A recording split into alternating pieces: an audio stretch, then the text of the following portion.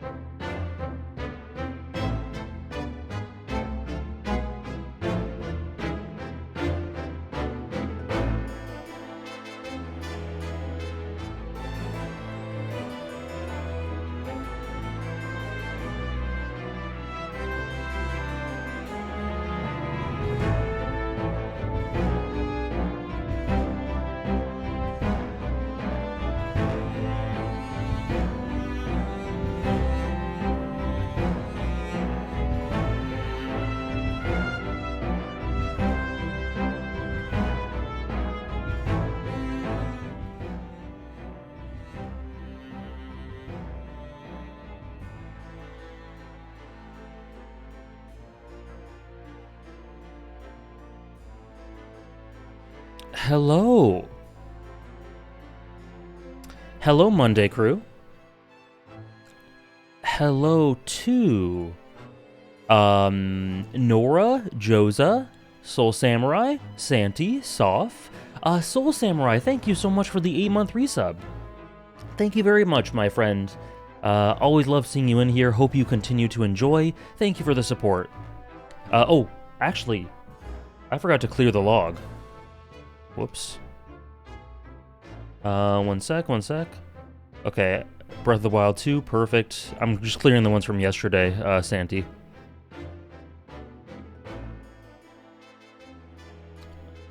There we go. Okay.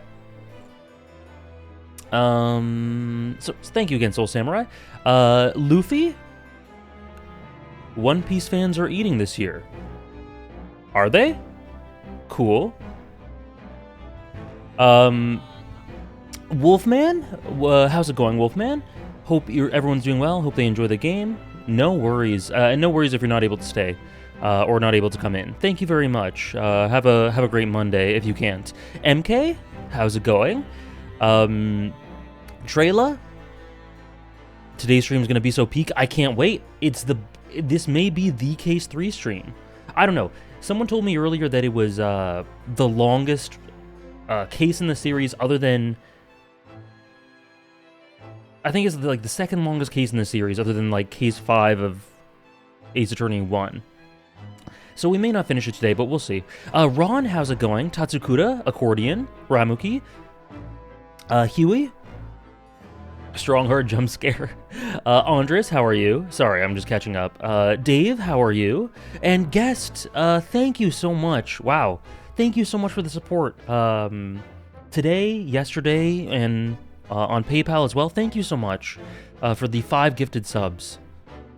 Really appreciate it, my friend. Put those towards Haikyuu. You got it. 1 sub to Haikyuu. Forgot to add it to myself. Okay. Sounds good, Ron. Oh, the One Piece live action series. I see. Yeah, I'll be checking it out. Sure, for sure. Let me know if Xenoblade Chronicles 3 has been life-changing. Guys, I've been going through it the past 24 hours. It genuinely has gotten to a really...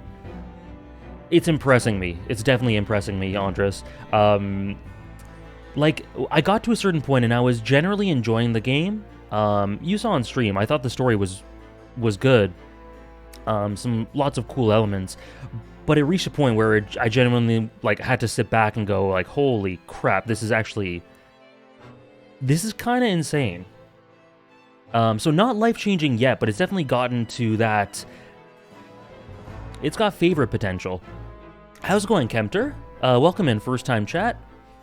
How's it going with you? It's going really well for me. Mondays are always a highlight because of Great Ace Attorney.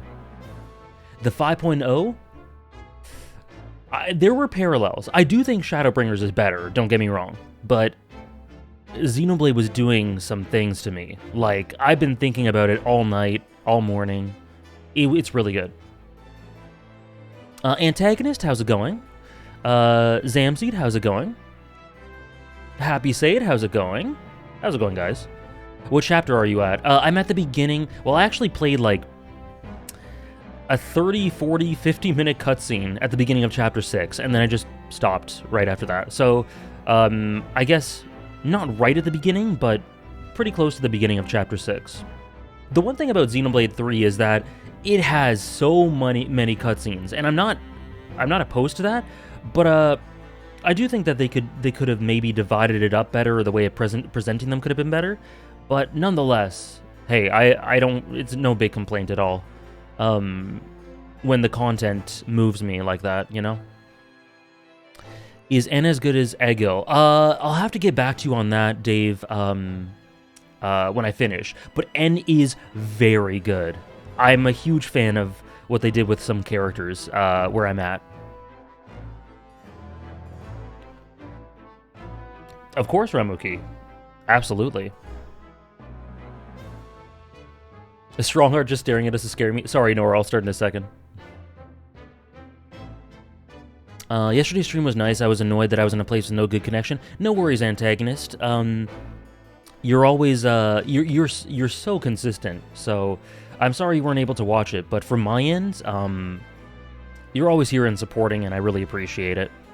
Are you gonna wait to finish Xenoblade before the top 10? It'll be finished, because... Andres, the one thing I wanted to do before the top 100, before the top 100 was finish this, Great Ace Attorney. I'm going to be done with Xenoblade before Great Ace Attorney. So, yeah. Yeah, exactly. I said 50, Ron. The cutscenes in Xenoblade Chronicles 3, ask anyone who's played it, they go on forever. They go on for so long. Strongheart is counting the seconds. Chapter 5 is unreal. Chapter 5 is unreal in terms of emotion and also in terms of thought food. Like I said, I've been thinking about it for all night, all morning. Welcome to Watch Mojo. Well, hopefully Friday your connection will be okay, Antagonist. Okay, Strongheart has been waiting, yep. So let's get into it. Are we gonna finish Case 3 today? I don't know. Oh, and reminder for everyone who's joining in at the beginning here, Wednesday we're also streaming, so we're getting double Ace Attorney every week, I think, until we're done. So, Monday and Wednesday. Hey Bellatrix, hey Pedrolito, Patchface, how's it going, guys? Hope you enjoy the VOD, Bellatrix, whoops. Yeah, hope you enjoyed it.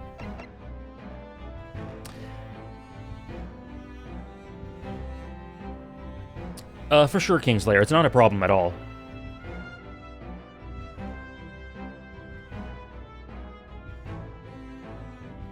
Some of the best video game endings: Xenoblade 1, Final Fantasy 9, Final Fantasy 7 Remake, Chrono Trigger.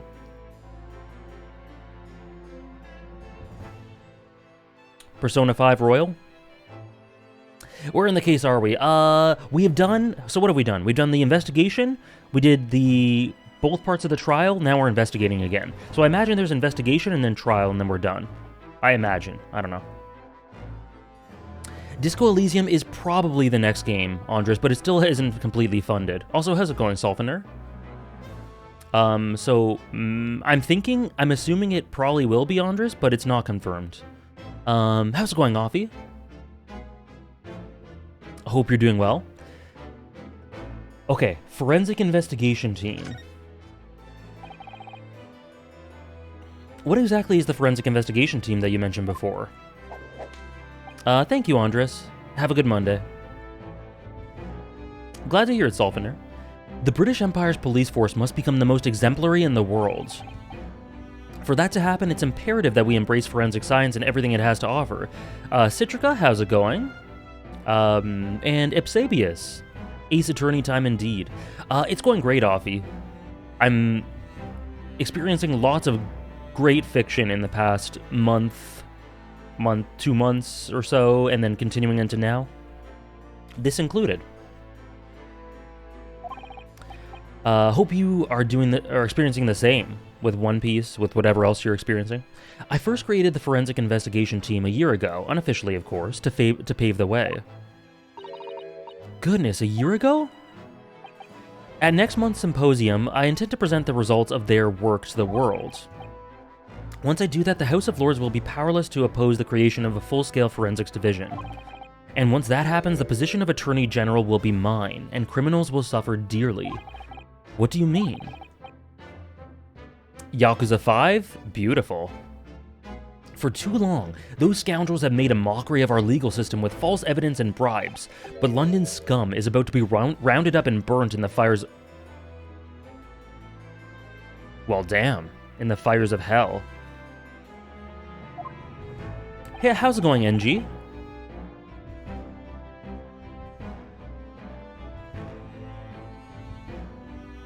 I intend to see to it personally. This sounds like the beginning of Bloodborne. By creating the finest police force the world has ever known, to protect our honor and our future. Look at those eyes. He means every word. He's so dramatic. What was my reaction to Susato's return? Disbelief? I believe I had to, like, double take. I was just like, oh. And then I thought it was a vision. Like, Offie, I thought he was just envisioning her the way he envisions Kazuma sometimes. And like, oh shit, she's actually here. Honor and future in that order. How's it going, Erm? Least villainous Ace Attorney character next to... Joan. Dr. Scythe is an extremely reliable coroner. When I officially establish the forensics division at Scotland Yard, she will run it as my right-hand woman. Now then, speaking of the symposium, Miss Mikotoba. Oh, yes, my lord. Your father should be on the high seas as we speak, making his way here to represent, the Empire of Japan. How's it going, Jamun? Yes, that's right. I understand he'll arrive at the beginning of the next month. Are you acquainted, Lord Strongheart? With Professor Mikotoba, I mean. It was many years ago now, but yes, I remember Dr. Mikotoba very well.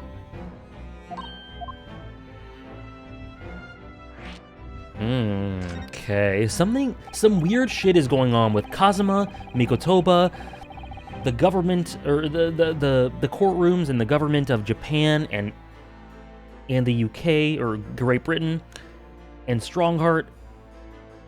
If my memory serves, it was some 15 years ago now that your father came to Britain as a visiting student.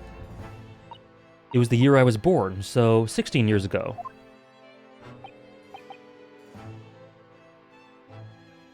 Cool, Erm. It was a great moment, Offie. Mikotoba was a young practitioner of forensic science, and Jigoku accompanied him as a young, promising judge. Right, Jigoku's the judge. Okay.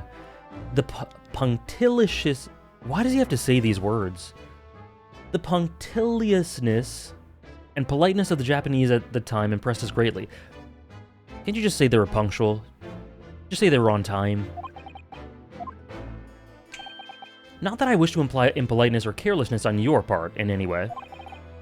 I didn't think that you were. Dr. Mikotoba studied forensics at one of London's large hospitals. You do, Softener? I guess I'm just uncultured. Saint Sinners, if I'm not mistaken. Dr. Scythe was also there, as it happens. I guess so, Soph. Then Dr. Scythe knows my father, does she? She was a young medical assistant at the time, so I doubt their paths crossed regularly. But I have no doubt that they knew each other superficially. After all, Dr. Mikotoba was studying his subject for some 6 years in total. 6 years? That's a long time to be studying abroad, isn't it? Very fair, Ramuki. Very fair. I wasted like 11 of his precious minutes talking about Xenoblade and saying hi to people. I lived with my grandmother in those years, so he left his newly born daughter behind and went overseas for 6 whole years.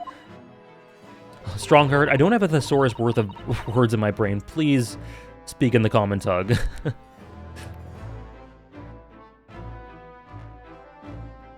It was a rather turbulent time at home. Oh, perhaps father wanted a reason to get away. What do you mean? Why? Well, clearly something was going on at the time.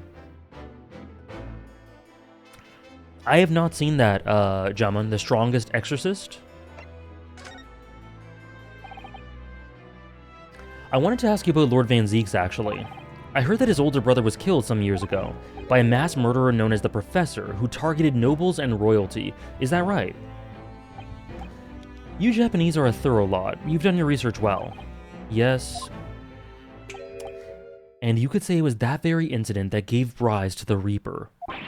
What? Why? When his brother Clint Van Zieks was murdered, it was after young Barrock had graduated from the University of London and became a prosecutor. When obvious criminals who managed to evade conviction in court started disappearing, rumors quickly spread throughout the capital. Londoners started to say that wherever Barrock Van Zieks went, the ghost of his dead brother wasn't far behind. Oh my word! So Lord Van Zieks isn't the Reaper, it's the ghost of his brother.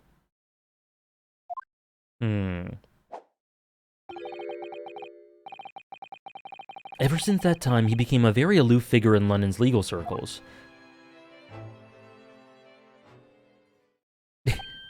Are we sure Strongheart's a good guy? No, Ron, we are not. Lord Strongheart. Go ahead. It's about Professor Harebrain's experimental machine. We'd like your permission to examine the remains if possible. Are you well versed in science then? Not in the slightest. In fact, you could say I was barely aware of the subject at all until recently. While the special dispensation legally preventing investigation of the machine is currently being annulled. Within a few hours, Dr. Scythe's team of forensic experts will begin their own investigation. There, Nora. I guess so, antagonist, but I haven't been watching anime relatively long. Like, I just got into the end of the last generation and into this generation, so I can't really say I notice any big patterns. So I couldn't really answer that with confidence. Okay, we can look at the wreckage. And I'll be able to see it too. Queen, your time is up. You'll have to excuse me now, I'm afraid. My next engagement calls. Alright, let's check out this... Oops, sorry. We're extremely sorry to have troubled you. I have important matters to attend to in preparation for the symposium, you understand. What got you into anime? Is it here? Perfect. My friends randomly started watching Attack on Titan. And then they said, this is really good. You should check it out. and just to see what they were talking about, because they would talk about it all the time, and I didn't want to be left out. I checked it out. I really enjoyed it. Big snowball effect from there. This is an interesting lab. I love it. An owl, a crow with a pink eye, human skulls, as you do, blood, torture tools. Could be for autopsies, but who's to say? Luminescent lights. Susato, my beloved. I've been considering bumping her above Ryunosuke in my top 5 for this game. Oh, really? I don't know if Ryu will ever be outside of the top 5. But I don't know if Susato will be either. We'll see. I believe this is it. Dr. Scythe's laboratory. The chemical smell really assaults the nose, and there's plenty to assault the eyes in here, too. I really am, Remuki. It looks as though the doctor isn't here. But we're here now, so we may as well do some sightseeing, don't you think? What a seasoned tourist you've become, Miss Susato. We could just have a little look around, being careful not to upset any restless souls. Okay. The first thing that sticks out to me... What type of owl? What a oh, I meant the owl. Okay. What a magnificent display case. Yeah, the chandelier gives it that vibe, Kingslayer. Also, just the general feel of the furniture, like that cabinet. It looks more in place, like if you just look at just the cabinet and the chair, that looks like a library or a study cabinet. And then you zoom out and it's a forensics lab. It just looks very clashing in an interesting way. The lighting too, yep, exactly.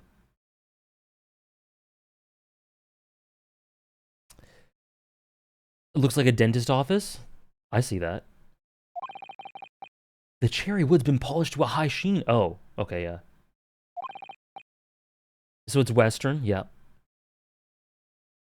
Well, obviously, we're in Great Britain. Do you have nothing to say about the skeleton inside, Mr. Nodohodo?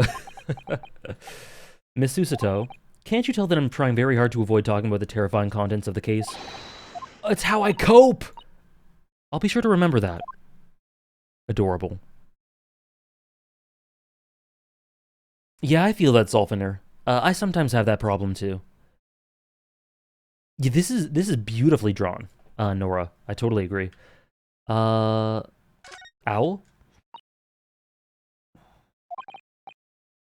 They haven't even twitched since we came in here. No, they wouldn't have. They're taxidermy mounts. Oh. Alright. I was afraid you were going to say that. I've been trying very hard to tell myself they're just sleeping with their eyes open. I think perhaps you were wise to put something like your Daruma doll on display in the office instead. Who is Dr. Scythe? I suppose this is their desk. I would not like to work in a place like this. It's very tidy, though, isn't it? Imagine how efficiently she must work. The lighting's poor, which is bad for the eyes, and the chemical smell can't be good for you. Not to mention the skeleton watching over you as you work, which is definitely bad for the nerves. Well, yes, those are valid concerns, I suppose. I can just about cope with a one-eyed Daruma doll watching over me, but that's all. Okay. Oh, okay. Yeah, I thought it changed. The book? Look at this big, thick book here. It appears to be an accounting ledger. It's a record of the forensic investigation team's spending. Oh? What is it? It's clear that the team purchases various equipment and supplies on a monthly basis, but, well, one entry seems rather strange. Really? In what way? They're buying 500 scalpels every month. That is a bit strange. I'd say. She's just a goth MILF, Ryunosuke. 500. They must be working really hard on dissecting corpses. Bless his soul. I don't know. Judicial autopsies are only carried out in certain special circumstances. And scalpel blades can be sharpened, too. It does seem a bit strange, you're right.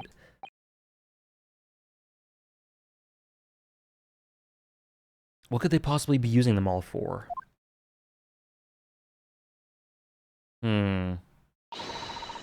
What are you doing? Ah! Oh! Oh! It's her!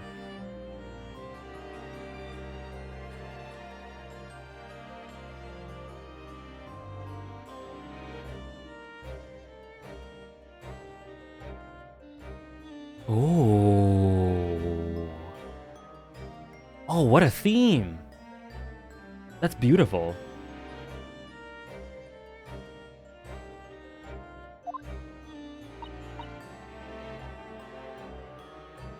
So you thought you'd snoop around? That's acceptable to you people from the East, is it? Well, what do you want? Lord Strongheart told us, you see... Oh... I forgot what that instrument is called. Oh, I forget what it's called. Of course, on stream, when I'm about to talk about it, I forget what it's called. But I love the use of that in Great Ace Attorney soundtracks in general, and especially this track. I'm so normal about her. Oh, I'm sure, MK. That's a beautiful theme. Harpsichord, yes. Yes, harpsichord, yes. I loved bits of the harpsichord in Elden Ring. But Great Ace Attorney uses it to a great degree. This is one of my favorite themes in the game, and that's saying a lot. It's wonderful, Soul Samurai. How's it going, Tom Piet? Had to miss last stream because of uni stuff. How are you enjoying Case 3 so far? It's very interesting, Tom Piet. I hope the uni stuff was good. Yeah, I'm enjoying it a fair bit. Cool new characters. We get to see Barok Van Zeeks to a greater extent than before, which I'm a big fan of. Lots of great plot intrigue. Building an expansion of the world and the overarching plot. So I'm a big fan so far. Thank you for the follow, Jaron. The bisexuals are winning so hard with this case. So we came to ask you about your findings. On Lord Strongheart's advice. Very well. If the Lord Chief Justice has given his consent, I'll tell you what our investigation revealed. But when we're done, you must leave immediately. What a design. Holy shit. So, oh. You want to know what the forensic investigation team determined from its examination? The victim, Dr. Odie Osman, who disappeared from the experimentation stage amidst an explosion, and the Mr. Osman who appeared moments later partway up the Crystal Tower, were without question one and the same person. That is the team's conclusion. But that can't be right. If it was an elaborate trick, we can only speculate about how it was carried out. Let's see, if two people who look very similar to each other were involved, they could have made it appear as if one single person had switched places, couldn't they? Very true, but sadly in this instance, that was not the case. The man who disappeared and the man who subsequently reappeared were the same person. The fingerprints at the scene make that quite evident. Fingerprints. They're not yet officially recognized as forensic evidence in the British justice system, but one day, they'll be used... Sorry, I keep skipping. As investigative aid as a matter of course. Damn right you are. But that would mean that it actually took place. Where does that leave us? My team was tasked with investigating, not drawing conclusions. Instantaneous kinesis is impossible, and yet the body did move from one place to the other. This hasn't cleared up anything at all. It's made the whole thing even more of a mystery.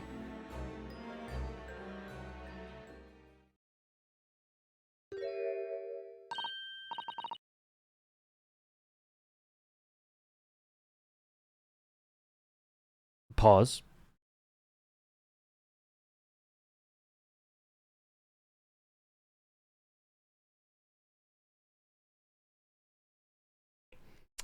Yeah, the one and my favorite one still has to show up. Wow, that's crazy, Tom Piet. I adore this cast a ton. So if one of the best hasn't showed up yet, that's crazy. Thank you for the hydrate, Soul Samurai. Mama, what is this? Bloodborne? Oh, I. Oh, I. Where did she spring from? And did she just call the doctor Mama? This is a lawyer, dear. Oh. Hello. To meet you? Pleased to meet you? Yes, I'm a defense lawyer. Mama? Yes? Can I cut this one up? Look at my daughter. I'm looking, MK. A little terrified. What? I've never seen inside an Eastern person before. I want to know what it looks like. I'd say so, Tatsukura. I volunteer. Of course you can't. It's a live specimen, as you can very well see. Boring. I think I just had a near-death experience. Oh dear, Mr. Naruhodo, you're as pale as a corpse. Then let's leave before I'm mistaken for one. Who is... Wow, she's really just posing. Contemplating. So, what are you doing at the moment, Doctor? Yeah, what is... Alright. I have questions. Keeping a close eye on things so no impertinent Easterners think they can look around my office. Are there such impertinent Easterners around? How terrible. Yes, you. She doesn't mince her words, Miss Susato. I think perhaps it's time we left. Okay. Where can we go? She's slaying racistly. I agree, antagonist. Very similar to some Isomnium designs. You just know a sip of Sprite would kill Ryunosuke. Okay, I guess we're done here.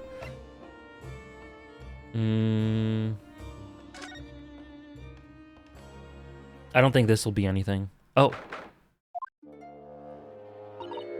Oh my, no wonder it's called the House of Horrors. I'd like to turn on my heels and go straight home via the confectionery. Being scared makes you crave sweets? I can understand that. Oh, one of my favorite clips from the last stream was when I went to Barrock's room, and he's just posing. He's just posing. Someone took a clip of that. I was dying at it. I was looking forward to a reunion after 6 months away, but there's no sign of Mr. Sholmes anywhere. That's strange. He should be here investigating the abduction of the Waxburg. Oh well, suppose we have to just come back again later. Okay. It's one of my highlights of the game so far, Nora. I can fix her. You're welcome to try, Ramuki. Aw, Susato! Just a smidge to the side. I had no idea there were so many people in the world. I know what you mean. It's really packed here today. The most adorable thing was just on my screen. Please. Just a little bit. I feel as though it's taken us 2 hours just to make our way through the crowds at this point. That, and why does he just... Oh, MK. That stream. Why does he just come? That's an alert now, by the way. What? Hold on, let me remember which one it is. Bit alerts. 666, very appropriately. Fair, Ramuki. I shut my brain down, so I didn't really notice, to be honest. I love the ambient crowd noise, by the way. It was a stream for the record books, Tatsukura. Gosh, I do wish I had your absence of mind sometimes, Mr. Naruhodo. There you are. I had a feeling you lot would show your mugs before long. I know who this is. Oh, I thought it was Gina. Never mind. Well, next best thing, I guess. Warm greetings to you. I do hope you've been keeping well since we last met. What's with all the ceremony? We just saw each other in court this morning. Not you, Sunshine, the gentlewoman so loyally at your side. I'm sorry, Soph. Oh, I'm sure there'll be another innuendo this stream. The cutest thing ever is on your screen right now. Gregson. Oh! Why, thank you, Inspector. How good of you to notice. He might be a bit rough around the edges, but he's still a proper English gentleman at heart, I suppose. Women respect Gregson? As you probably guessed, we were hoping to investigate the scene some more. The stories I get into, antagonist. Right, well, that's the young trainee's domain. Oi, get over here, Gina. How dare you interrupt her?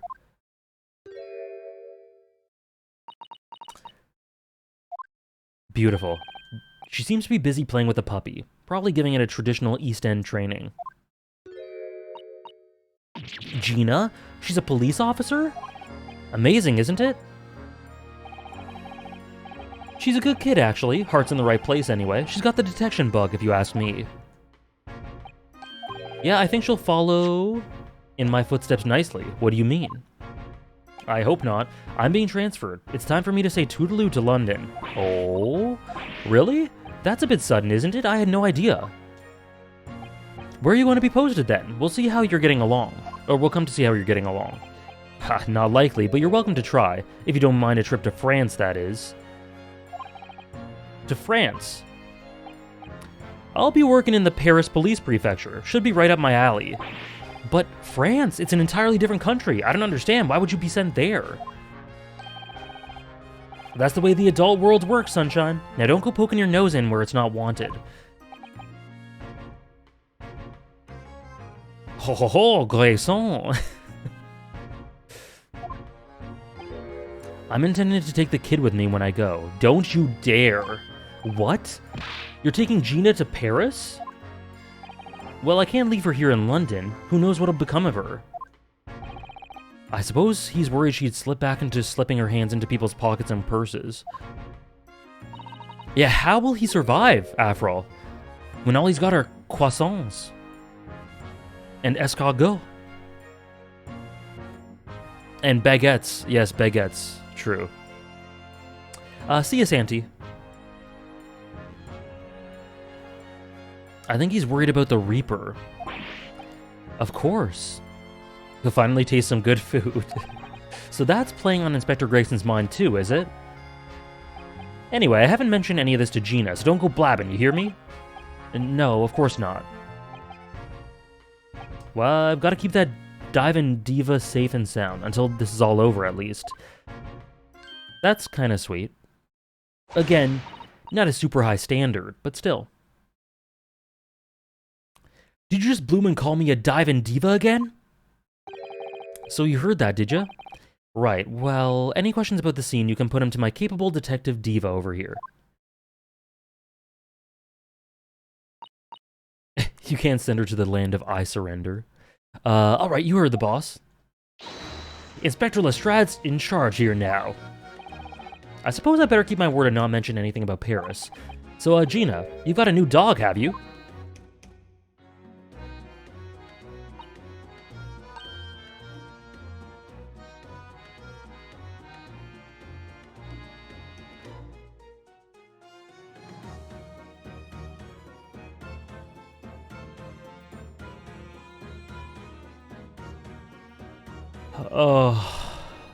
Oh my god. Toby's his name. How am I supposed to play past this? This is the best thing I've ever seen in my life. Best animation in the game. How delightful! He's absolutely adorable! Yes, the dog does seem lovely, but it's not so lovely Inspector Gregson that's playing on my mind, to be honest. Show us the dog! Oh, I want him back.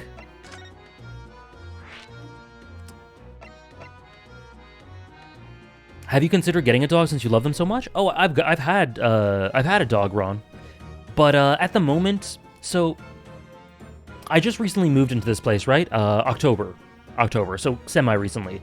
I'm still figuring out my financial situation, and I still gotta properly get into the swing of this living situation and all that. So I do want to get a dog eventually, but I'm a big advocate of not getting pets until you're 100% sure that you can handle them financially and give them the support they need. At the moment, I don't think I have the time quite yet to be able to take them on walks. Not sure if I'd be able to buy them all that they need, vet appointments, the food, all the other stuff you need to get for them. So I don't think it's feasible right now for the health of the dog. Like, if you're gonna get a pet, make sure you can take care of them financially, in terms of time investment, all that stuff. And I don't think I can do that just yet, so it wouldn't be fair. But eventually, I'd love to get another dog.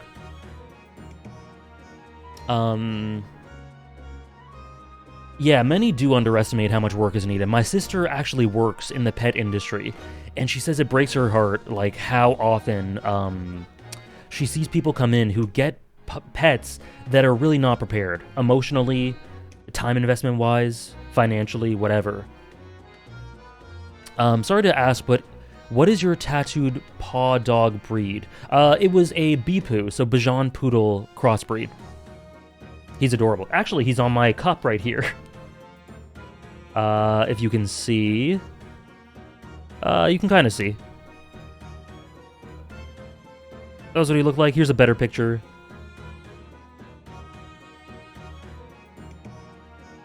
Here's a maybe even better one. That's what he looked like. Yeah, he lived for 15 years. And when I get another, like, I'm definitely going to get another sometime.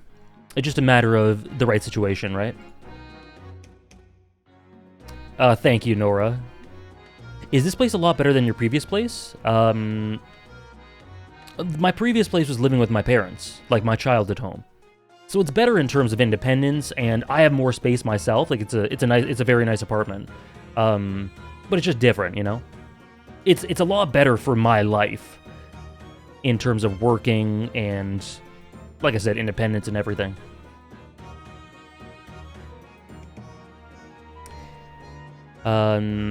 Wish my poodle reaches 15 or more too. Yeah, like smaller dogs tend to live longer, right? So he was a small dog. He was like small to medium. I don't know, like this. And he had a great life. He lived long. We gave him the platform to act like a puppy until his dying day, you know? So, no regrets. I don't really have a preference between bigger dogs or smaller dogs. I think bigger dogs that act like smaller dogs, like bigger dogs that don't know how big they are the most adorable thing in the world. Like, they don't even realize that they're they're knocking over shit because they're just so excited to see you. And their tail's going all over the place. I don't really have a preference. Yeah.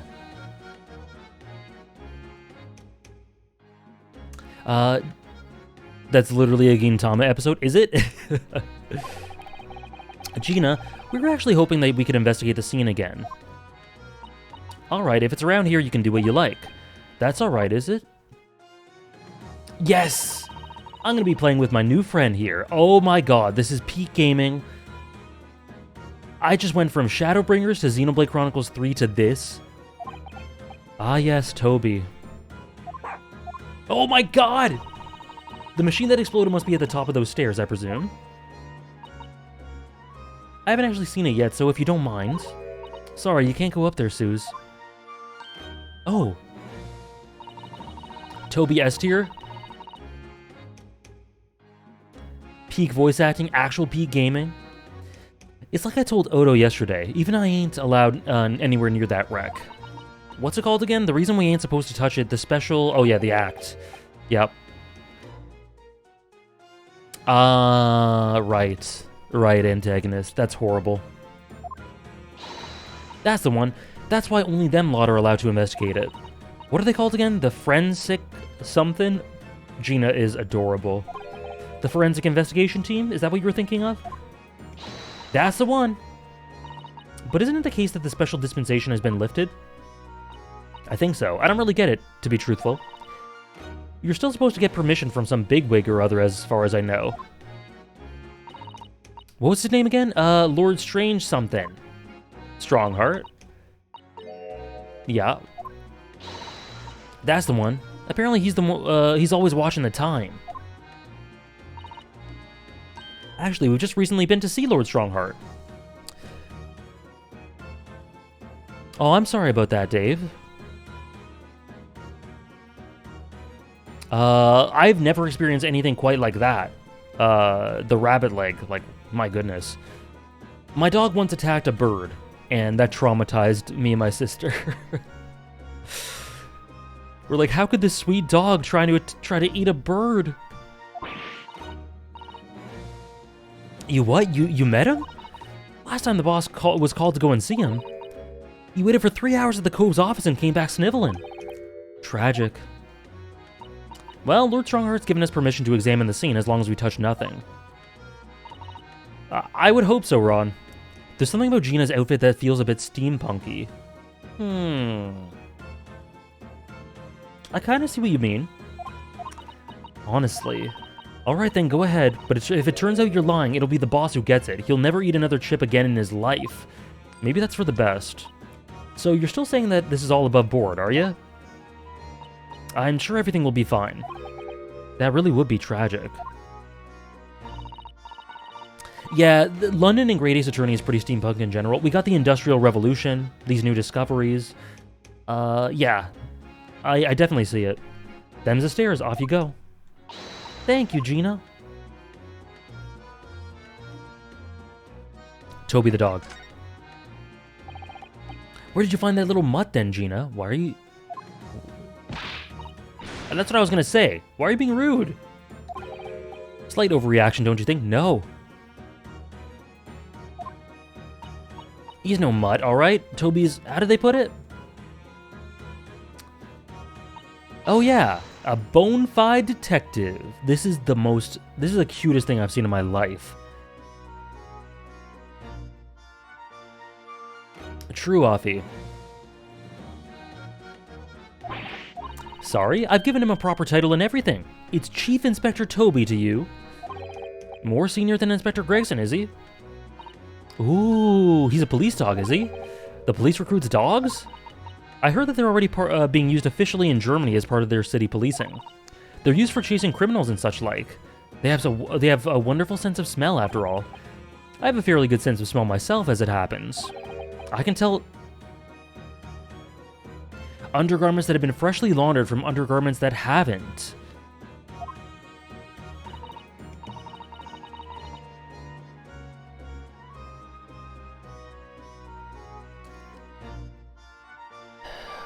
Ryu, my dude. Yeah, Ryu stocks? Gina and Toby stocks? The only cop I respect. That's nothing compared to this little fella, Odo. Oh, really?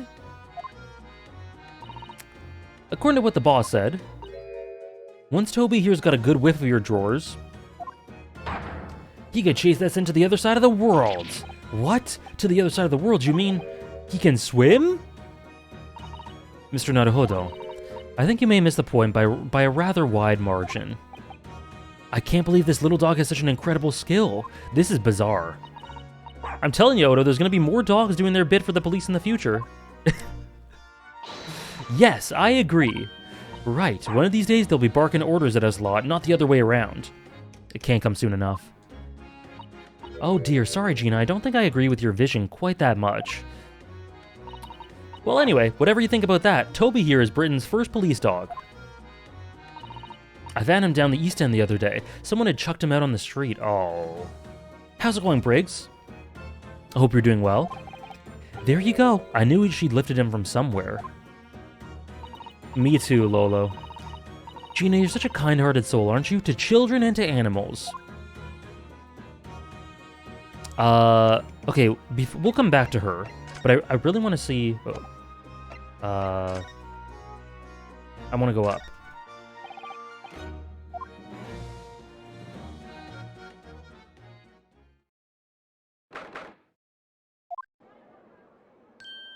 We got the shooty ray gun. So this is the machine. That was used to deceive people into thinking instantaneous kinesis had taken place. Yes, that's right. Or rather, it was the machine. It's a little worse for wear. What extraordinary lengths Professor Harebrain went to in order to obtain the research grants. No, the professor was tricked as well. He didn't know anything about it. Of course. It is amazing, though, isn't it? The scale of the whole affair is so very British. You're right about that. You'd never see such a grand deception in Japan, that's for sure. Oh, look, is that... It's either Sholmes or Van Zeek's. It's one of those two. Oh, Burn the Witch. I see that for sure, antagonist. Oh my god. What are you doing, you loser? What are you doing? How's it going, Pandawama? Hope you're doing well. What is this guy doing? Oh, the theme has to come in for sure. No way he is beating the vampire accusations. Cringe fail loser. He's posing dramatically in front of the wreckage. He is absolutely a loser. Do you miss this bird? Of course, Panda. It's one of my favorite emotes. So, I think we're more or less done here, aren't we? Shall we, Miss Susato? Already? He is the Reaper, remember. We do well to keep our distance. But we have permission to be here, from the top. We're perfectly well allowed to investigate this machine, as long as we don't touch anything. From the top? Do you mean Lord Strongheart? Exactly. So we can stay here and stare at this wreckage for as long as we like.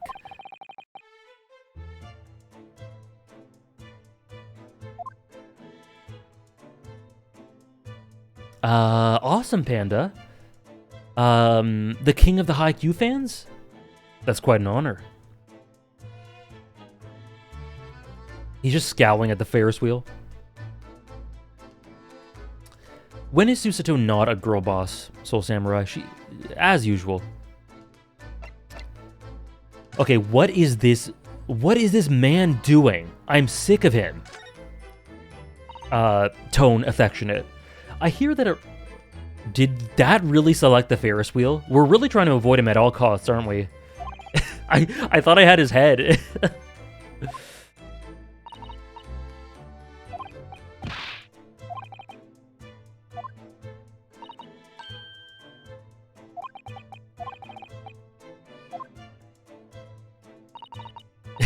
I'm sick of him. Please put him in the game more.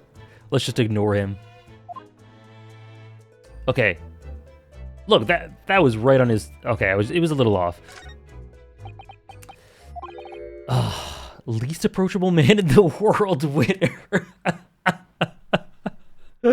That's the perfect line for this situation. Sorry, just taking a screenshot.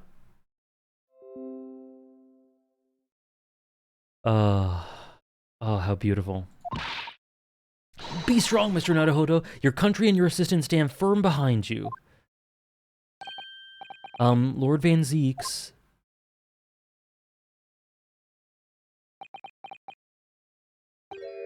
What? Well... Beautiful weather we're having, isn't it? I thought I was making it quite clear that I didn't want to be disturbed.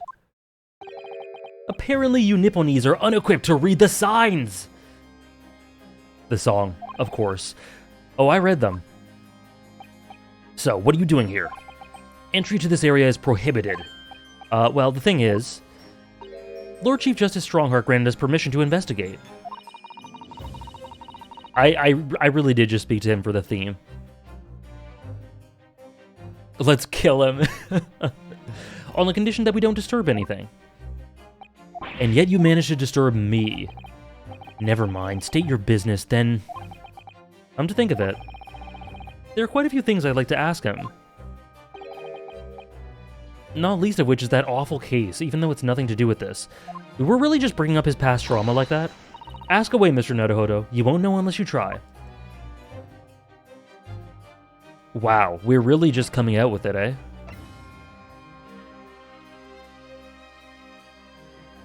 I think there has to be a space, Kingslayer. Let me see. Yeah. Oh god. That was 20, wasn't it?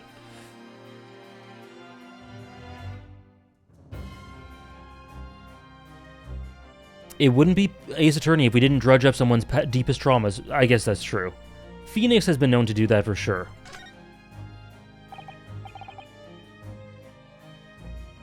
I mean, yeah, AJ, bringing up past trauma is every lawyer's pastime in the series. Yeah, fair enough. So, Clint, that's how you bring it up? What the hell is this, Ryu? That's how you bring it up. Just out with it. Just out with it like that. What an icebreaker. So, Clint, what the hell? I'm sorry, my mic's peaking. So...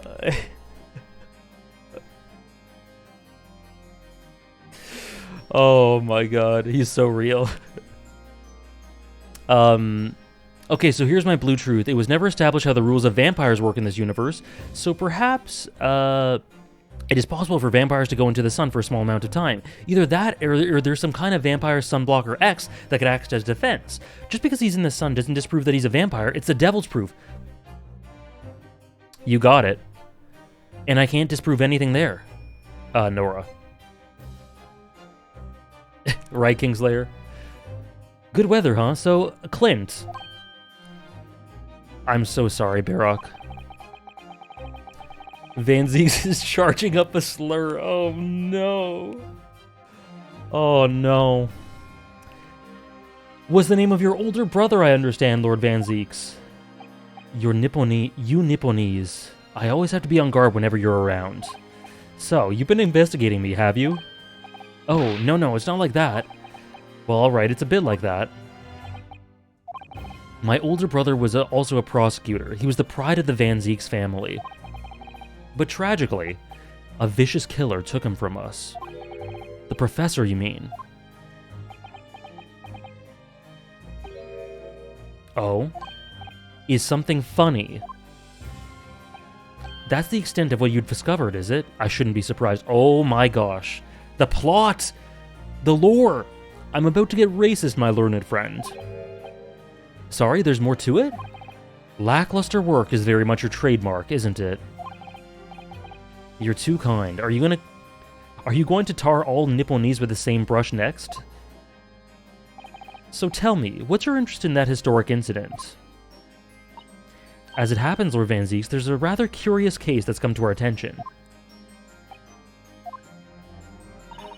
Are you aware of the Madame Tuspel's Museum of Waxwork by any chance? I am, naturally. I believe that since last month, I feature in one of the displays there, for public scorn. Of course the infamous Reaper of the Bailey would have to be exhibited, wouldn't he? Well, a particular waxwork has been stolen from the place and held for ransom. You mean... Yes, it's the professor. Mr. Sholmes is investigating the case as we speak. Is he, though? I was unaware of that. He's turned as white as a sheet. And that's his default state. Are the police trying to locate the engineer, Mr. Drepper, already? Or Mr. Drepper already? He's investigating. Surely that goes without saying. Yeah, he was already white. He's always white as a sheet. He's a vampire, sir. We're very keen to see him found as well. The trouble is we don't have much to go on aside of the description of the man we heard in court earlier. Which, according to Professor Hairbrain, was a tall, thin gentleman who has straight white hair and wears a black monocle. I love how matter-of-factly he says, yeah, people slander my name all the time, no biggie. He's used to it. What has he said? Public scorn? I was just wondering, I realize it's probably not possible, but, we'd very much appreciate any more clues you can give us. Wow, Susato-san really knows how to take the bull by the horns. Fine. Why not? I have a photograph of the man. Oh, let me get rid of the camera for a sec. From an investigation 10 years ago. Oh, where is it?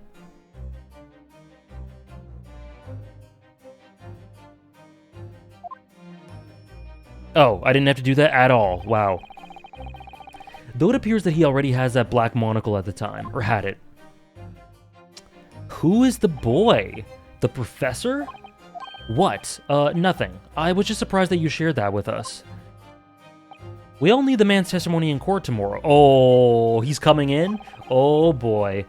We have to do everything we possibly can to track him down in the shortest time available. So why wouldn't I show you the photograph?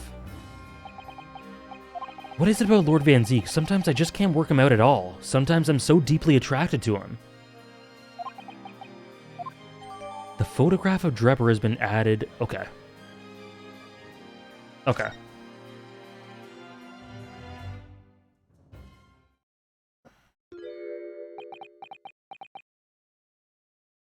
This game has such... Why is every character in this game so stupidly dramatic? What are you doing, Kazuma? What is this jump scare? What is going on? The file I requested for the trial tomorrow. Everyone's so dramatic. Thank you. Sudden FF14 crossover? Gay people shake my head. Are you alright? Yeah, Susato sees him. Who is this man, Mr. Naruhodo? Lord Van Ziek's apprentice, apparently. Look at Van Ziek just scoping us out. So I'm not the only one. Susato-san can see it too. Lord Van Zieks. May we speak with your apprentice for a moment? With him? Why? Oh, she knows it's McGilded. Ah, of course.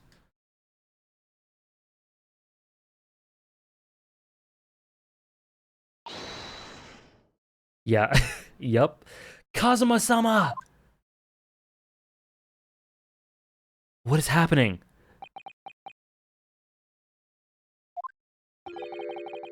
Kazuma? I don't believe it.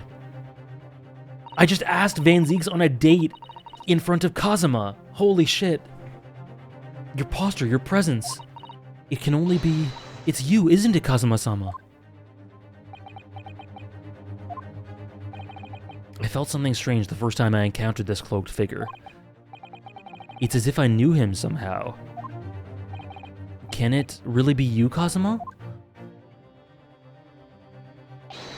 Wait! Too late. He just ran away? What's going on here?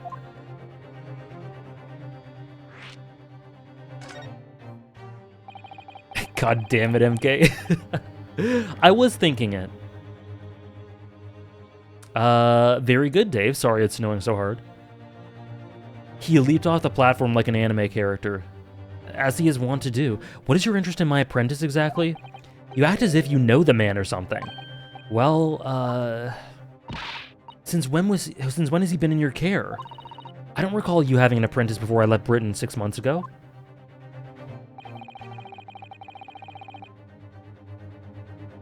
Lord Strongheart introduced him to me about 3 months ago, with instructions to mentor him as a prosecutor. But he didn't tell you why, did he? Plot. Oh god.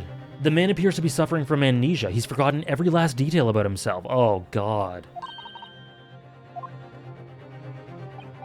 Tomorrow he will appear in court by my side. What? He's to serve as my judicial assistant. Oh my gosh. On Lord Strongheart's orders. Oh, the plot. Oh dear. You'll be in court with us. Now then, unless I'm much mistaken, I believe this conversation has run its course. Oh, yeah, thank you. I definitely saw a reaction there. Oh. When Susato-san called out like that, it really seemed to hit a nerve. Sorry, the mouse is in the way. When she called out Kazuma-sama.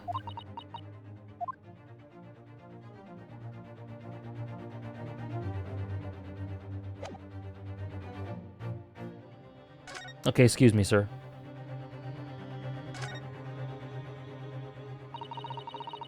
Maybe he's pretending to have amnesia?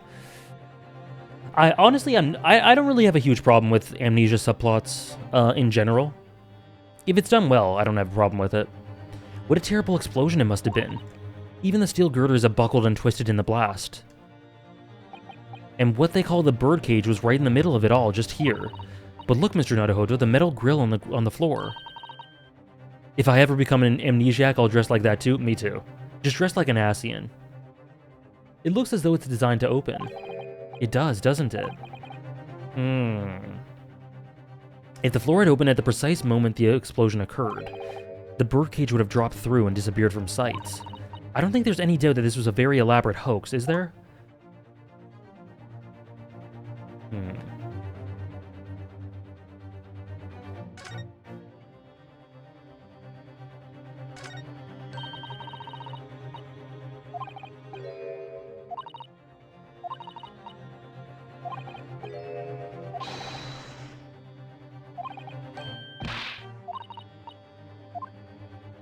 Okay.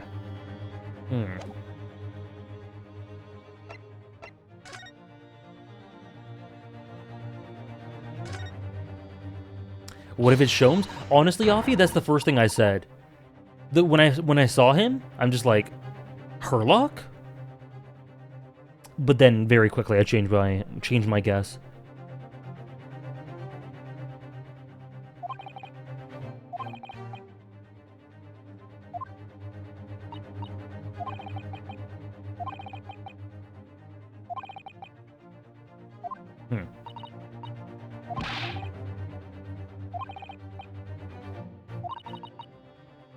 Naruhodo's in a weird mood today. Oh, there's this? This wasn't here yesterday. It wasn't, was it? Yeah. Really? But if I'm not mistaken, what if Sholmes was Kazuma the whole time? Oh my god. The greatest P character? Yeah, some serious BPD, but also, like the two sides of AJ Core? Not really. But anyway, it's the cage in which the victim was standing before he was apparently beamed through the air. That's right, the birdcage. According to what Professor Harebrain said in court, it's made of wood. Or more precisely, Japanese cypress, I think. And despite having been an explosion and then falling from a great height, it's relatively unharmed. Something like that, Remuki. What wonderfully durable construction, wouldn't you say, Mr. Naruhodo? Thank you for the follow, gamer boy. I'd understood that the forensic investigation team had taken it away yesterday to examine it. I suppose they must have brought it back here when they'd finished their work. But sadly, not with the body inside it. No, that's right. We might need this for the trial. Okay. Good thing we looked at it. Oh, okay. You'd already met that masked man, hadn't you, Mr. Naruhodo? Yes, yesterday, in fact, at Lord Van Zeek's office. I see. And if Kazuma-sama really still is alive... Yeah, we just stuck it in our back pocket. It means that Mr. Sholmes lied to us. I know. We're gonna need to speak to him about that. You're going to have to leave now. I'm done with this. The forensic So, I still can't get over it. So, Clint. God damn it, Ryu. They're due to arrive shortly. If they find you here, it will cause problems. What sort of problems? Foreign affairs problems. Well, we could do without that. Alright, we'll be on our way. Let's go, Miss Susato. I've been holding back a slur for far too long. Of course. Hello, Queen. Oh. Gina, we were actually hoping that we could investigate again. What? We were just there. What? What's going on? Oh, okay. We can't look around on the stage now because the forensic investigation team are at work. 0 out of 10. Can't you do anything, Gina? In your capacity as Inspector Lestrade? Look, I'd like to help you out. But I'm just a trainee, ain't I? Ain't nothing I can do. When it suits you, yes.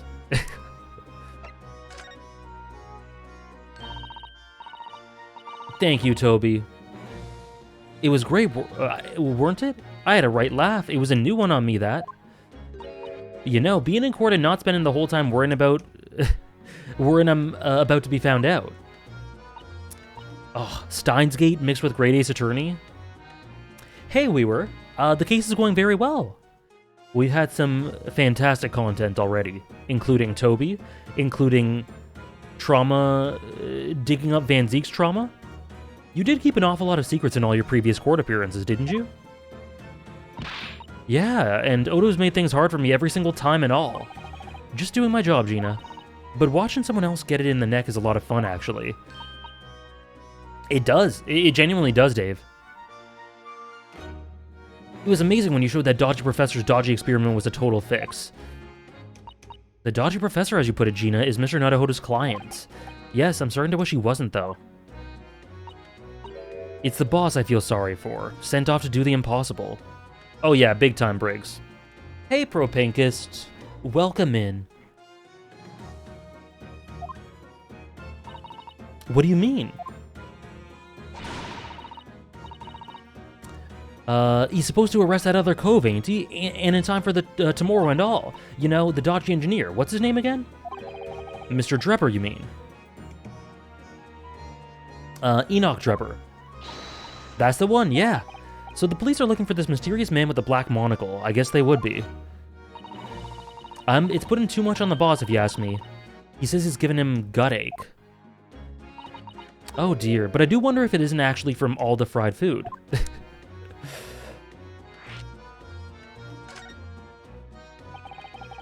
So Scotland Yard are trying to track down Mr. Enoch Drebber. I wonder if they've had any luck.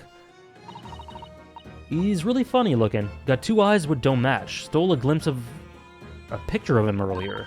I mean, I didn't exactly pinch it or something, or nothing. The old devil's got it. Sorry, who?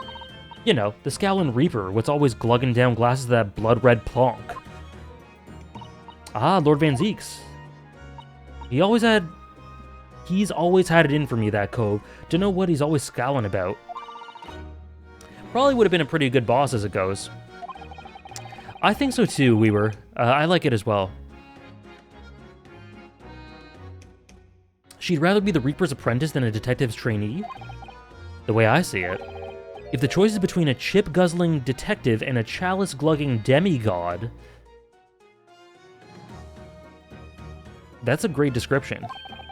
You're equally bad off with both. I suppose you're right. I hadn't thought of it like that. Glad we put that one to bed. Anyway, the point is, everyone at the yard's dead set on finding the fishy engineer, but there doesn't seem to be any clues, so they're stuck. There's nothing that can lead us to Drebber at all? Okay. Toby is McGilded with amnesia. Oh! He just looks a little different. Me too, Briggs. If I'm choosing between Gregson and Barrock, I'm choosing Barrock. And I couldn't really tell you why, because he'd consistently be racist regardless. Okay. We've been here, here, here. We can't go here. Prison? Whoa!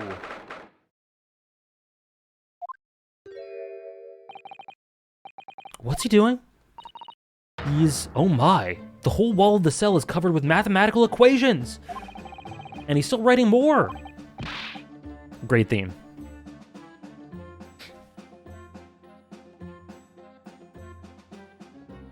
Sorry to interrupt. Oh, Mr. Naruhodo, who's this young lady? My name is Susato Mikotoba. I'm Mr. Naruhodo's judicial assistant. It's a pleasure to meet you, Professor. I can't believe Professor Hairbrain is the professor. If only I'd been a refined young woman like you sooner. Okay, let's see if we have to cancel him.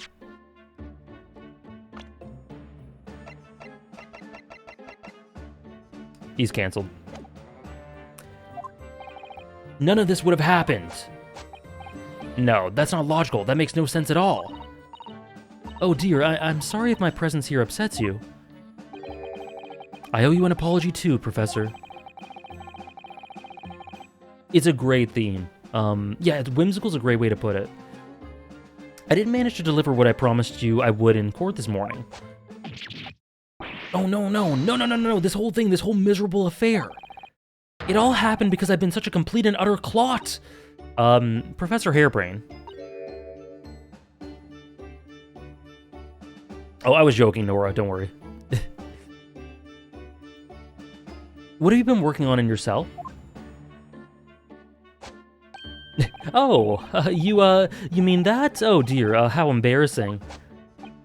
I was suddenly struck by an idea, you see, and I simply had to write it down. The wall was all I had to hand. Oh, is it some new hypothesis? Something to surpass super high voltage instantaneous kinesis, maybe? Ah, no, actually, this is my autobiography. Your autobiography?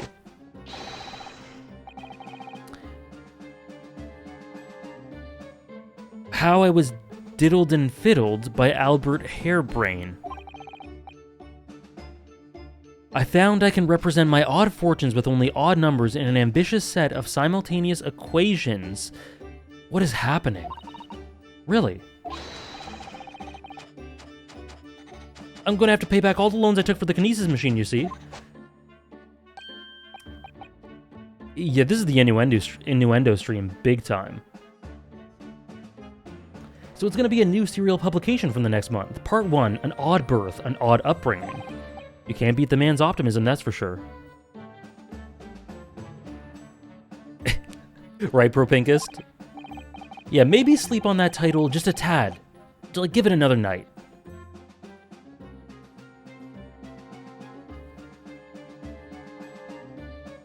For now, would you mind if we talked a little bit about the case? Oh yes, of course! I've been working through the numbers. I was diddled, I was fiddled by the pair of them. By Asman, and by that aloof engineer Drebber. We're not gonna have to sit through an explanation of all these equations, are we? Please use a thesaurus. Like, please, sir.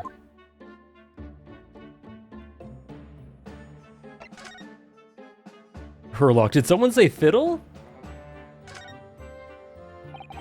Everything I believed in has turned on its head. My research, Mr. Asman, the kinesis machine, my hypothesis. I'm sorry I came to this, there was really no other way.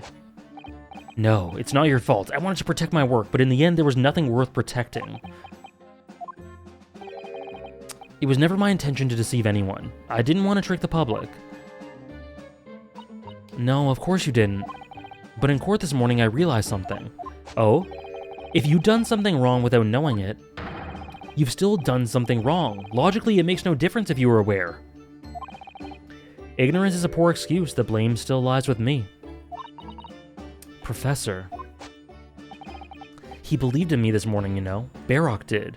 He believed in my hypothesis. Well, I think that was a necessary factor in the prosecution establishing its case. No, Barrock wouldn't do something like that. I'm sure he genuinely believed it. Did he? I think I understand now. Why was that he decided to take on the prosecution in my trial, I mean?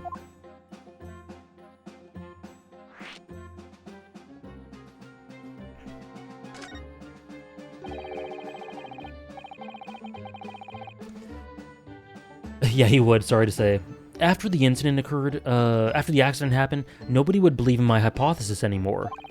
Not the police, not the prosecution service, not any lawyers, even.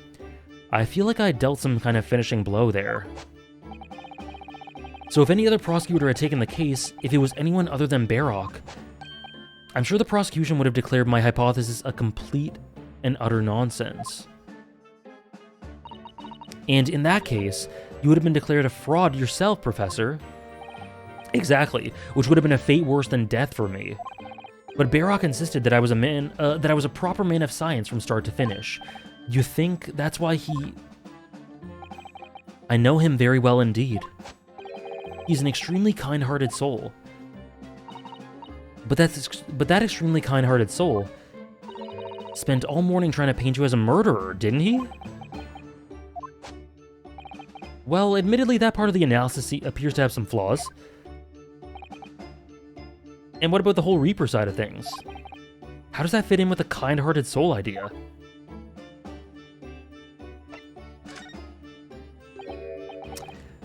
Do you think he set out to trick me from the very start? I'm sorry to say that does seem likely. When I first met him, he introduced himself as a wealthy financier. He looked over the paper I'd written and said my work would benefit all humanity and must be pursued. He was so enthused, I was so emphatic. But in reality, he was the mastermind of some vast criminal network, it seems. The return of the kind-hearted soul? I still can't believe it. As the machine was essentially a set decoration for some stage magic, it probably didn't require a large amount of investment, actually. But the scale of it wasn't just some small trick. It was a very elaborate feat of deception. All young scientists are full of hope about their burgeoning ideas, full of zeal. But none of us have any money. We want to do research, but we can't afford it. Many of us take on barely legal part-time work to try to earn just a few measly pennies to carry on. To go through all of that only to be taken for a complete fool. It's too rotten to believe. It is, I agree. And that's why we have to find those responsible and bring them to justice. Ryu stares and not white. Mr. Osmond's no more, which leaves the engineer.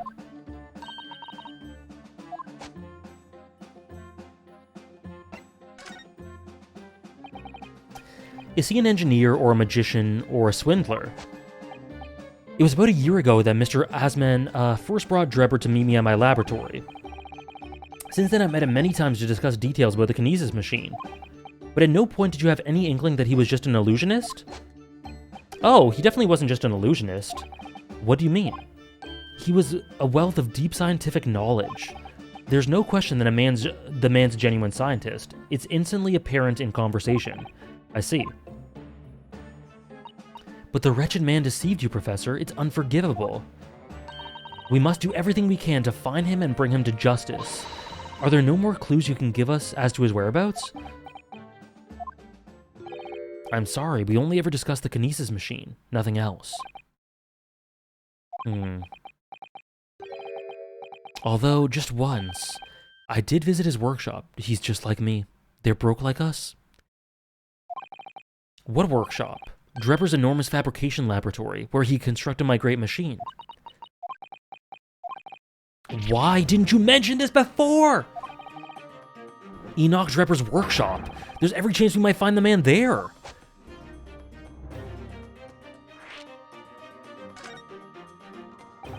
So you've been to Drebber's place of work? Yes, just once, you understand. It was an enormous place, plenty of room to construct the kinesis machine, you see. Where can we find it? Yes, Susato turning her head slowly. We have to go there at once. There's a good chance we'll find Drebber. Well, yes, definitely. I'm sure, as in, I'm sure you're not going to want to hear this. But I absolutely have no idea where the workshop is, at all. I'm so sorry. I was more than half expecting that. You see, I was blindfolded in the carriage the entire way there. He blindfolded you? He wasn't taking any chances. The place was incredible, the pinnacle of modern engineering. Even the oil he used was the very best, a special French machine oil that's impossible to obtain in Britain. Okay. The indescribable scent of that imported oil. Perfumers across the world should forget their secret formulae and use that instead. This guy's an idiot. What do you think, Miss Susato? Eau de machine for your next birthday? I've never used any kind of perfume, Mr. Naruhodo, and I'm not sure I'd like to start with that. Exactly, Kingslayer, yeah. I don't suppose you knew even part of the workshop's address, Professor? You don't have a business card for Mr. Drebber, for example? The man was clearly very caught. Aha! Yes, I do. He gave me his business card once. It's right here, look. Let me see that. Get it, Susato? Yeah, he blindfolded me so I wouldn't know where his lab is. And that didn't strike you as sus at all? He's just on his scientist grind set. He's got to do discovery things. Throw etiquette to the wind, why don't you? Yeah, Ryu, the paragon of etiquette. So, Clint. Enoch Drebber, engineer. I'm afraid that's all it says. There's no address. I can't say I'm surprised. Werner Ziegler? Oh, God. How's it going, Oratorio? This could be useful. Also, Nessius, I don't think I said hi.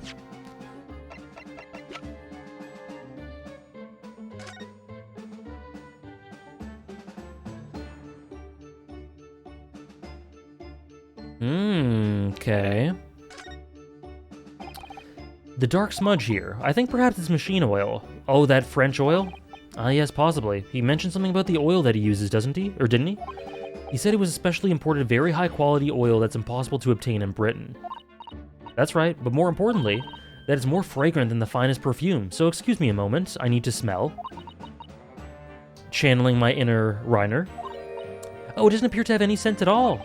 Don't worry, I expect that's just because there's a tiny amount. Okay. What's the command for the One Piece 500 dock? It is this one. One Piece 500.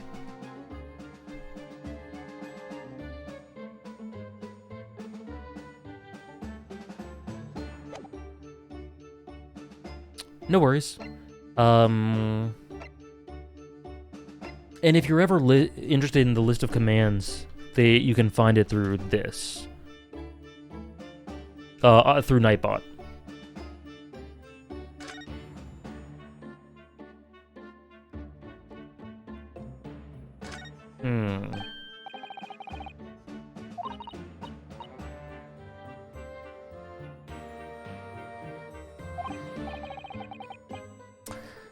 It's broken because it fell from such a height. A fall of 30 feet or 9 meters. Okay. It's a good thing I'm checking this stuff out.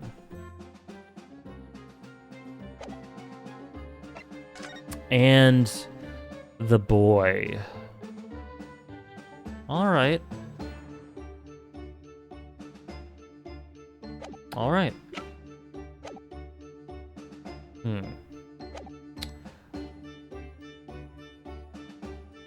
The boy. Let's see what he's about. Kinda bony, but kinda hot as well. I see it.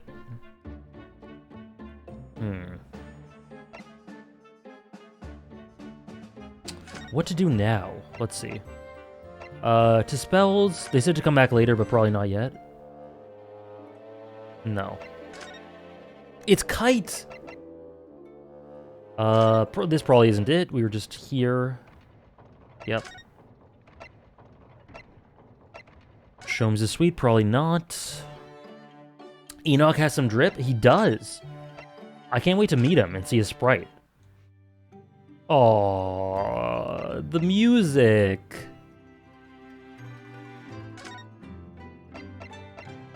Okay, so forensics lab, probably not. Okay, I think we have to go back here.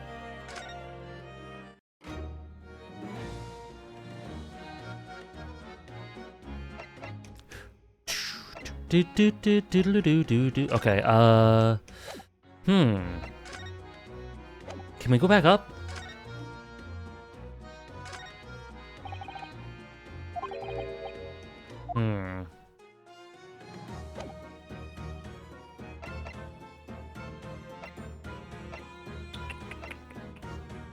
What to do then?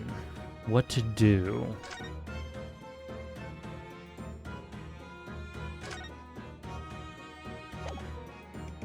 Can I present anything to Gina?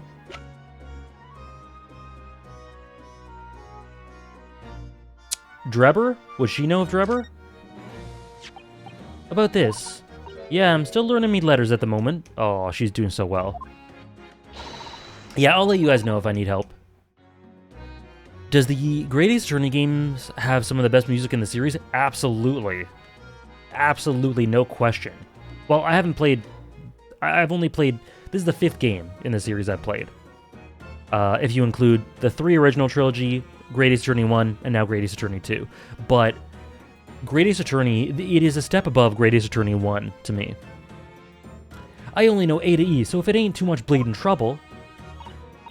actually, Gina, it's the back of the card that's important. Eh? How come? There's just a dirty old smudge on the back, that's all. It turns out that's very high-quality French machine oil. It has a very particular scent, apparently. You don't say. Let's have a whiff then. Toby? Toby, we need Toby. Oh, Toby, top one. Here it comes. Toby sense of smell. I don't smell nothing. No, we didn't mean that you should smell it. That's right. You mean Toby. Oh, it's peak. It's peak. Do it, Toby. His sense of smell is so good he can track people over the oceans, can't he? Professor Harebrain informs us that this oil is unique to Mr. Drepper's workshop. Toby Goat? Sniff it. Sniff it. I think he's picked up a scent. So you mean, if he follows the scent of this oil, he could lead us to that dodgy cove's workshop? That's right. That's exactly what we were hoping. Toby Fox? Let's give it a go. I'll just borrow that. What did you... One's a pickpocket.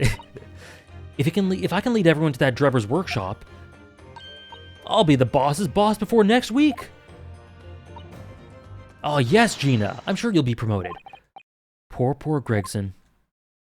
He'll be fine. Okay. Right then, Odo, leave it to me. Sorry, we're gonna get going after that dodgy engineer cove right this minute. Oh, but hang on. Someone's supposed to be on guard duty here all the time. I'm afraid we can't help. We need to get on with our investigation as well.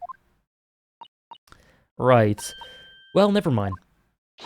It ain't gonna be me what gets it in the neck. It'll be the boss. Poor Gregson again.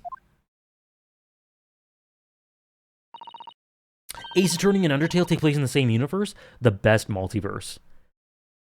Come on then, boy. See you later. I do hope the scent of that oil leads them to that swindler's workshop. I hope so too.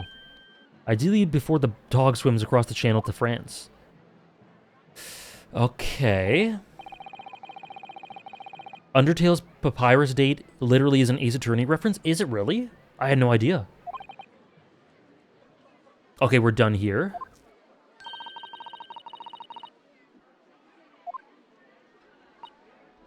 Gina and Toby won't let us down. Now then, do you think we ought to try to speak with Mr. Sholmes? Yeah. We have things to discuss and I'm dying to meet him again after all these months. Yes. Hell yeah.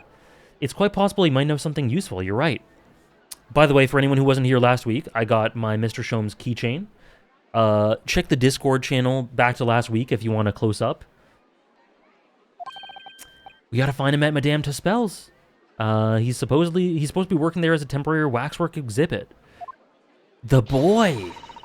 There's an Ace Attorney reference, objection reference in Bungo Stray Dogs. Is there? I must have missed it. By the way, I've started Season 4, Pro Pinkist. Iris told me all about his latest unusual venture.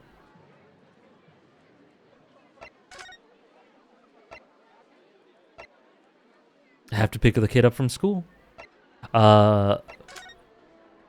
Here then? The cultural impact of Ace Attorney, eh, Offie? Yakuza as well? I'm glad you're enjoying it so much, Pro Pinkist.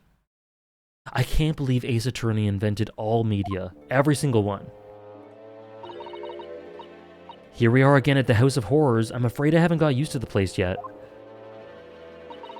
I'd still like to turn my heels and go straight home via the confectionery, of course. She's really after something sweet today. Oh, here he comes. What's the matter? Look, Mr. Naruhodo, look at that waxwork! I'm quite sure it wasn't there before. This absolute moron. Tone affectionate. It looks exactly like Mr. Sholmes down to the very last detail. Aha, what is it? Oh, sorry, I think you'll find that's the temporary waxwork himself. The friend of my dedicated muse? Or employee, I don't know why I said muse. Hello again, it's Ryunosuke Naruhodo. And we're back with Madame Tuspel's. I must say I'm quite spellbound by the great detective. I love this song. He's a marvel. He is, isn't he?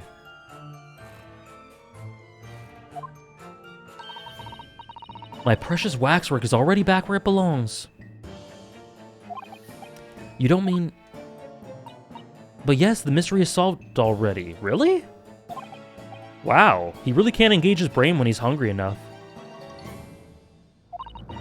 So as you can see, he's returned to his habitual duties. Sholmes is AJ's baby girl. Every Great Ace Attorney stream has been evidence of that. Yes. His habitual duties. True, Offie. There are an excessive amount of girl bosses in this case, and I love it. Alors, do not disturb, huh? I love that sprite. That's a really cool sprite. Poor Susato-san. She looks very perplexed. Fair. It's a perplexing situation. We've got... Oh, no.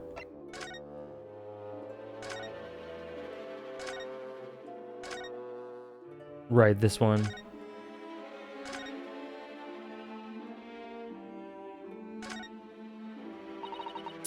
We really do need to speak with Mr. Sholmes, and I'm longing to say hello. But where is he? Oh, this is too cute. This is too cute. I think you might find that he's quite nearby. It's amazing, Accordion Heart. I'm loving this investigation day. Oh, what did he do? How did he do that?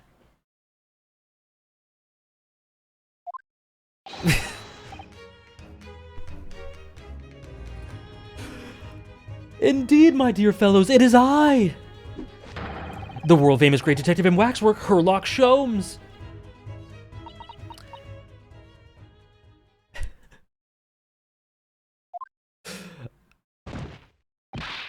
Oh god.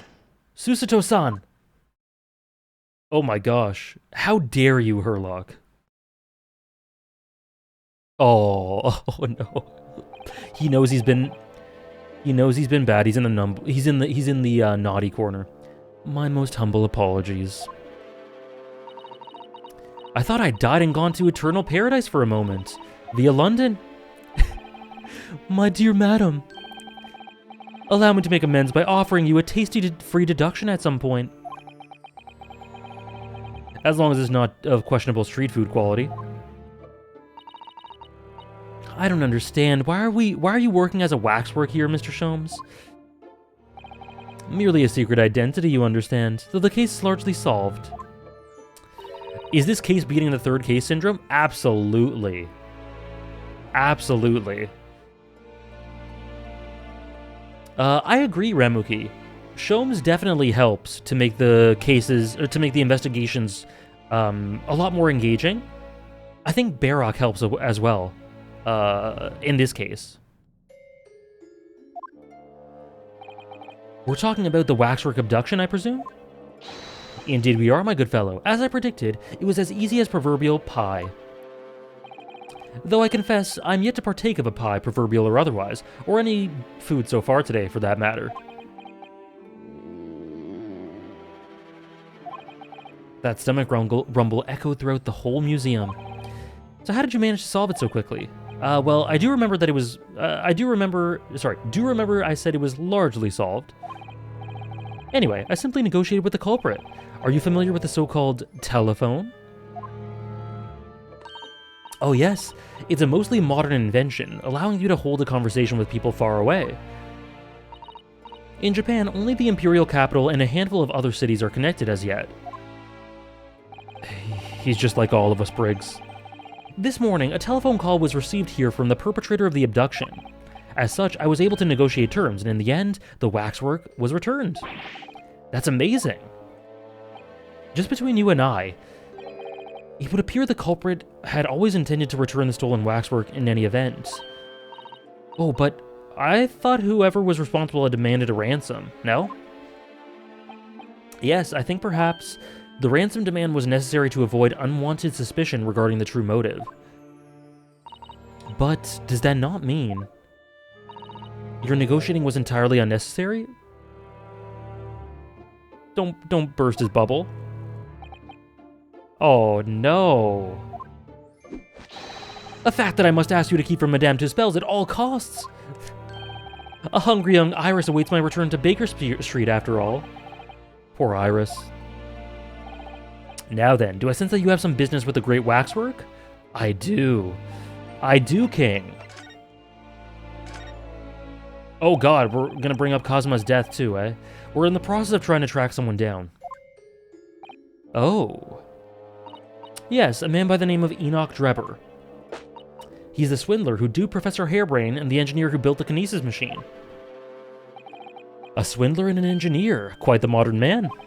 He also seems to be a conjurer of sorts, with considerable knowledge of stage magic. We really need to locate him before the trial resumes tomorrow morning. But we have so few clues to go on, that's the trouble. Do you have any good ideas? I have no data yet. It's a capital mistake to have good ideas before one has data. He's a NAN user? Oh yeah, fraud is absolutely okay when Sholmes does it. If I knew something of the man's appearance, at least, I may be in a better position to help. Yes, Drebber's appearance. Fortunately for you, however, presently I have little to occupy myself with and little to fill my stomach. As soon as you find any clue, no matter how small, I should gladly give you my thoughts on it. Okay. Well, we'll give him the oil. Mr. Sholmes, did you lie to us? My dear Mr. Naruhodo, stay that piercing stare. What is this about? Last winter, when we were on our way to Britain aboard the steamship,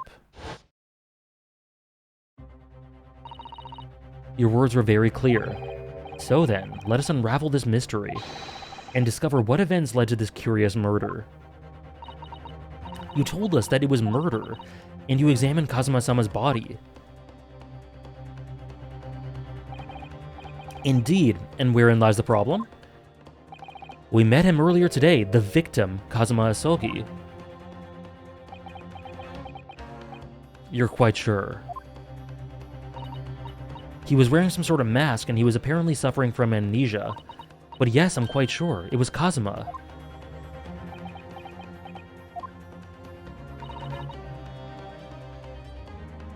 You must have known at the time, Mr. Sholmes, that he wasn't actually dead. Well, I can only assume I was swept up in the murderous atmosphere of the moment. No, you ain't fooling us, sir. But the fellow wasn't dead at all? Ha ha ha! Priceless. I don't suppose that performance would pass muster, would it, Mr. Naruhodo? I could believe that the crewmate present at the time made a mistake. But not you, Mr. Sholmes. I will now tell you something of the first importance, my dear fellow. Great detectives are wont to lie. It will serve you well to remember that. Please, Mr. Sholmes. Tomorrow in court, you will find yourself on the threshold of a very great mystery. For now, I'm afraid that is all I can say. God, what the hell? Why are you teasing us like that?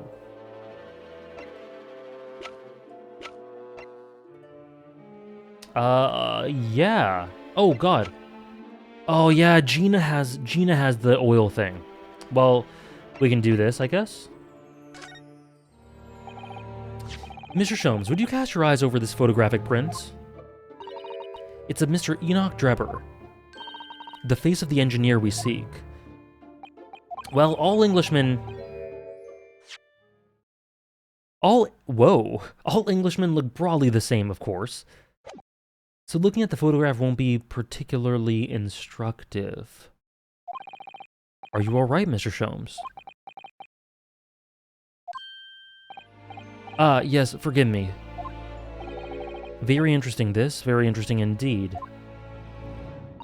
What's wrong, Mr. Sholmes? You turn quite pale all of a sudden.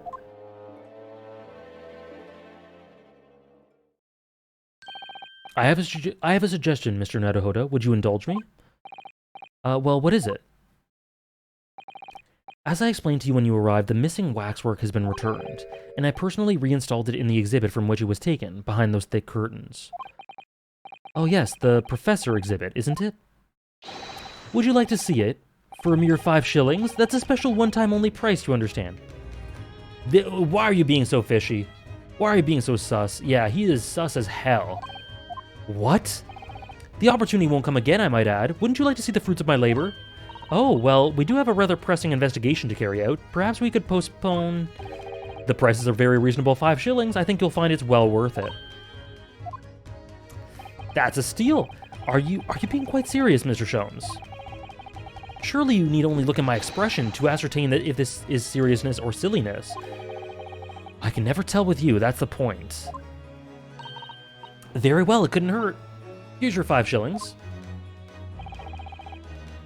Gratefully received.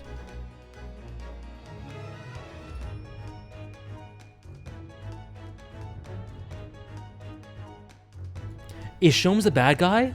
He tricked us all along? Cannot believe it. Well, at least I can now add him to my antagonists list. Hello, Hannah. I hope your Monday has gone swimmingly so far. Hello, Esper. I hope your Monday has gone swimmingly so far.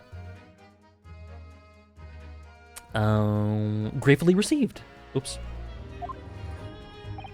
So, the special exhibit awaits behind the curtain. I invite you to peruse it at your leisure.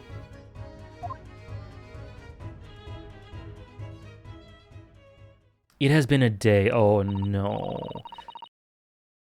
Well, you're going to be forced to relax by the end of that day. But I hope it's calmed down somewhat at least. Question, I don't know if I missed it or not because I've been busy, but you didn't stream recent chapters for Xenoblade? No.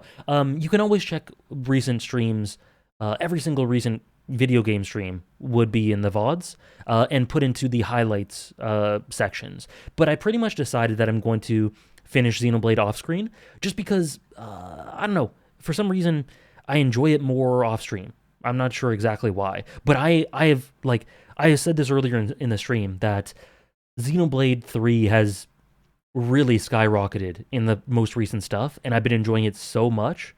So just I mean, you can see my tweet. I tweeted about it as well. It's been awesome.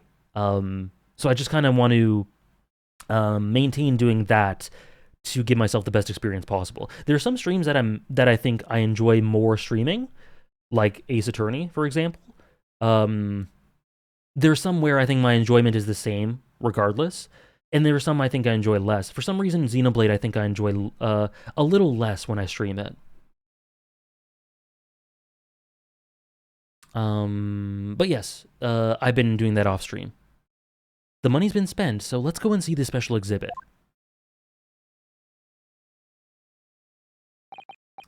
Through those heavy curtains at last.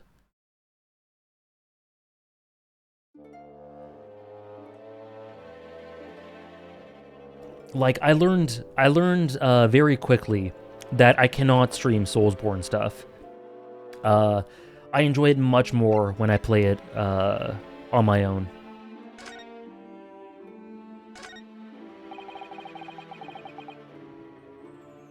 Thank you, Crest Expert. I will definitely post... I don't know if you follow me on Twitter, Crest Expert, but I'll definitely post on Twitter and give an update on my backlogged. And you can also just always ask me on stream about it whenever I finish.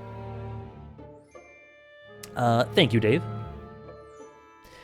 5 shillings we've had to pay. It doesn't seem right somehow that Mr. Sholmes slipped the money into his own pocket, does he? Does it? No. Ah, we could ask Gina to retrieve it for us using her special skills. Pickpocket police officers and diddling detectives. Is that what makes Britain great? Not to mention demigod prosecutors taking the law into their own hands or chip-loving inspectors. Inspector Grigson, cool. Sounds good, Crest. So yeah, I'll give an update on all those sites I just said. Twitter, backlogged, and you can always ask here. Inspector Grigson comes off rather well in that list, I think.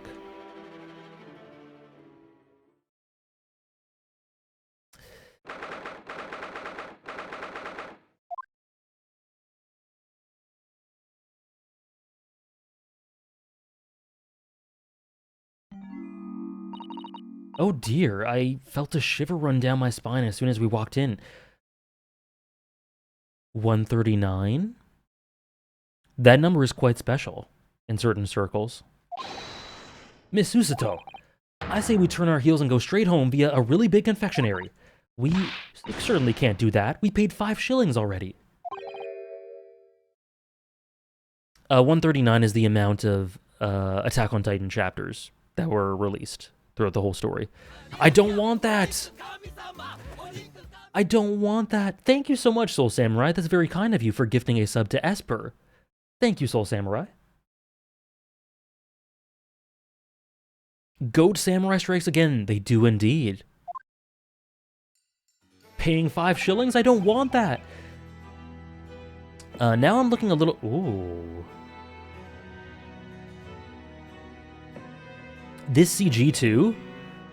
The purple lighting? The twisted trees? The gnarled trees? I love how this looks.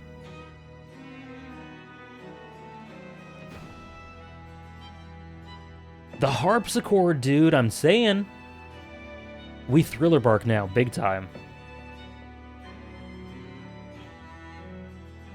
Now that I'm looking a little more closely, are you hearing the lament in those strings, in that cello? Are you hearing the lament in that cello? Oh my god. This OST. We paid good money to see an exhibit that's clearly incomplete. Dies from peak OST. The nerve of the great diddling detective is far more terrifying than anything else in this place. Can we stop using that adjective or verb?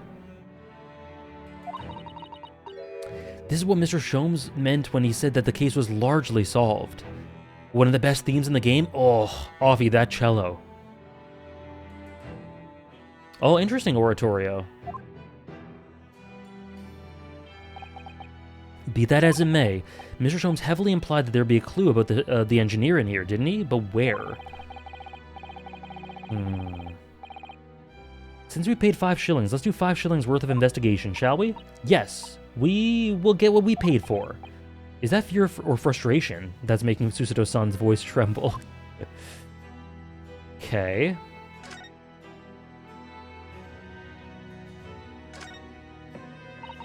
The return of the great diddling soul. This must be the killer, the fiend known as the Professor. Yes, I think so. According to what Madame Tuspel said, he killed 5 victims, all of noble or royal blood. The waxwork is so lifelike, isn't it? Like all the models in this place. I know. It looks like it could start moving at any moment, doesn't it? If only it had a head. Perhaps we should examine it in a little more detail. Sure. It's so unnerving. It sounds very much like something you'd hear during Halloween, but at the same time, there's definitely a somber and melancholic element to it as well. I love this song so much. Yeah, so it's very atmospheric in that way. Like you say, unnerving. But this, like, these strings... There's something deeply mournful about them.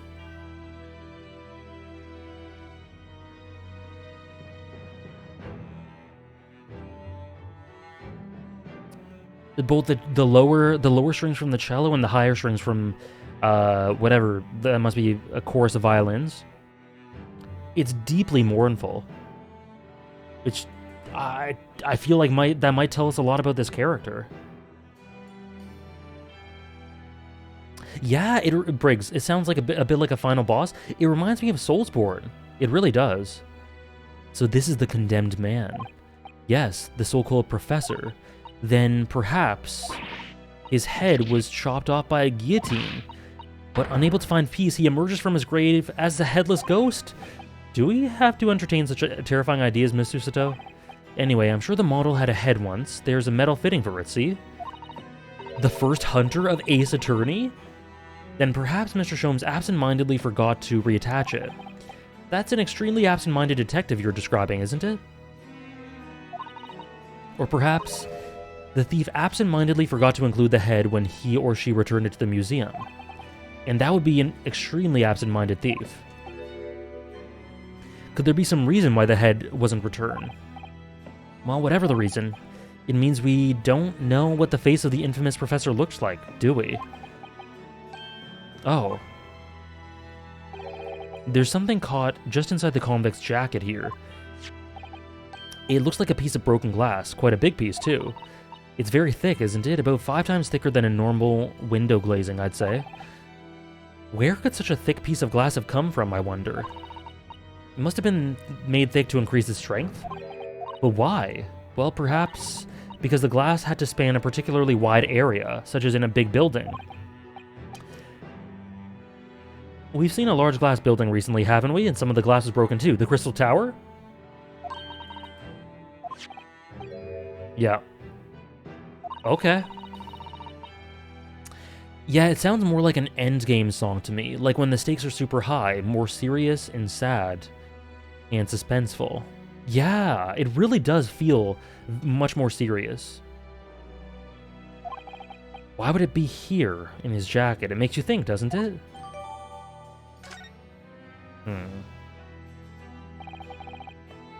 Earlier in court, we established that the kinesis experiment was a trick, and now we discover the fragment of glass here in this waxwork. Is it just a coincidence?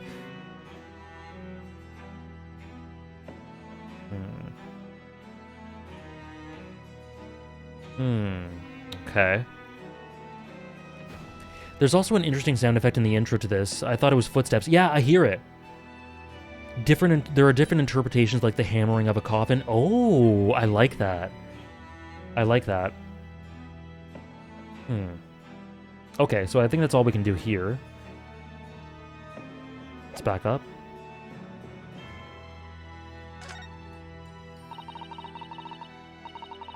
This part of the exhibit is just as disturbing as the rest. It looks so real. It seems to be a young man in a white overcoat, and he has a large shovel in his hands too, look. Perhaps we should investigate it closer. Oh, okay.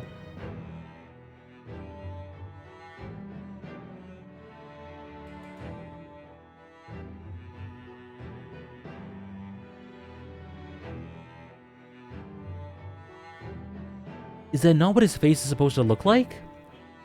An eye patch?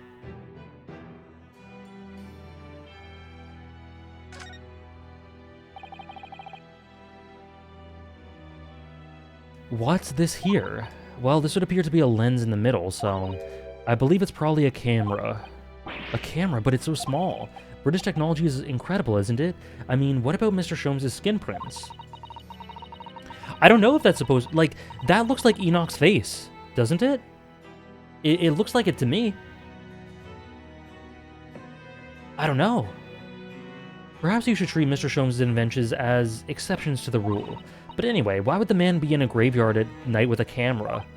I wonder. Perhaps he was trying to capture the moment a dead body came back as a ghost on film. We'll just borrow this for a little while. By looking at the photographic plate inside the camera, we can see what picture was taken. What's a photographic plate? A piece of glass coated in a special emulsion that reacts to the light coming in through the lens. If we open the cover at the back of the camera, we should find it. Let's have a look. You should see yourself, Susato-san. Your eyes are shining. You really do like machinery, don't you? Okay.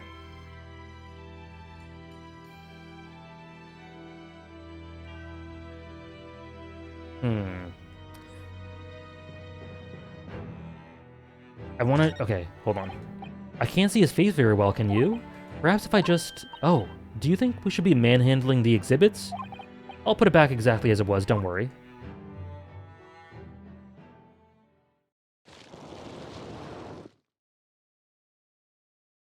I don't know, Dave.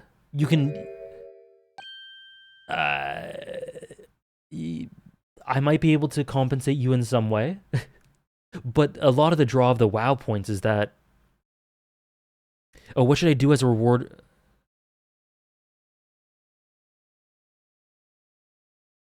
What do you... Sorry, so what do you get? Bragging rights? That's essentially the main thing of the WoW reward. But I've been considering putting more rewards. So you could save them once I think of the rewards. Ah. AJ to change his score on any show. Boom. What on earth? How can... I don't believe it. A black monocle. Mr. Naruhodo, is it possible that this man is... Yes. Enoch Drebber. The color of his hair is different, but it's unmistakably him. Indeed it is. Oops, sorry.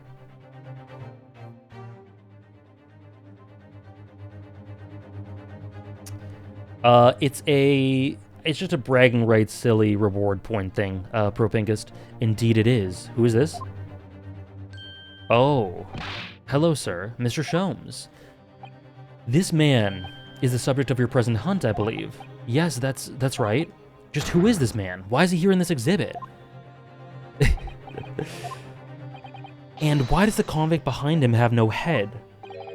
The head was missing when the model was returned by the thief who stole it.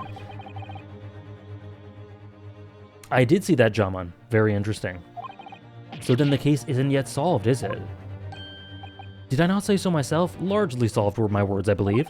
But I must locate the missing head tout de suite, as Madame would say, or I'll be in grave trouble. A very hungry Iris still awaits my return at Baker Street, preferably with rations. Do you know, though, something about this room is strange. Strange? What do you mean? Well, the displays in the House of Horrors are supposed to depict real events, are they not? Indeed they are, Miss Susato. Do go on. And as terrifying as they are, the scenes in the other exhibits are believable. But this one... This surely wouldn't have ever happened, could it? It surely couldn't. I think it's time I educated you a little. About the nature of the events involving the professor 10 years ago. Hold on. Okay, hold on. I want to just examine this.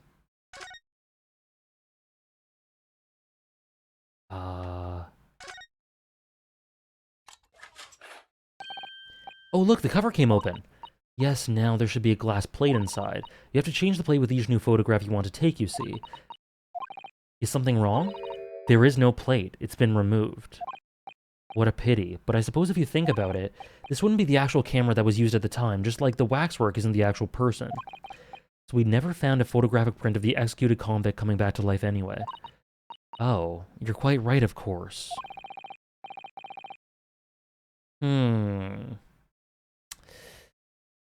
Surely, no coming back from the dead, surely. Slack Prince. She looks devastated.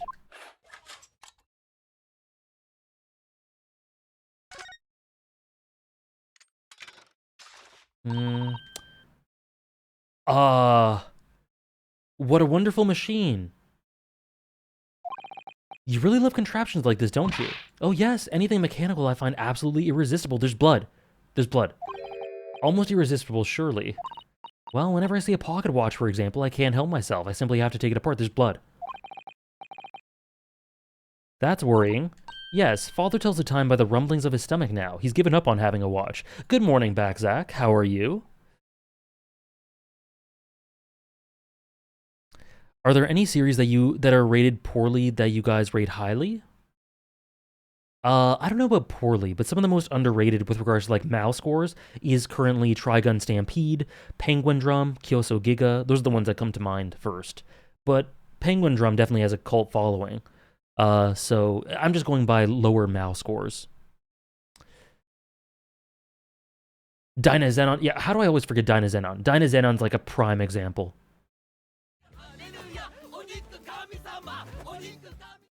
Is Stampede really that fire? It's amazing. I adore it. I watch it every either Saturday or Monday, and I look forward to it all the time. It's so good. I love it. Every character of Focus is so distinct and memorable and interesting and engaging or lovable in some way. Thank you so much, Offie. Thank you so much for gifting out a community sub. And who got that one? Handy. Thank you so much, Offie. What do you want that to go towards? Is Dynazenon the same franchise as Gridman? Yes, it is. Towards Yakuza 0. Perfect. I kinda enjoyed Gridman 2, Ramuki. I love Dynazenon. I love it. I think it's quite a bit better than Gridman. But I'm definitely not, that definitely isn't an opinion everyone has. But Dynazenon is much more age-core than Gridman. Bigger character focus, bigger, in my opinion, it focuses more on the heart of the matter.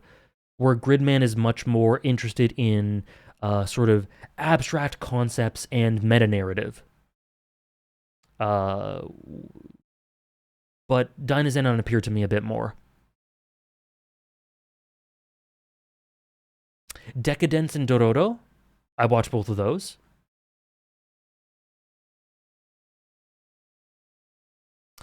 High-key need you to play Yakuza 0 before Disco Elysium, but you didn't hear that from me. I'm not sure if that'll happen, Alfie. We'll see. We'll see how it goes. Because the Yakuza 0 funding is to play it in general on stream, right? Disco Elysium's already been funded, and that's to play it next, you know? So we'll play it this year, Yakuza 0. I don't know if it'll be before Disco Elysium, though. Thank you. Thank you so much, Accordion Heart, for the 4-month resub. Thank you. I hope you continue to find the subs enjoyable, Accordion. Thank you very much for the 4 months. Hey man, first time I'm able to catch a stream. Loving your One Piece videos, been a sub for a while.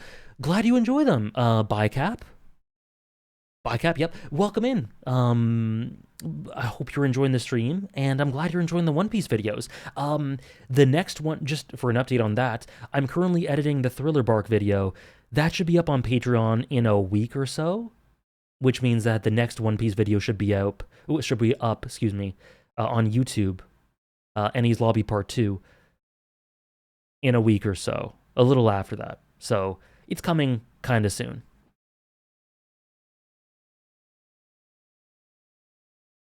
Both are top tier either way. Also, hello, NL. I can't wait for Disco Elysium, such a great game. I'm really excited for both Disco Elysium and Yakuza. Fair enough, Offie. Yeah, the Thriller Bark video will go up on Patreon in about a week or so, whenever I'm able to finish editing. I'm low-key hoping Outer Wilds is your next playthrough. Yeah, so, and Outer Wilds is in the mix too. Like, the next 3 games, if I had to guess, would be Disco Elysium, Outer Wilds, and Yakuza 0 in some order. I don't know the order just yet. Oh, yeah. I don't remember, Nora, I don't remember the protagonist of Decadence, but I adored her. I thought she was great. Sultan, how are you? I'm doing really good. I'm doing really well, excuse me. I'm doing really well. Mondays are always great because I'm able to do these streams and play Great Ace Attorney and talk with the Monday crew, which is always fun. I hope you're doing well as well.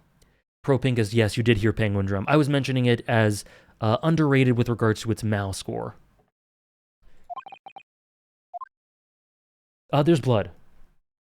Please acknowledge the blood. Sunday's like a party. Mondays for the homies. Look, Mr. Naruhodo. What is it? On the bellows just here, there seem to be some very dark red stains. Yes, you're right. It looks like blood. Oh my. I'm not sure it's not what you're thinking, or I'm sure it's not what you're thinking. Oh dear. Another clue that Godot would miss. Oh, I always miss Godot. Right, MK? Isn't it crazy? Are you excited for the Penguin Drum movies? I am, Pro Pinkus. I don't actually know too much about them, but I'll definitely check them out. Like, it's one of my favorite animes, so I'll be there for sure.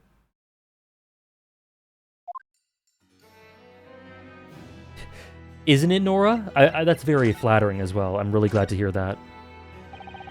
I believe I told you a little about the professor yesterday, did I not? He took the lives of 5 victims, everyone being either a member of the aristocracy or royalty. All were attacked by an enormous hunting hound and had their throats ripped from their bodies. Oh gosh, an enormous hound? How awful. That's lovely to hear, Soul Samurai. It's great to hear that. Great Ace Attorney streams on Wednesday now too, though. True, the Monday crew will migrate to Wednesday, if you're available. Yeah, that's what I heard. That's the little bit I heard, Pro Pinkist. Yes, Sultan, I'll be checking it out. I'll at least check out the first episode. Yes, we do have Great Ace Attorney on Wednesday till the end. Exactly. Monday crew?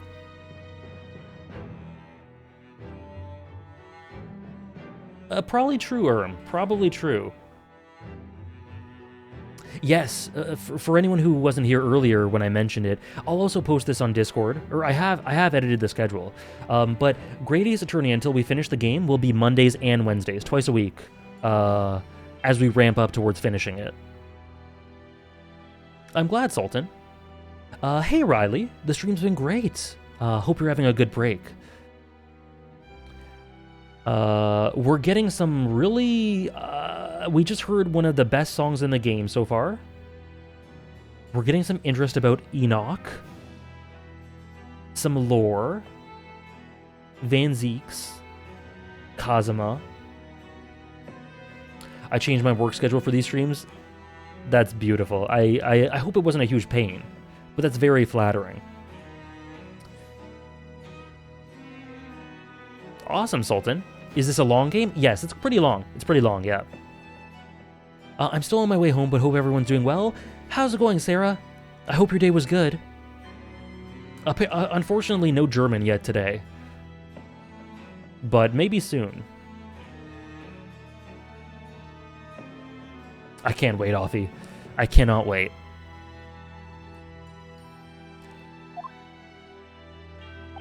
After taking the life of his 5th victim, the killer was apprehended. Perfect then, Nora. Perfect. It was a case of unprecedented magnitude in Britain, you understand. Accordingly, the professor was tried in a closed court. No members of the public were permitted. A closed court? So you mean that the professor's identity... As you've surmised, my dear fellow, his identity was never made public. Naturally, he was found guilty and was summarily sentenced to death by hanging. He was buried in a grave at Lowgate Cemetery, which adjoins the rear of the prison where he had been held. However, that was not the end of the affair. Oh? The very night that he was buried, the convicted man came back to life. Came back to life. He clawed his way out of the ground and emerged into the moonlit graveyard. The exhibition here depicts that very scene as described by the sole witness to those chilling events. There was a witness. But of course, my dear fellow, it was none other than the young man in the white overcoat. I knew it. You were right, MK. Enoch Drebber, he saw it happen?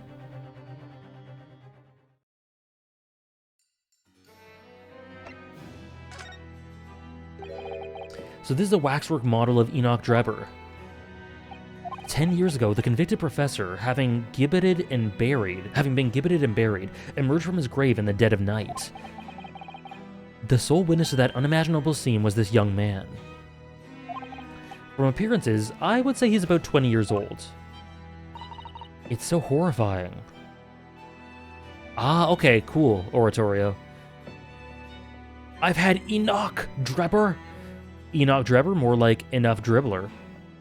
I don't really have any tips for Breath of the Wild, Sultan. Just explore whatever you want to explore. There is near limitless freedom in that game, and so just go wherever your heart tells you to go. That's the best way to play it.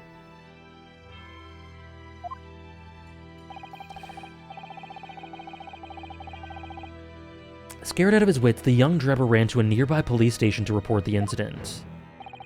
And the sheer terror of what he'd seen is said to have turned his hair white overnight. Oh my gosh. We got a Welfin thing going on here? Yes, as shown in the photograph we have of him, his hair is completely white. For the following few days, the story of what he'd seen was on every front page in the capital. The public was frantic for every last detail about the killer who'd come back to life.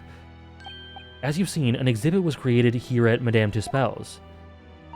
I can quite understand why the man's hair turned white, certainly. But what I don't understand is what Mr. Drebber was doing in the first place in a lonely graveyard in the middle of the night. Yeah, more like Gnaw Fair. Yeah, true. What was he up to?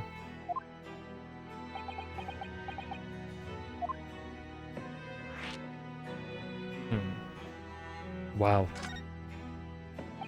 The professor's act of terror threw London's upper classes into complete panic 10 years ago. It was a great scandal, one might say, at the very highest levels of society. And since the killer's identity was never made public, rumors abounded. After all, no killer had ever before systematically employed a dog as a weapon of murder. Yes, I can imagine the impact the case must have had. But in time, of course, the rumors abated. So too did talk of the shocking witness account of the victim, the convict who came back to life. It was forgotten, dismissed as a dubious ghost story, as a preposterous parlor tale.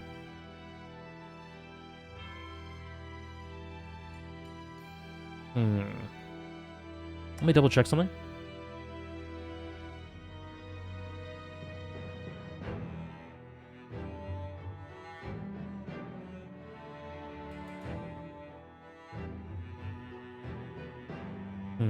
Okay. So he murdered someone? So the professor employed a hound to take the lives of his victims. He was tried, hanged, came back to life, and Enoch Drebber was the one to see him come back to life. Okay. But why did people stop believing it? Why, simply, there was no resurrection to speak of, as was established in fact. What do you mean by no resurrection? Thank you, MK. Thank you for the 6-month resub. Thank you for the half year. Thank you for the constant support. It's always really awesome to have you in these streams.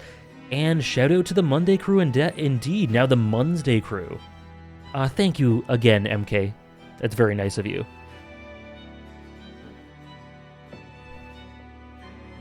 The police investigated the grave in Lowgate Cemetery and published their findings. The convict's body was found to be buried exactly where it had been following the execution. No, but that would mean Mr. Drebber must have lied to the police and the newspapers. That would appear to be the only logical explanation, yes. The young man subsequently vanished from society and nothing has been heard of him since. It's rather striking, then, that he should resurface now, don't you think? Of course the convicted murderer couldn't really have come back to life. That's not possible. But Drebber's hair is unusually white, and if that's really did happen overnight as a result of shock, it's hard to believe the incident was an out-and-out lie.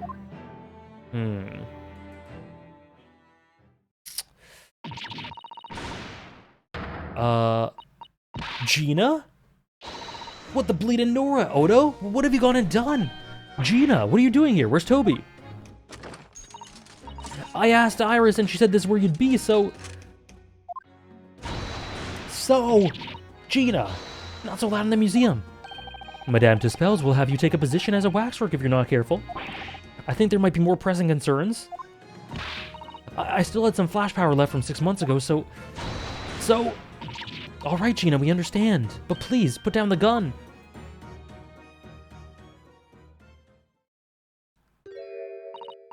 Sorry, I got scared. You should try being the one on the other end of the barrel. So what brings you here, Gina? What brings me here? What do you think? We found it. We found that dodgy cove's workshop. You found Drebber's workshop. Toby! Yup. Toby's nose took me straight there. The boss and the others are heading over there now in a drag, so come on. Here's the address. I got the boss to write it out. Thank you, Gina. We'll make our way there at once. Alright, see you there. Oh no. You go. Don't mind me. I'll just stay here being still. What? I know my place in the exhibit over there. Drama King. Oh dear, someone is feeling sorry for himself.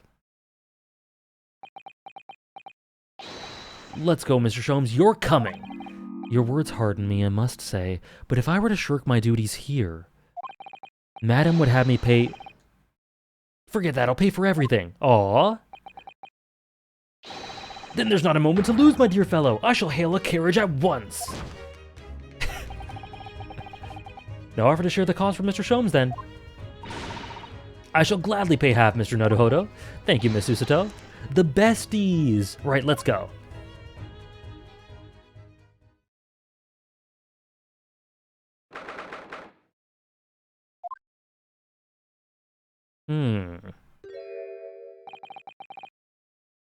That looks like...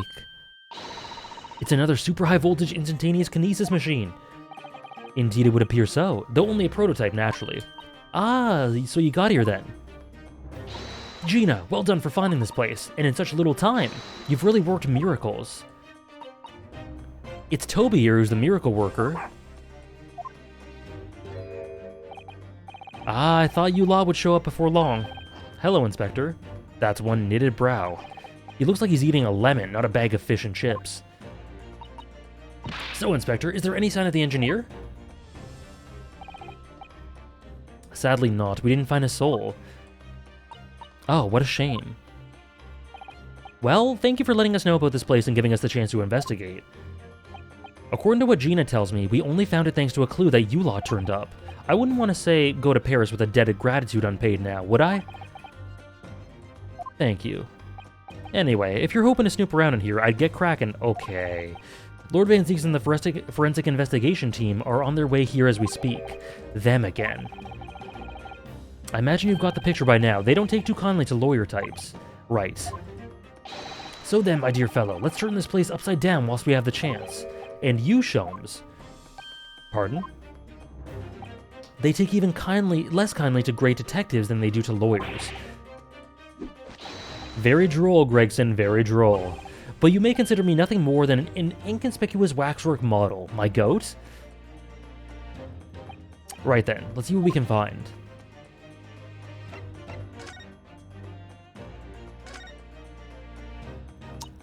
I'm sorry, Mr. Naruhodo, the machine is covered by the... Okay, the act. Okay, we can't examine it? Alright.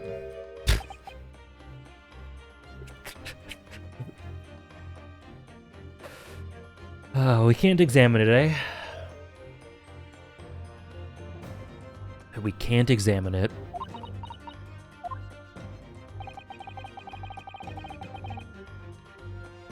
Well, those two don't seem to be holding back.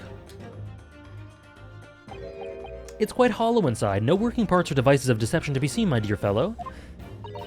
No loose change on the floor or nothing. Not even a bone for Toby here, my dear fella. He's so extra. British people are very much ruled by their own ideals, aren't they? I think that's just these two, Miss Susato. Okay. So we check that. What on earth is this? An aeroplane, Mr. Naruhodo. One day scientists believe it will allow humans to fly freely in the skies.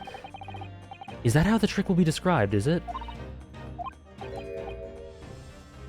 It's actually suspended by a thin but rather strong cable, isn't it? Oh, well, the model is, yes, but a real airplane would actually fly high in the sky, while being suspended from somewhere else. Of course, they can't stay in midair unsupported. Okay. A door? It doesn't want to open. Yeah, that looks like it's got a pretty hefty lock on it. There's a special locksmith on his way over here from the yard, so hands off till he gets there. With permission, Inspector, I would have that lock open in less than a minute. Well, you don't have permission. Ain't no one's giving it to you. Gregson looked as though he really enjoyed that. Well, there's no sound of anybody on the other side. No, Drebber must have fled at the first sign of danger.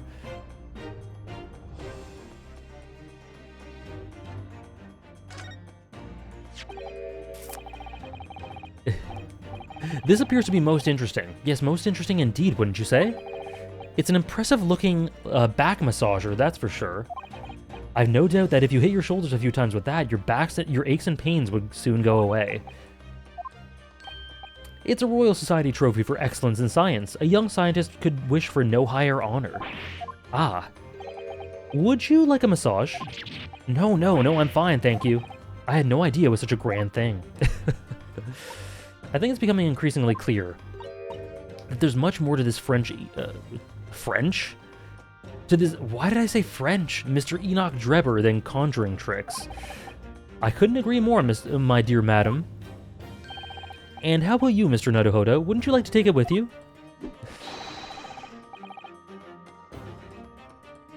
I think so too, Briggs. I think so too. French AJ stream?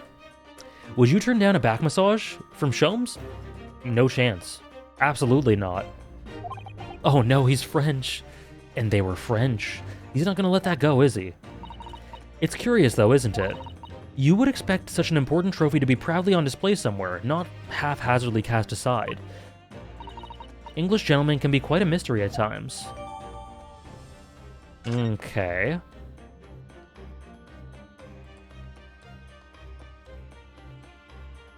We've done all this. We've done all this. German AJ, now French AJ? We're going all across Europe. It's a European-style quiver of arrows with steel bolts inside. Oh, do you suppose... Crossbow bolts, these.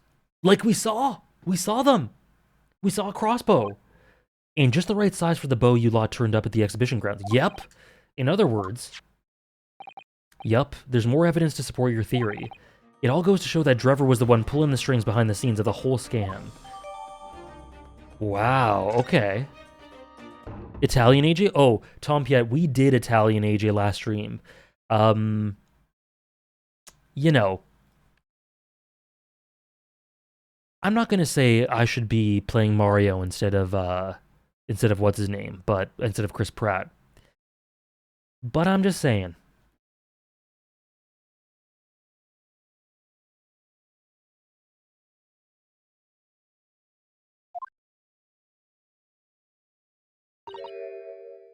Are they really, Jamon? Oh my god. Oh. Is something wrong, Miss Usato? Thank you, Sultan. Well, I thought I heard a noise from the far side of that door. Enoch? Well, Gina, did you hear it too? Enoch? Yeah, I heard it in all. Toby! Right, mind the grease.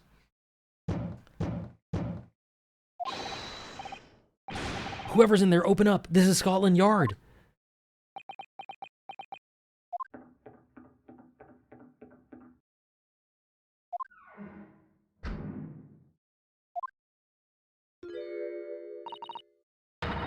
Someone is in there. This rotten, bleeding lock! My dear Gregson, as I said only minutes ago. If only it were to be countenanced, I could unlock the door in less than a minute. Fine, I'll take the rap for it. Just get us through that blasted door.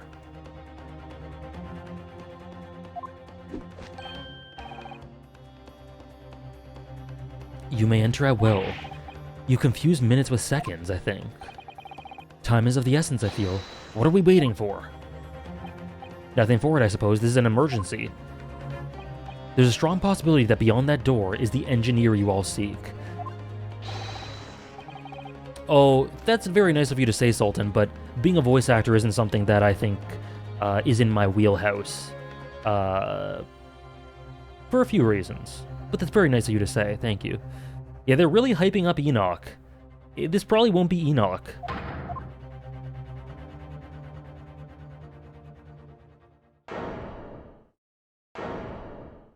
Oh. Oh god, okay. Enoch is not here. What? What's happening here? Why is everything upside down? Rats, there ain't no one in here after all. There must be. It was only moments ago that we heard these noises. Maybe that was the sound of Drebber running away. But there's only one door in this room. And no windows that can afford an escape route. The skylights are too high. What is going on? What's that up there? Are they footprints on the ceiling? Blow me.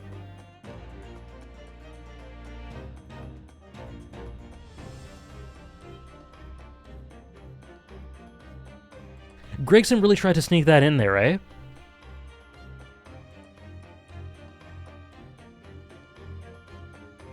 He really tried to sneak that in there like no one would notice that it's not a naturally fitting thing to say in this situation, huh?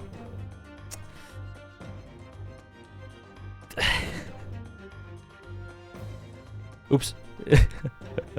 Okay, see you Wednesday, guys. Blow me! What have we here then? Agent covering the screen. Looks like someone was trying to burn something in a hurry. Oh, that looks like a set of blueprints. Perfect, Sarah.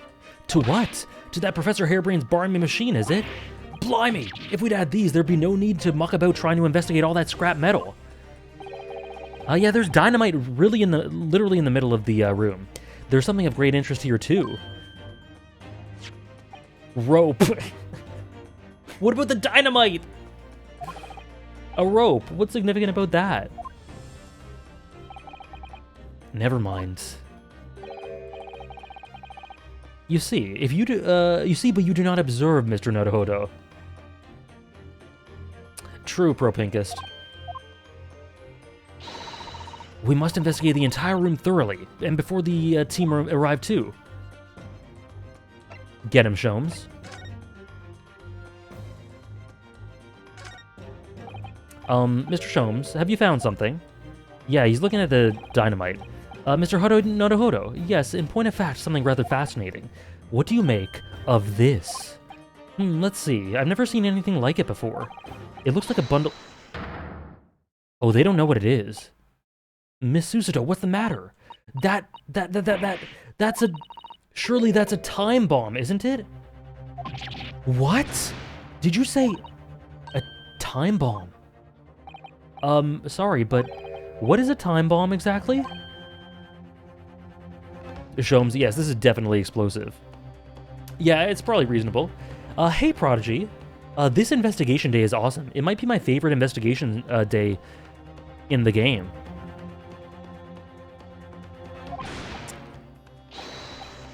You truly are one of a kind, Mr. Naruhodo. I won't take that as a compliment. You don't know nothing, do you, Odo? You still haven't gotten a clue what it is either. Have you, Gina? I invited you to consult a dictionary. I invite you to consult a dictionary later, Mr. Naruhodo. But this particular specimen is no time bomb. Though I confess it has a very similar appearance. Oh, thank goodness, but then what is it? Sholmes looking at the time bomb. Yup, this is a bucket. I see, so that's it.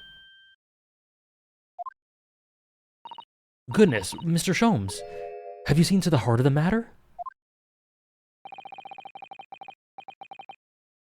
There are times when I consider my lot most unfair. Oh? For I'm fated never to know how it feels to flounder as you do when a puzzle presents itself, with the best track in the game! But I have learned to accept the hardships that come with being a great detective, Miss Susato. Why is he the best? Why is he the best? Here we go. I feel a great deduction incoming.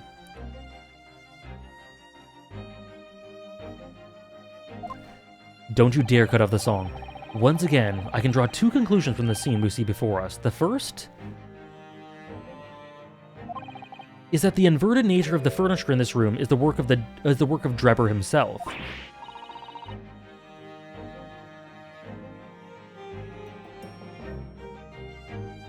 Are you ready for the best deduction? This part. Oh, it's so good. Yeah, Soul Samurai does. Best deduction? Let's do it. But how could you... And the second conclusion... Wait, what was the first one again? Sorry, I didn't even register what he said. Oh, the work of Drebber himself. Okay. The small device on the floor there is without doubt completely genuine. Please, Mr. Sholmes, you must explain everything. It would be a pleasure. After all, it is a great detective's civic duty to teach Scotland Yard the finer points of the trade. Gregson's upset. Well, Inspector Gregson seems delighted with the idea anyway. Every deduction from now on is peak? Perfect. You deflected the Inspector's glare with such fortitude there, Mr. Sholmes. Well done. Hoo-hoo! You're too kind, my dear madam. I hereby dedicate this great deduction to you. Kindly stand just there, Miss Susato. Oh, yes. I'd be delighted. Did he eat a lemon? Shall we begin? Once again, Herlock Sholmes is proud to present his logic and reasoning spectacular.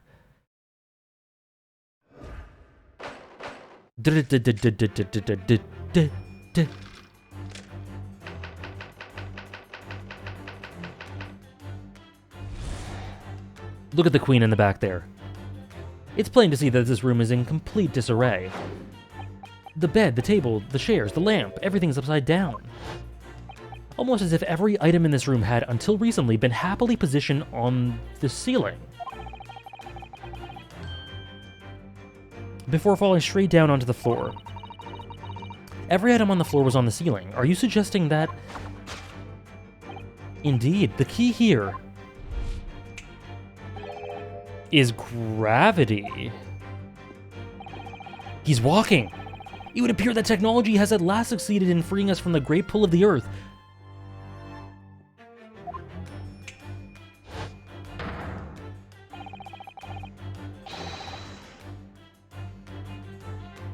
Wow. For the gravity in this room was reversed and then suddenly restored to normality. Goodness. He has legs. The inverted furniture clearly reveals the truth about the part gravity played in this whole business. I quite understand your skepticism, Miss Susato. I too was incredulous at first. However, my conviction in my analysis was cemented when I observed this. An anti-gravity device, almost a Oh, to one that featured in a dream of mine only the other day. Oh. But then why does it have a clock? A most relevant question indeed. That is a timing device that controls when the gravity direction will switch. Oh. Yeah, I feel really stupid now. There was clearly a requirement for the engineer to be able to restore normal gravity automatically, of course. And the commotion we heard earlier from the other side of the door was the moment that the restoration occurred. Oops. Yes, the reason why everything in here has been turned upside down is because of this anti-gravity device. So you see, we need look no further to explain the state in which we now find this room. Perfect. He's perfect. The direction in which gravity acts here was reversed by Mr. Drebber, before being restored to normality in an automatic fashion sometime later by the timer device. I have witnessed precisely this scene in a dream I once had when I fell out of bed. He's a prophet. Source, it was revealed to me in a dream. He is such a dumbass, but he is our dumbass. Now, let us consider the next conundrum. What was our engineer friend's aim?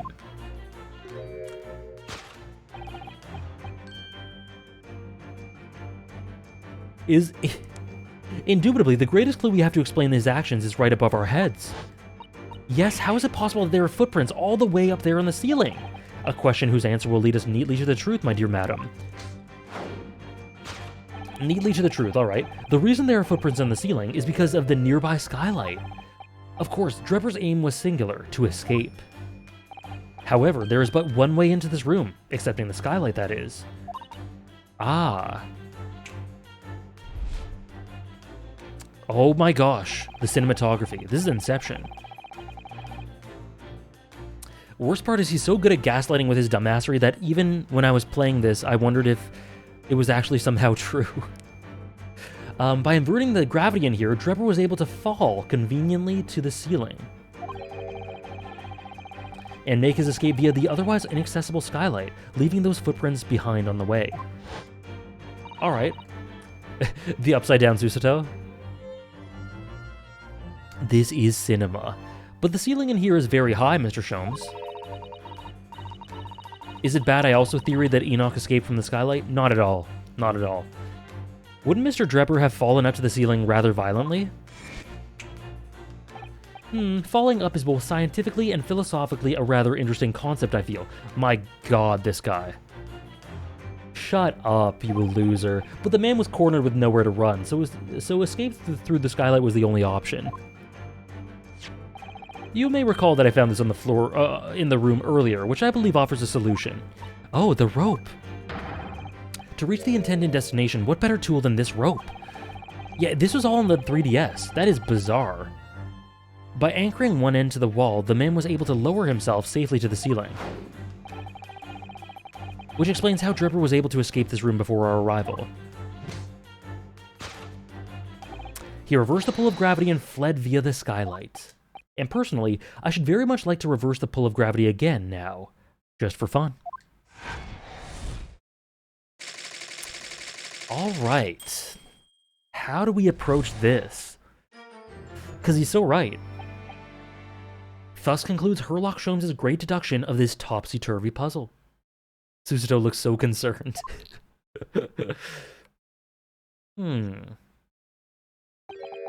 He's gonna blow himself up, is he? Perfect reaction. Beautiful, Gregson.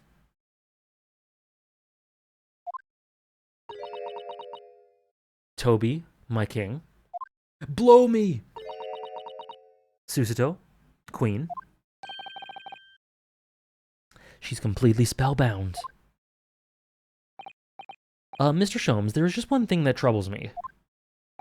A live Gregson reaction. I would expect nothing less. You're destined to be troubled by just one thing for the rest of your life. What?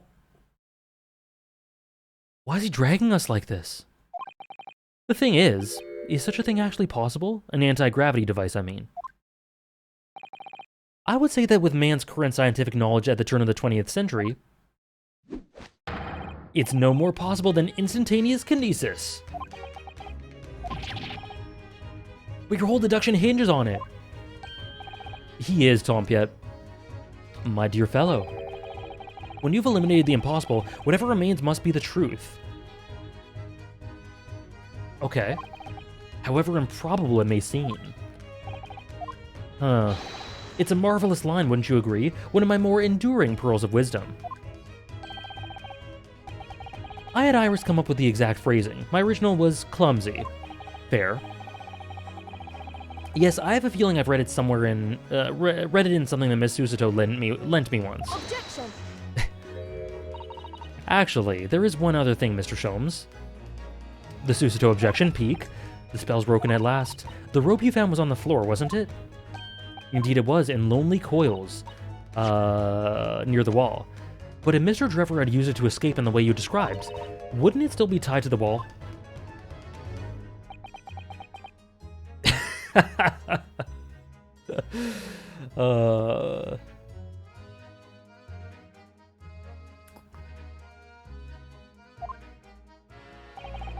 Mysteries inevitably unravel in the end. As I think you'll find, do ropes. As evidence of such, you need only look at the mystery we face in this room, now skillfully unraveled. That argument is as circular as the coils of rope. I think perhaps we might need to give Mr. Sholmes the usual little helping hand. I'm sure with some minor corrections, the great detective's great deduction will lead us to the truth. Yes, you're right. And we must do it quickly, before Enoch Drebber gets too far away. So someone just asked, does that mean he's still in the room? I think he's probably still in the room. In the safe, if I had to guess. If you're ready, then let us resume. Herlock Sholmes' logic and reasoning spectacular.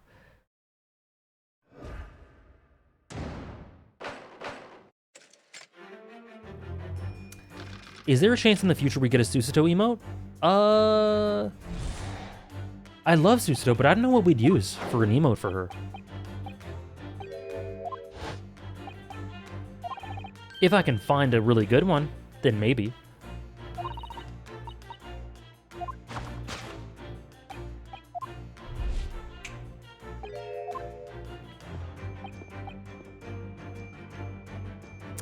Why in the safe he basically trapped himself? I don't know, Briggs. I don't know. No other choice? Like, there's lots of situations in which logic doesn't come into it. Isn't the most prominent factor. He just needed somewhere to hide. Maybe it isn't even locked.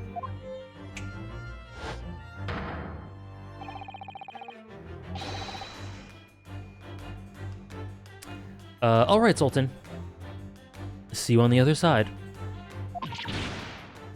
Spirit Noodle, how's it going? Hope you're having a great start to your week. Okay, to think gravity could have been reversed in this very room. I find the whole idea utterly enthralling. Only Mr. Sholmes could conceive of such an explanation. That's true. Susato cry emote? A smile with a hand over her face? But the man himself admitted it was a scientific impossibility, so yes, you're quite right. We must completely discount the idea at once. Oh, that's unusually merciless of you, Miss Susato. When you have eliminated the impossible, whatever remains must be the truth. The great detective said so himself, didn't he? While refusing to part with his dreams of anti-gravity devices. Yes, I suppose so. Well, let's examine the scene a little closely. For it to reveal some proof that shows exactly what the gravity in this room was or wasn't doing. Okay.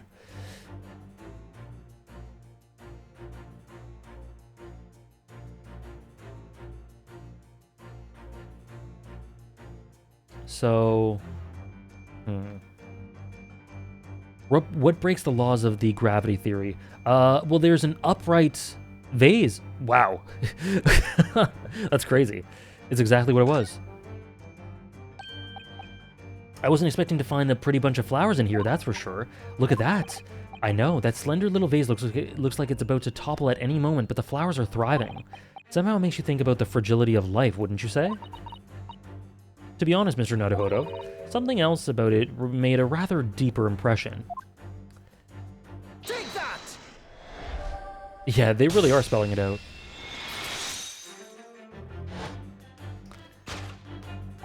The upright vase clearly reveals the truth about the part gravity played in this whole business.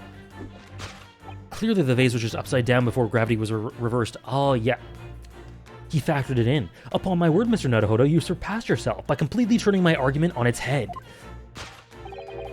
Trying to impress your assistant here, perhaps. I love how Susato's just like, hi? No one is trying to steal your spotlight here, Mr. Sholmes. Trust me. As you rightly say, though it appears at first glance that all the furniture in the room is upside down. This unassuming, slender vase is standing keenly to attention.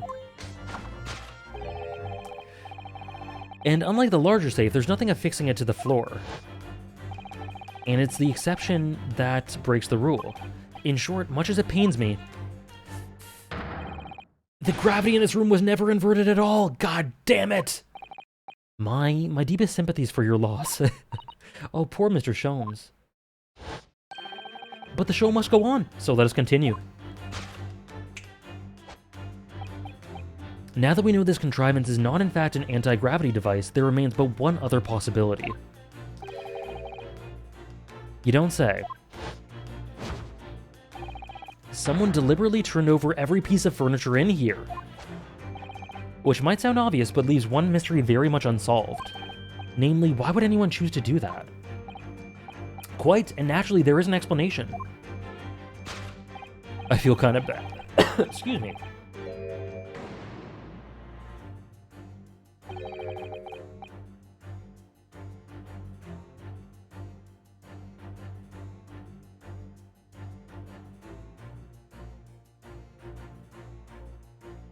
Sorry. He's absolutely determined that this device must have something to do with it, isn't he? I'm afraid the lure of an exciting scientific explanation is too strong. Well, there's no doubt that somebody did this. Somebody turned all this furniture over. Whoever it was must have had a reason. I'm afraid nothing comes to mind at all, though. Well, let's look around and see if the answer presents itself.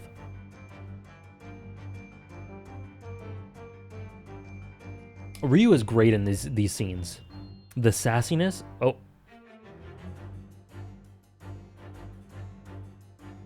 Safe combination.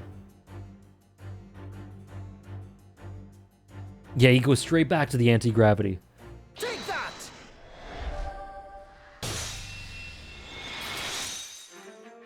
Oh, I didn't mean to present it. Whoops. Yes, the reason why everything in here has been turned upside down is because of the safe combination. Precisely. I believe, Mr. Naruhodo. 432582. That you had a very similar experience once, did you not? Yes, last year, when I bought a lottery ticket and noted the ticket number in the inside cover of a book just in case. That's it, for people are forgetful souls at heart and always make a written note of important information. Just keeping the ticket itself safe would be more sensible, I think. And what, pray, happened next, Mr. Naruhodo? When the day of the draw came around, I'd forgotten which book I'd written the number in and had to turn my whole room upside down to find it. Okay, maybe he isn't in the safe. Maybe he's in the wardrobe. That's it. For people are forgetful souls at heart and always forget where they've noted things down. Ah, Soul Samurai makes sense. I actually won the second prize, you know. But I couldn't remember which magazine I'd slipped the ticket into. Thank you, Mr. Naruhodo, but I believe I proved my point now. Which is a very similar scenario that's clearly unfolded in this room. Or, which is that a very similar scenario. Finding himself requiring access to the safe, the occupant of this room needed the combination code. He remembered that he'd written it on the underside of a piece of furniture, but forgot which one, leading to the state in which we now find the room. Yes, Mr. Drepper overturned all the furniture in here in a desperate hurry to locate the combination code that would unlock the safe. Okay.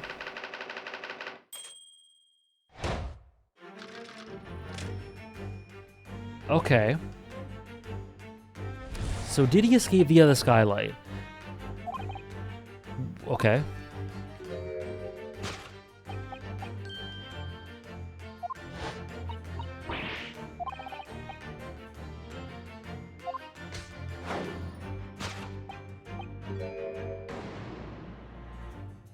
So what do we got here?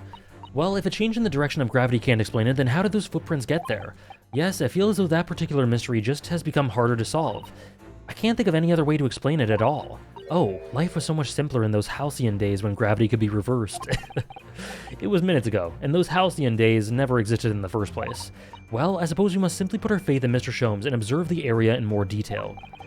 Putting our faith in Mr. Sholmes is what gets us into these situations in the first place. You love it. You love it. Balloon? What's that? What's that on top of it? Shoe. What is happening?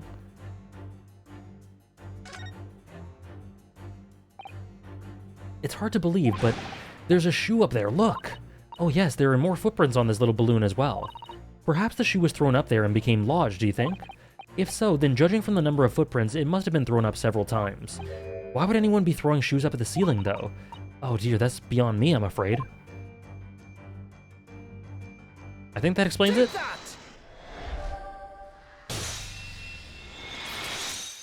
I can't believe Sholmes is making a 13 Sentinels OST reference. I can't believe 13 Sentinels invented the word halcyon. The reason there are footprints on the ceiling is because of the nearby shoe. And on closer inspection, there are clearly footprints all over the balloon as well. In other words, the aim was never the skylight at all, but the balloon. But for what purpose? A green balloon. It seems a somewhat familiar idea. It was a piece of green balloon's envelope that Mr. Naruhodo and Iris found at the scene. And inside the green balloon that Master Gotts claimed he saw above the stage where the incident occurred was the second birdcage, the crux of this whole instantaneous kinesis deception. You mean to say, if we assume the balloon in here is the model of the one used on the day, there is a strong possibility that something may have been concealed inside it. Something our Absonder was desperate to retrieve before making a hasty getaway. But the balloon's out of reach, hence why he resorted to a projectile, namely the shoe. Most probably, Drepper intended to tear a hole in the envelope by assailing it with the shoe. However, his efforts were thwarted when the shoe itself became a prisoner of those lofty heights. Did he? We desperately need to examine that balloon. If only there was some way we could see inside. You may recall that I found this in the room earlier, which I believe offers a solution. The rope. To reach the intended destination, what better tool than this rope? I agree, Nora. The deduction cinematography is better than usual. Also, Herlock was walking. The gravity stuff, they're pulling out some extra stops for this one. Alright, I have to admit that was clever for him to bring back the rope. So we just throw the rope up to the balloon and then pull it down to us on the ground? Which is much easier said than done, I feel. And it could take us a very long time as well. True, perhaps we need a more surefire method. In fact, we already have one, don't we?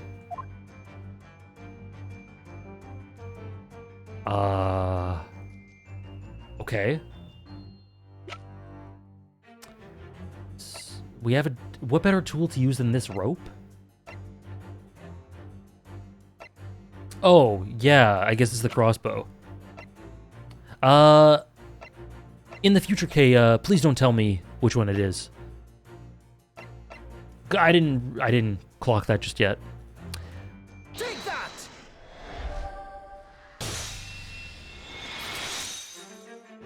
Throw the birdcage.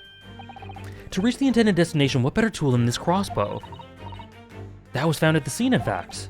And in all likelihood, this belongs to Mr. Drebber. If the man had only brought it away with him that day, he could have avoided losing a shoe at such a critical juncture. Or critical time as this.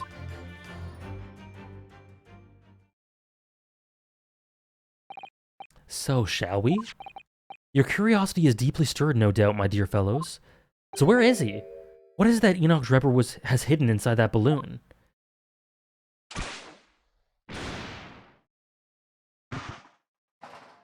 The head! Ah! What the? A waxwork? He isn't even surprised. A waxwork head inside a metal mask. A mask that is shut tight and fastened with a strong and quite impenetrable lock. So we can't see the face inside. That means... Just a moment. This is the head of a waxwork model? Does that mean... Oh, goodness. I see you've joined the dots, Miss Susato. Excellent. Of course, a headless waxwork model. The case... Oops. Of the abducted Madame Tuspel's model that you largely solved, it was only the head of the killer that was still missing. Indeed it was. But I believe Madame Tuspel's will now have to settle her sizable account with me. This, as you have now surmised, is the head of the infamous professor. Yes, but why is it here? This conclusively confirms my suspicions. The man responsible for stealing the professor from Madame Tuspel's and returning it sans tête earlier today was none other than Enoch Drebber. This is incredible. Professor Harebrain's case and the waxwork abduction they're inextricably linked by Enoch Drebber's workshop. Oh my gosh. Thank you, Kirby HM. Thank you very much for the brand new Prime sub. Thank you, I really appreciate it. Hope you're enjoying the stream. You can put that towards one of the goals if you'd like, or you can just vibe, or put it in the bank, or whatever. Either way, thank you so much. Thank you so much. Well, it appears our logical pleasure cruise has come to an end, my dear fellows. All that remains is, yes, to speak with the architect of this adventure. The variation on the song? Oh, no problem, Kirby. Glad you're enjoying the One Piece content. The architect? You mean Mr. Drebber? It seems quite impossible that he escaped via one of the skylights. Obviously, the man must still be here in the room. What? And his location should be abundantly clear. If you simply reflect on the journey we've made together during this deduction, he's right here somewhere in this room? So, Mr. Naruhodo, will you do the honors? Yes, of course. Mr. Drebber's hiding place must be the... You know, I'm sticking to it. Why would he need the safe combination, if not to open the safe?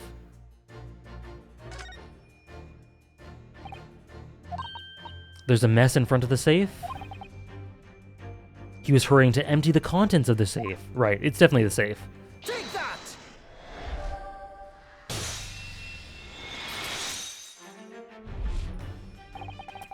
Before we gained access to this back room, we heard noises from in here. Which tells me that the engineer was still in the building at that point in time. He was in fact searching for the safe combination, and pressed for time made no attempt to right the furniture that he overturned in the process, from which we can deduce that his search for the combination happened very recently indeed. In summary, Mr. Enoch Drebber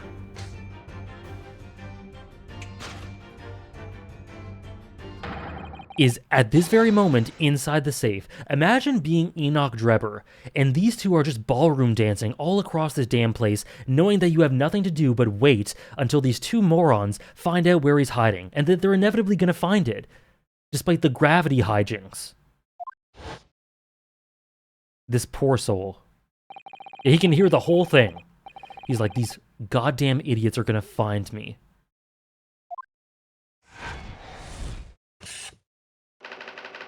I'd give up, honestly. Yeah, what about the dynamite? True. What about the dynamite?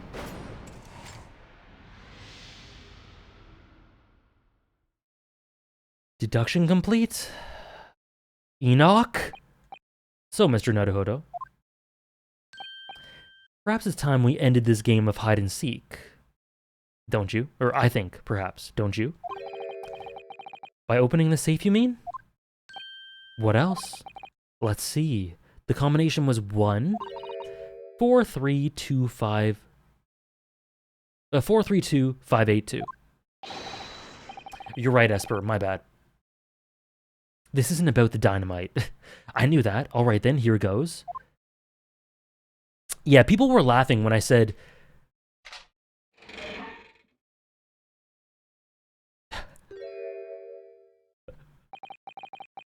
You found me.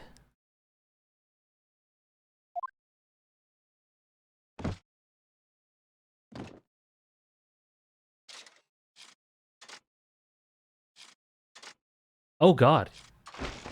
Whoa. All right.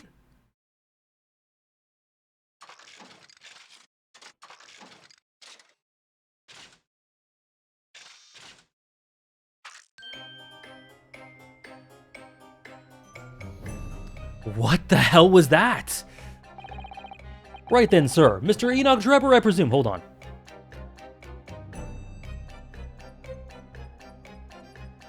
What did I just witness? I don't know, Sarah. Your guess is as good as mine.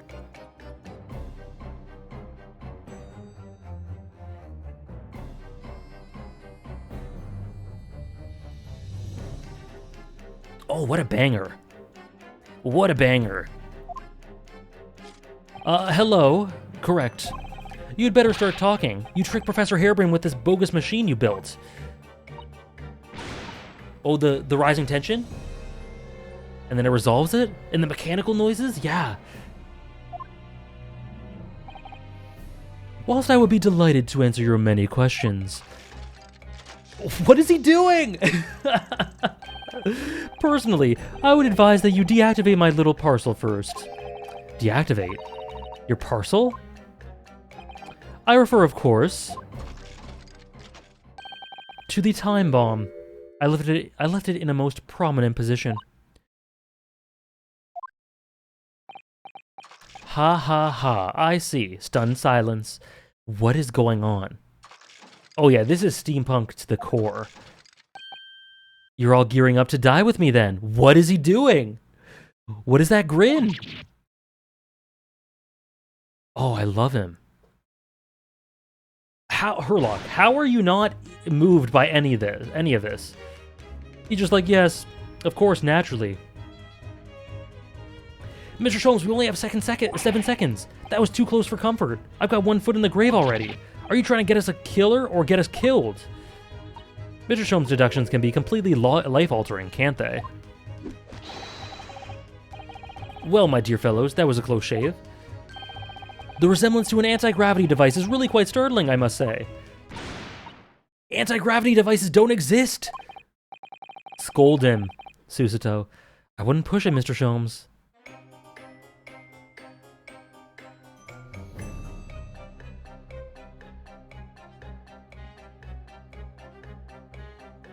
Yeah, Herlock doesn't care that we almost died. What did he say?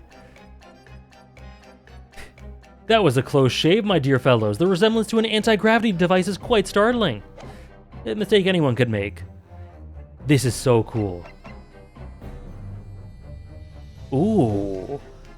The almost, Eastern elements to the song there. The little the little flare there. And the tension goes up, and then it dissipates in a second. So cool. What a great theme. What happened here? What on earth happened in here? You found me, haven't you? No need to screw me down any further. What is the smile? Everything here is precisely what it seems. Yeah, well, we'll be giving it a thorough going over. Don't you worry, Drebber. What fails to click with me is how you were able to locate my workshop. That is not what I was not expecting. Ooh, the shrug! How's he so sassy?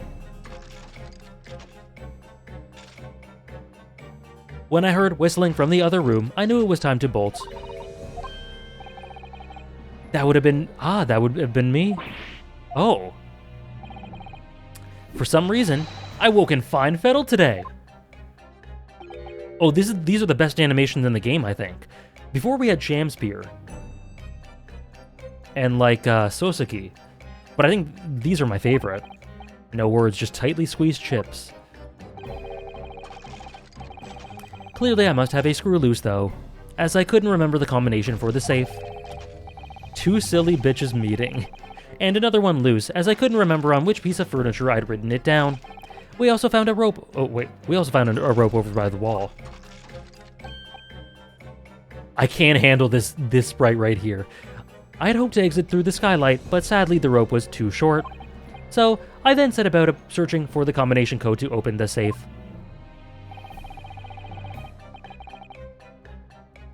Oh, I don't forget Propingus.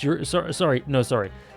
I don't forget Eggert, but I did forget that he was one of the kings of the animation, so my mistake. And burning the incriminating blueprints, don't forget. Regrettably, though, you failed to retrieve the head from the balloon among the rafters. Oh, shit. And after that, you hid yourself inside the safe? Thank you, MK. Having first set this parcel ticking. Well, I had no intention of being nailed by the police. Got a death wish, have ya? Hiding right beside a ticking time bomb? Please, why do you suppose I chose to hide inside the safe? It's no ordinary safe, it's specially designed. A dynamite explosion wouldn't leave a scratch on it. That might be important. So in fact, the safe was the only safe place. Ho ho ho!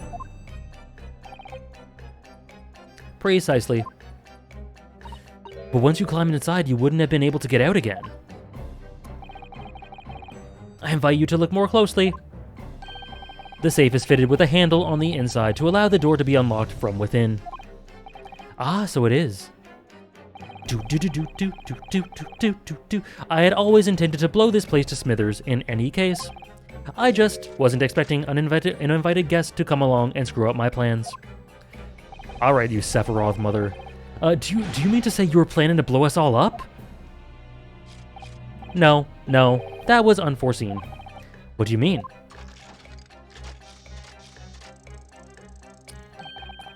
Most people run, you see, when they see a ticking time bomb at their feet. Sholmes is not most people. Ah, I calculated the time required for retreat to a safe distance and set the device accordingly. Oh my god. Oh my god. Oh my god. It's beautiful. But your seemingly endless discourse in here threw a spanner in the works. This is beautiful. Look how proud he looks. Look how proud he looks. He really is the biggest idiot. I love him so much. Is something wrong, Gregson? Do I have something on my face besides the usual eyes, ears, nose, and mouth?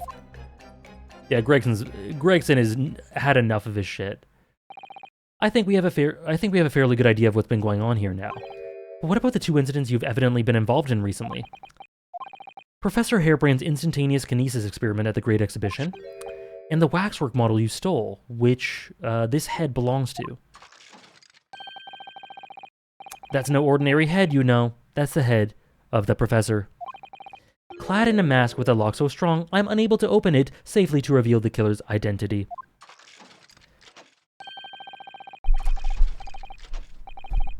Wow, I cannot shrug like him. Whoa, what is going on? Peak after peak. I've been considering carrying it around as protection. After all, that's enough. What's going on here, Gregson? I'm sure you're aware that I have sole jurisdiction to investigate here. Yes, well, Dr. Scythe again. So the forensic investigation team are here. And you know full well this engineer is a key witness. Why are you allowing this lawyer access to him? If Lord Strongheart knew of this, you'd be finished. You lot, leave at once. My dear madam, there's no need for such a threatening tone, I assure you. After all, that's no way to greet an old acquaintance, is it, Dr. Scythe? Oh?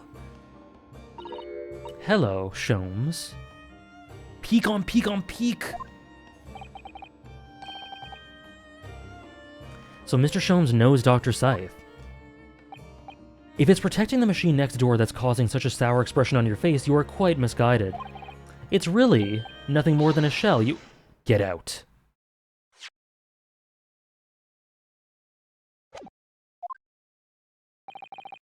But of course, we'll show ourselves the door. I see you haven't softened at all. Mr. Naruhodo? Yes? It would appear that our delightfully entertaining investigations have run their course for today.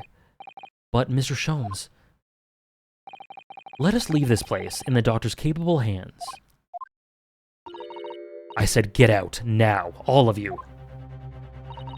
Your presence here is not required either, Gregson. They were acquaintances? Understood. But I'll just say one thing before I head off. If it wasn't for this lawyer and his companions, we'd never have found this place, and the whole workshop would have been blown to bits. There was a time bomb set in here that this lot disarmed. Inspector.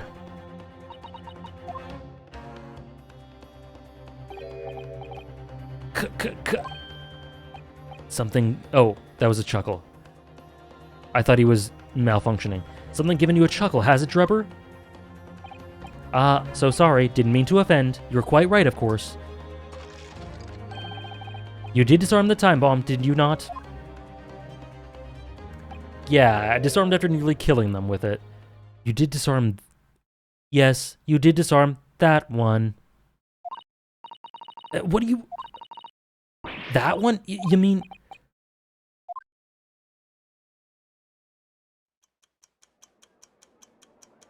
What?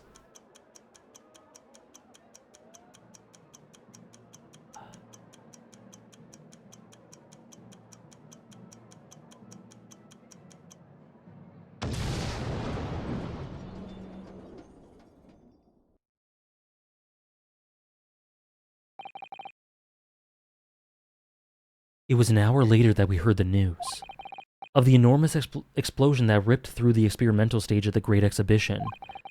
Professor Harebrain's invention and all its secrets were blown away forever.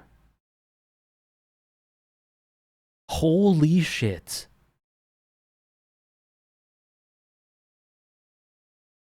Drebber? Drebber already kinda goated. Already.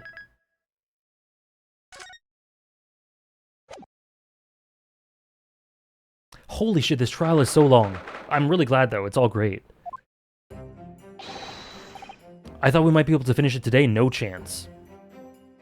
Good morning to you, Mr. Naruhodo. Good morning, Professor. Ready for today's proceedings? And Drebber's gonna be a witness, right? Oh, so peak. This is so good. This is so good. Yeah, he didn't talk about the bomb till it was blowing up. Alright, Briggs. So as soon as we enter the courtroom, I think I'm gonna take a bathroom break, and then come back and play for a bit more for today. But I do need a bathroom break soon. I hope so. I should be. Even... Good morning, my dear fellows! Yeah, and we have this on Wednesday. Perfect. Mr. Sholmes, you're here. Why, naturally, a true gentleman stands shoulder to shoulder with his friends in battle at all times. Thank you, I really appreciate it. I'll see you later then. Oh my god. Now, Professor, we really need you to remain in calm in the courtroom today. Yes, do try your hardest not to not to enter the witness stand uninvited again. Yes, I will. I realize it was a mistake, but my dear fellows, I must interject. He's upset. We didn't pay adequate attention to him, and now he's grumpy. Oh, you're still here, Mr. Sholmes. What's the matter? Surely you've overlooked some praise, have you not, to be cast in my direction? Sorry, I don't follow. Must I spell it out? I, the great detective, the great Herlock Sholmes, the greatest detective of worldwide acclamation, arose at some odd, ungodly hour to be here now, first thing in the morning. A miracle, you must agree. Well, if I must agree, then... As you know, my sleep is quite impregnable. Iris had to employ her full gamut of tactics. She pulled the covers off, shook me, poked both cheeks, punched me, and kicked me from the bed. Then she poured a cup of her, latest experimental blend on my face, and at last I was bestirred. Probably antagonist. Relatable king? Absolutely. Oh my, Iris has been busy. I miss Iris too. I miss her too. Iris doesn't have it in her to go that far. She's too nice. Ah, I sense the spirit of a fellow scientist, one who relishes the infinite possibilities of blending tea. I'm the one worthy of praise here, not Iris. This is my victory. He literally said, this isn't about her. He literally said it.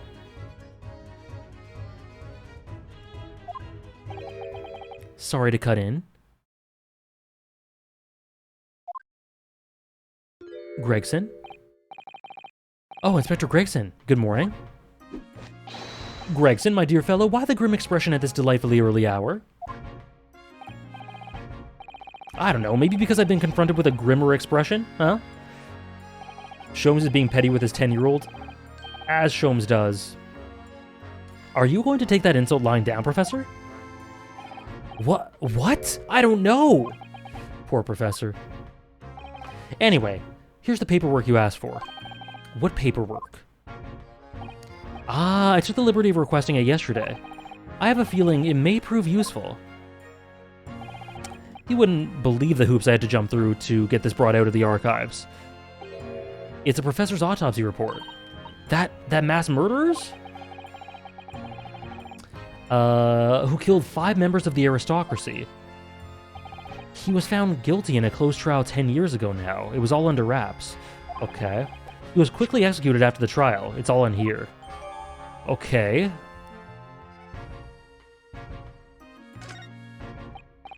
Yeah, they had to do that, eh, Nora? I don't know what to say. Thank you, Inspector. Yes, much obliged, Gregson.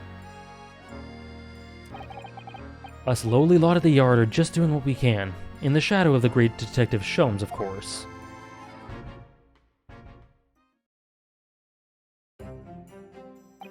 Well then, Professor Harebrain, this is it. Today we're going to lay all this to rest at last. I wish you the best of luck, Professor. I suppose he'll be in there today, will he? Drebber. Yes, we expect the prosecution to summon him as a witness. Peek! I'm still amazed that you managed to find him in just one day. I really owe you both so much. Counsel and the defendant, the trial's about to resume. Kindly make your way into the courtroom at once. I can't wait. This is it then, the final chapter. Funny, my heart's racing a little. I've not felt this before, actually, this strange foreboding. As if something's going to happen in this trial that I'm not ready for. But I can't let that distract me from the only thing that really matters. Finding the truth. Thank you, Soul Samurai. I will need my thinking cap on. No, bitch, you owe Toby for finding Enoch. In the name of Her Majesty the Queen, I hereby declare the court to be in session. We resume the public hearing of Albert Harebrain, here present, who stands accused of murder. Are the counsel for the prosecution and defense ready to proceed? The prosecution is ready, my lord. I can't wait, Esper. Oh, this is all set up so well. The defense is ready, my lord. The trial's tough? Oh, shit. As promised, well, we'll see how I start off with it today. As promised, Lord Van Zieks has his apprentice with him. His apprentice with memory loss. If I may, Lord Van Zieks. Yes, my lord? There appears to be someone standing at your side. Thank you, Nora. Ah, yes, my apprentice and assistant. The prosecution believes today's proceedings will see the complexity of this case rise considerably.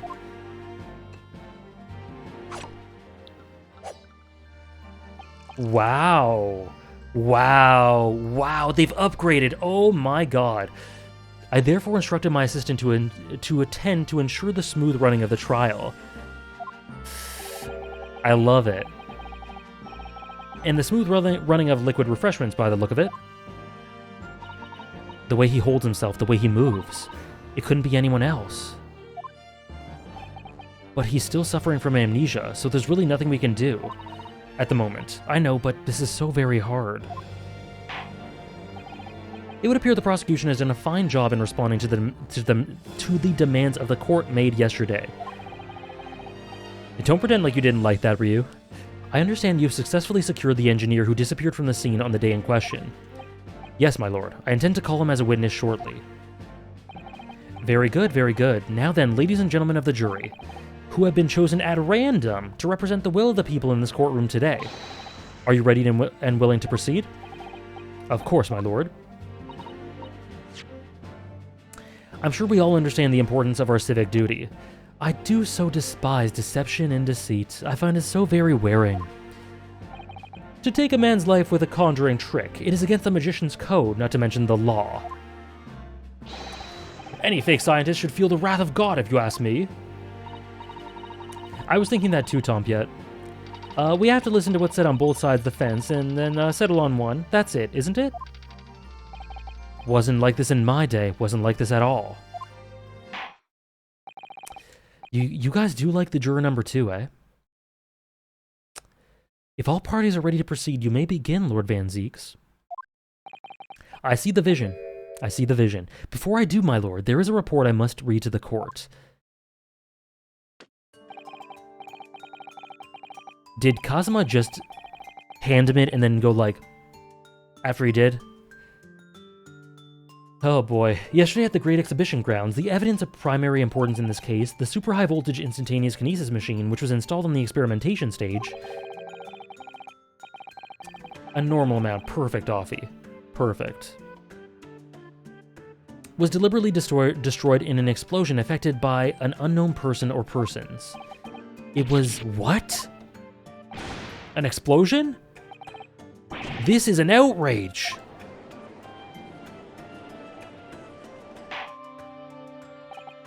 Yes, I heard this grave news yesterday. Scotland Yard submitted a report to my office this evening. Or in the evening. I read that the machine was blasted to smithers, and the wreckage reduced to ashes in the flame. I have here a photographic print, taken in the wake of the explosion. Okay. It's open on the bottom. It shows what little remains of the machine.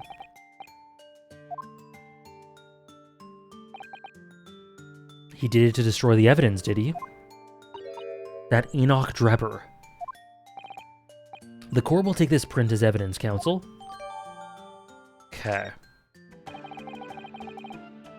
Late yesterday afternoon, the protection afforded to the machine by the Special Dispensation for Scientific Equipment Act was revoked.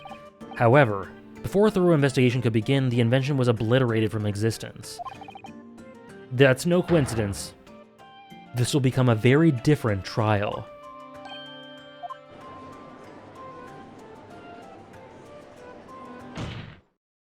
As it stands now, with no evidence on which to draw meaningful conclusions, the authenticity of the kinesis machine will remain forever in obscurity. Indeed.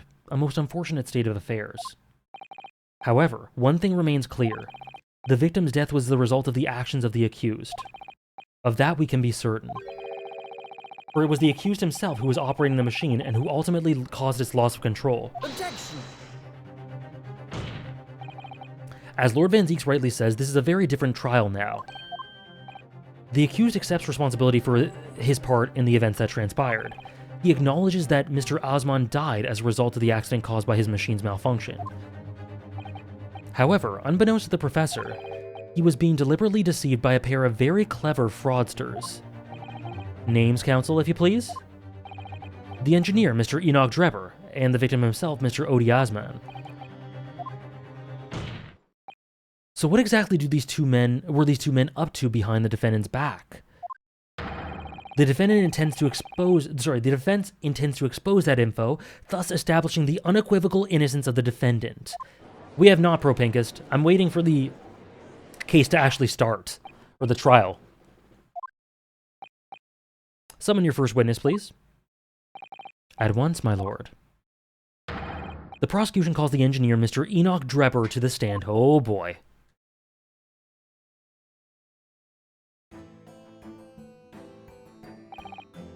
State your name and occupation for the court. Okay, I'll stop right here. Quick bathroom break, guys. We will be back in just a couple minutes. Take a stretch, go to the bathroom if you need to, drink some water, and we'll be back with the man who is already my goat. Already.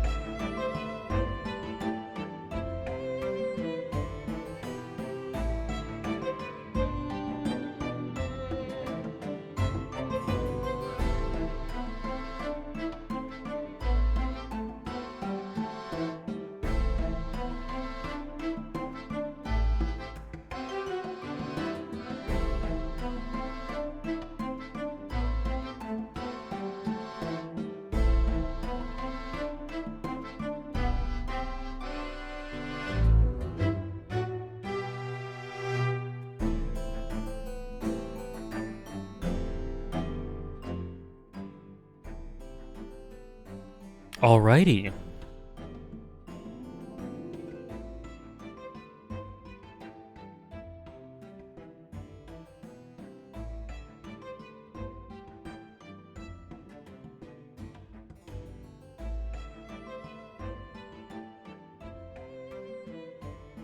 Let's do it. I'm a little scared because you guys were saying this is a very hard case, a hard trial, but we'll do my best. I'll do my best.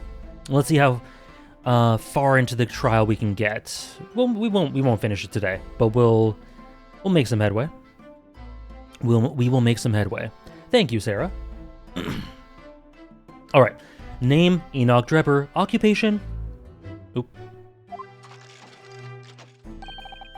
Hard to pin down, I would say. What I love the shrug animation is so perfect. Thank you, Soul Samurai.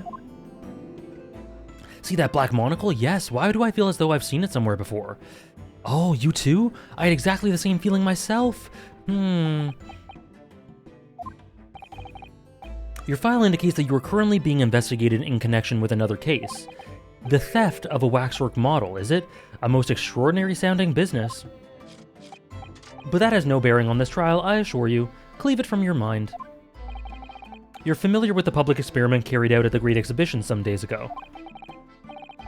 The accused super high voltage instantaneous kinesis demonstration. Yes, you could say that. I am aware of it. There was a terrible accident, wasn't there?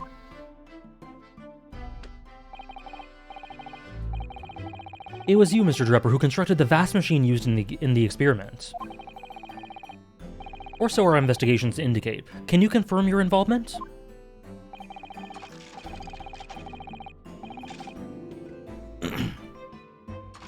Yes, I constructed it in precise accordance with the blueprints, but that's all. Occupation? Baddied. Professional baddie.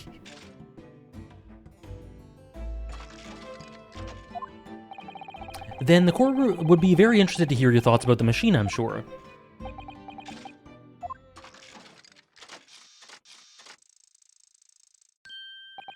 An amazing device, if you ask me. The pinnacle of modern science, making instantaneous kinesis a reality at last. What? Good gracious, do you mean to say that it was bona fide? Is that your belief, sir? Yes, that is very much my belief. Such a waste that it blew up. Objection. Such a waste, eh? But we've already established the machine was nothing more than a prop for an elaborate conjuring trick. Objection. You've established nothing of the sort. All that was shown during yesterday's proceedings is that the same outcome could have been produced by means of stage trickery. The defense merely proposed a method and demonstrated its feasibility, nothing more. But... Welcome back, Briggs. We procrastinated long enough, I feel. Witness, you will now give your formal testimony about the machine that you constructed for the purpose of the demonstration at the Great Exhibition. Understood. Oh boy.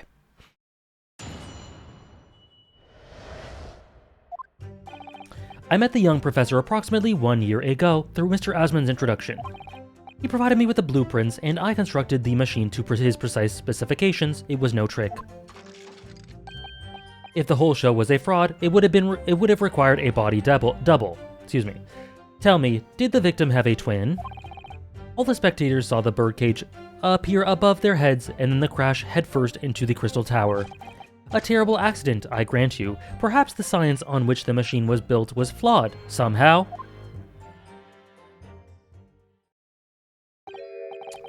Wait.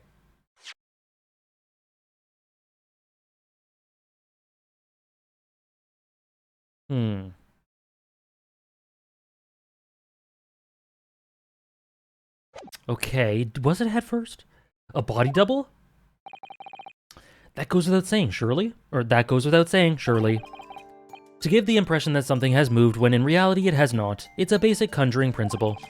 The deception cannot be achieved without substituting the original with a fake at some point in the performance. But would I be right in saying you haven't managed to establish anything along those lines? Ugh. Incidentally, The prosecution has already confirmed that Mr. Osman has no twin siblings. It's my understanding that this witness is well versed in conjuring artfulness. Thank you, Propingist. But such talents do not indicate that he was actually able to accomplish what he claims. Namely, the construction of what, by all accounts, must have been an extremely complex scientific machine. Whatever do you mean? Yesterday's proceedings brought the true nature of your past exploits to light, Mr. Drebber. Indeed it did, my lord. As a swindler who preys on innocent scientists to elicit government grant money through conjuring know-how. Yes, it is true that I possess considerable knowledge of stage magic. But crucial, that smile. My scientific knowledge more than matches that of any academic in the field. Investigation of the witness's workshop attests to that claim, my lord. Excuse me, sorry. Sorry for the gross sniff, guys. As evidence, the police found this Royal Society trophy for young talent in science there. Yes, that's true. We spotted it there ourselves. If a hypothesis is sound, it can always be forged into a physical manifestation with sufficient skill. Though I may have sold the secrets of some deceptive wiles to sniveling, talentless scientists in the past. How old is... Good question. How old is he? 35. Courtney's 39. Courtney Scythe? Or Scythe, excuse me. Drebber is quite possibly the smartest witness in the entire series. It's incredible how that intelligence shined through his adaptability and the mechanics of the case. Poor dude aged horribly. She is looking good for 39, I'll say. Bohemian boy.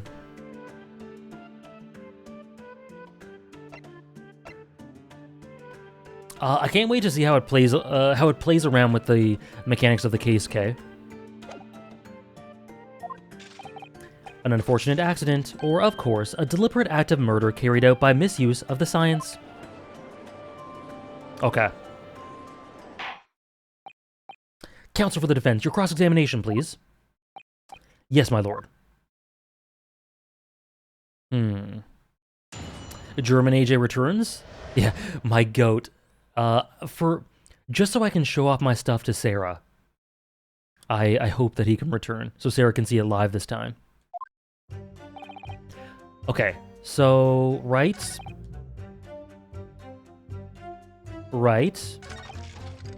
Was it this one? Or the next one?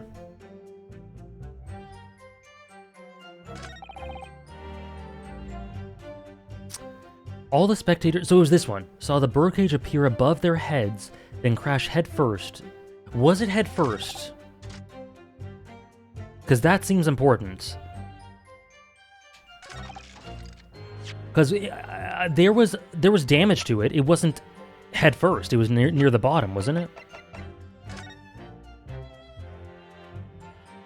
Because this would be headfirst, right here. This is the bottom. But I don't know if that's a contradiction.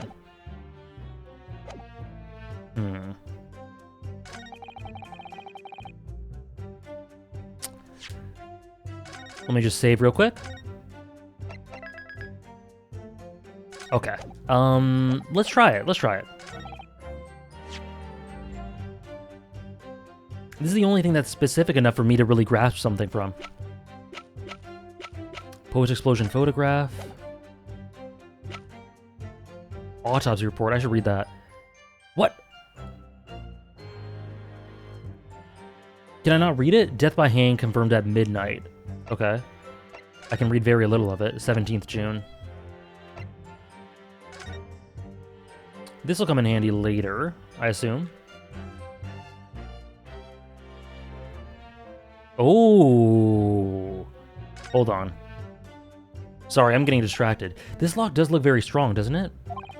There's definitely no way you could remove the mask yourself if it was put on you. What a terrible way to treat someone, even a convicted criminal. I know, it's starting to make me livid, actually. Mr. Naruhodo, please. I mean, just think about it. Imagine if you had an itch on your cheek all of a sudden. You'd be utterly helpless. Well, yes, that's true, but I'm not sure that warrants quite so much anger. Hey, Wolfman, welcome back. I'm enjoying very much. Alright, sorry. Okay. What was I even doing here? Oh, yeah. We were... Okay.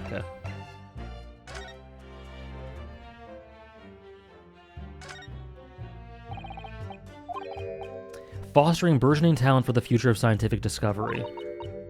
Seems rather ironic, doesn't it? Okay.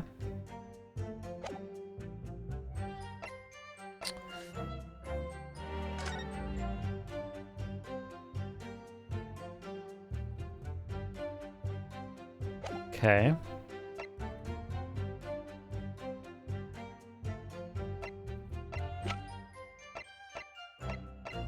Okay.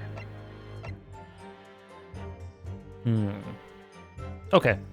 I was just making sure I had everything in order. So I think I'm going to present that here. Objection. Cool. We've examined the birdcage that crashed into the Crystal Tower ourselves. As you can see, the cage, which is a wooden construction, has sustained damage in one particular spot. Following the explosion, he shakes his head. It fell some 30 feet into the glass of the Crystal Tower. That level of damage is to be expected, surely. I agree, the damage itself is entirely understandable. However, the location. Yeah. Oh? All the breakages in the wood are at the base of the birdcage, not the top. What are you saying? That's the opposite of where they should be. That's right, my lord.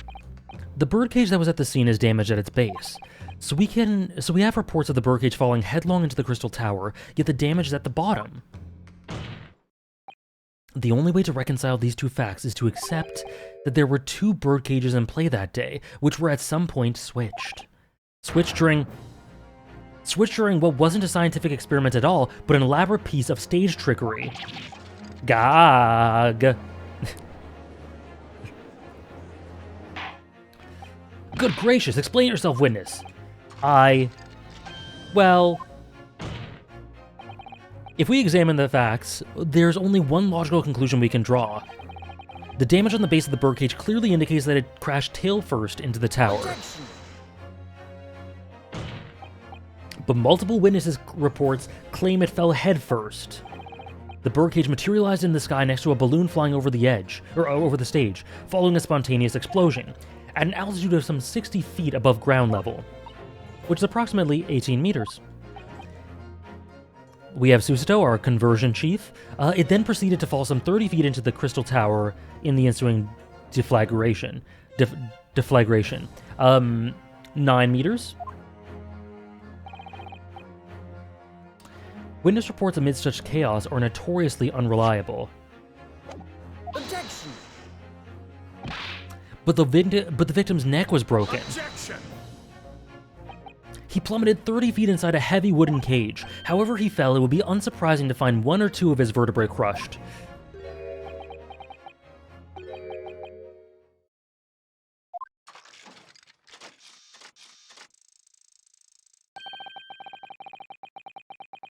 A riveting scientific analysis of events from the prosecution there. Though to be even more rigorous, you would have to say it was only one vertebra, actually. He wasn't quiet for long. I find it hard to see what's motivating Lord Van Zieks. This witness is clearly a swindler, and one who deceived a personal friend of his. If you're going to establish this deception, do it right. Sorry? I feel like that's the undertone here. Epic! This is epic. This is sick. Deflagration. Deflagration. Okay, thank you, Oratorio. Ah yes, and there's one more point. The defense appears to have forgotten. It obviously wasn't a trick, as a certain truth very plainly demonstrates. What? It seems to me that this cross-examination had better continue until we resolve this matter. Mr. Draper, you will amend your testimony with details of this truth. Yeah, Ryu is in sync. Ryu is big time in sync with Van Zeeks. Of course, we will treat the matter scientifically after all. I nearly had him there.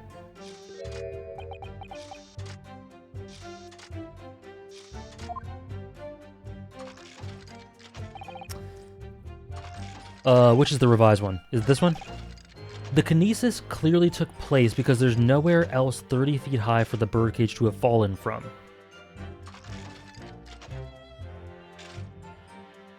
That's not true. Hold on, that's not true. Wasn't there a balloon?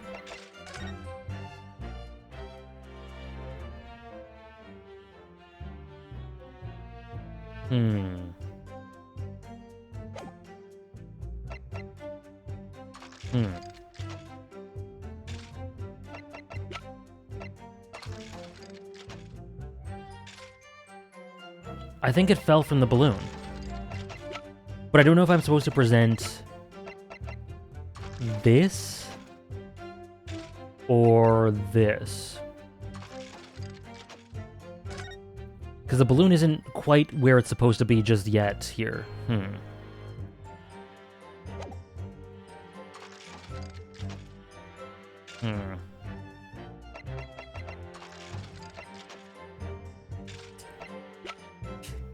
Is there anything else? Oh, maybe this too. Oh, maybe this too. I mean, that's kind of showing it.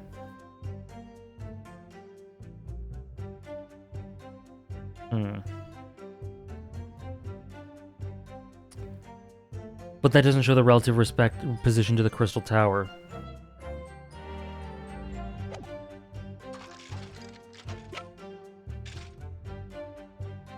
I think the point here is 30 feet high, so we'll try this one. I don't think it's right, but I think it's one of those three. I'm most confident in this one because of the height. Objection.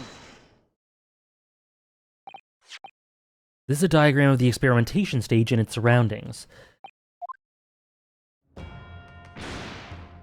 Beautiful. We know that somehow the birdcage appeared in midair before falling down to the crystal tower. A fall of about 30 feet or 9 meters. However, if you examine the diagram carefully, you'll see that there is one other possible location from which the birdcage could have fallen. The same distance of 30 feet. No. Well, it appears the defense has a possible explanation to put forward. Go ahead, counsel. Yes, my lord. Of course. You will indicate the place which you are referring to on the diagram.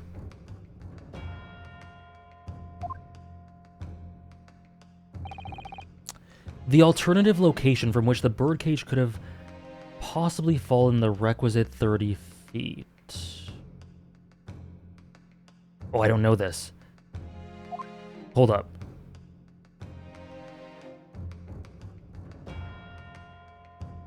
Oh, no, I got it. So the 30 feet is roughly this distance. Roughly the distance of my index finger to my thumb like this. And you guys can't see, but I'm matching it. And I'm matching it to the bottom left here, from the base of the top of the machine to the actual bottom of the machine where there's a cage that opens up. So I think it's that. So maybe right here?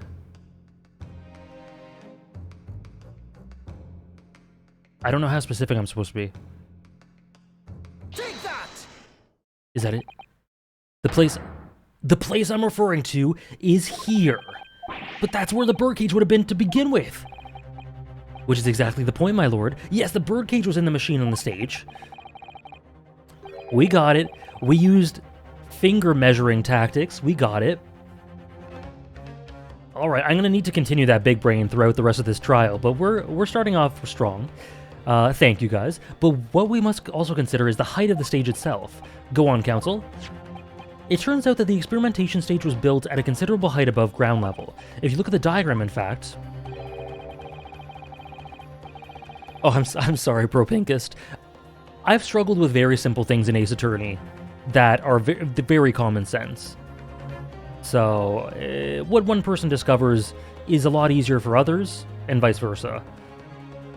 You see, it's at about the same height above the ground as the balloon was above the crash site.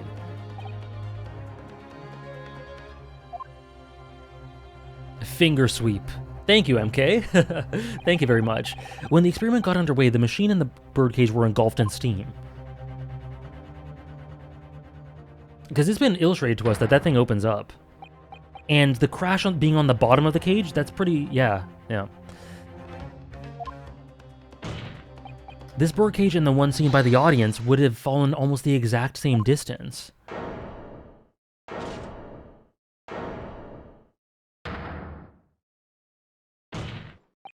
Once again, my lord, this all points to the fact that there was not one birdcage, but two. Objection! My learned friend has no evidence that the stage had such a contrivance in its design. Oh, God. Someone is responsible for the criminal destruction of the kinesis machine itself, true. However, the stage still stands. And take a moment to look at the photographic print of the scene following yesterday's explosion. Good lord, the metal grill that formed the floor of the machine is undone. Yes, most likely blown open by the force of the explosion that destroyed the rest of the machine. The defense calls for the space below the stage to be investigated immediately.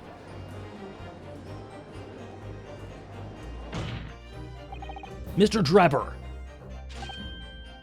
Yeah, I was thinking that, Nora. I was going, I wonder if they're going to make me present that, but it's so clear. It was you who built the kinesis machine, which means that it was you who built the two bird cages that were used to carry out this deception. Whether Professor Harebrain's hypothesis is sound or not makes no difference, because it's the construction of this machine that matters, a machine designed to take Mr. Osmond's life. And lay the blame firmly at the professor's door, something that could only have been carried out by you, Mr. Enoch Drebber. Whoa. Grr. Oh, God. Objection! Cosmo's so cool.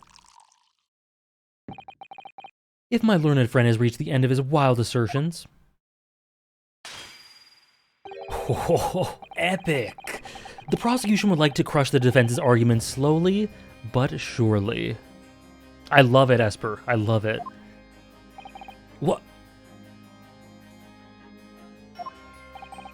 Your argument fails to hold water on 2 counts. Janitor sigh. 2. Firstly, thank you for the follow, Kelsier. Kelsier? Thank you for the follow. Before and after the experiment, this witness went nowhere near the kinesis machine. Every relevant member of staff from the exhibition has attested to that. And I believe members of Scotland Yard have also been on watch duty at every public experiment. In other words, Mr. Drebber had no opportunity to switch the alleged pair of bird cages. Objection! Mistborn reference? Oh, I wouldn't know. But I've already explained why he wouldn't have needed to.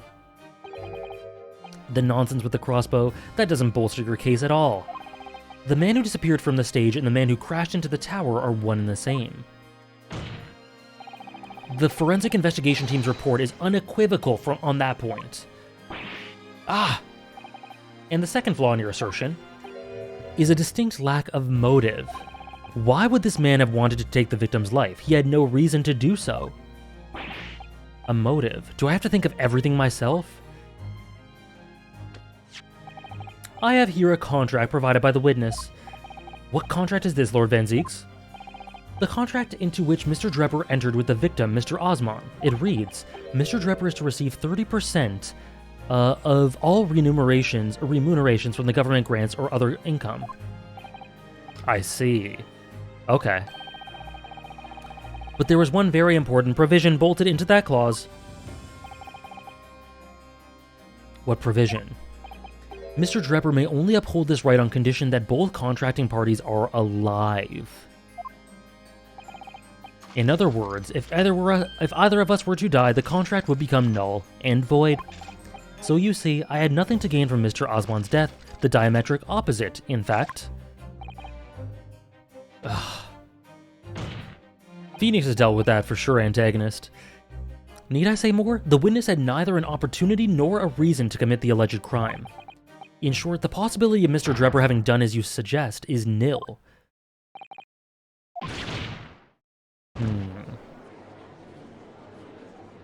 Okay. It seems the defense's assertion was somewhat wide of the mark. Lord Van Zeeks, you will submit the contract as evidence. Okay. Okay. It's true. If Drebber had no opportunity to switch the bird cage under the stage with the one in the Crystal Tower, he couldn't have done it, and in any case, I have no idea what his motive might have been. There is one aspect of your argument that still holds true, however. There were 2 bird cages. The prosecution is unable to deny that. So I'm sure you're on the right lines, Mr. Naruhodo. And I have no doubt that there are other aspects of your assertion that are undeniable truths too. Queen. Well, it would seem that the defense has no rejoinder to offer.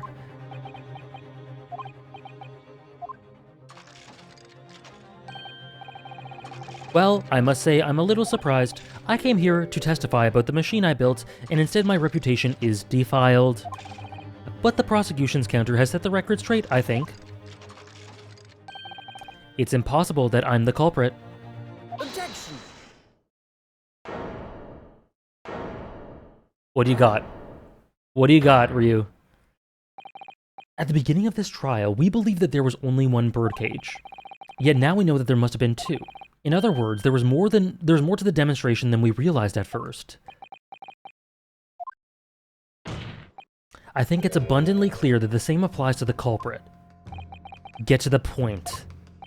The stage demonstration was constructed and set up in its entirety by you, Mr. Drebber. Therefore, it's inconceivable that you had no hand in the events that transpired.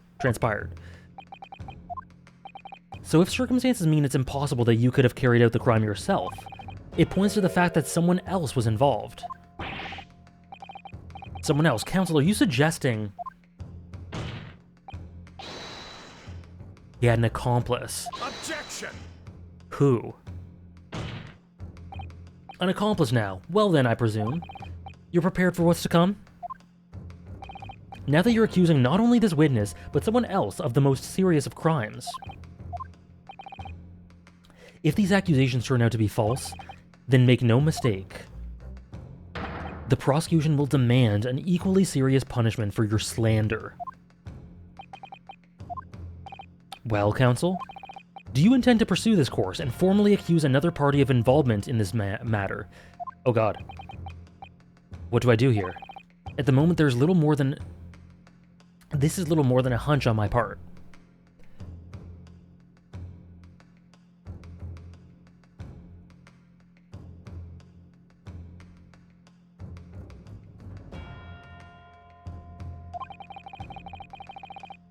I don't know for sure if Drebber had an accomplice or if he really is the culprit.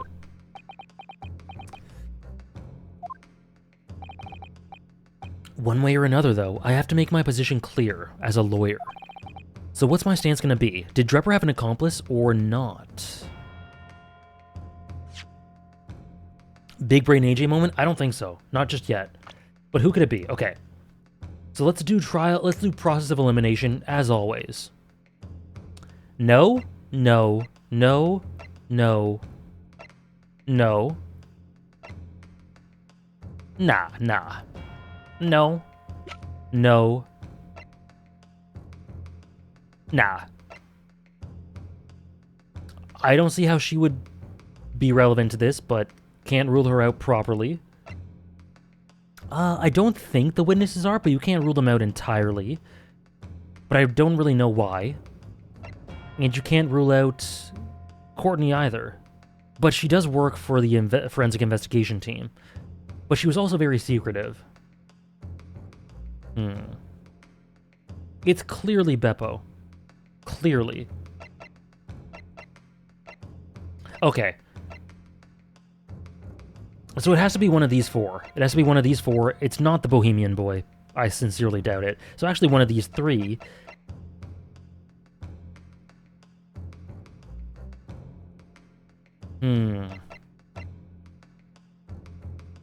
But yeah, he's saying it's a hunch. I don't see much solid evidence outside of vibes or a hunch to lead us to that.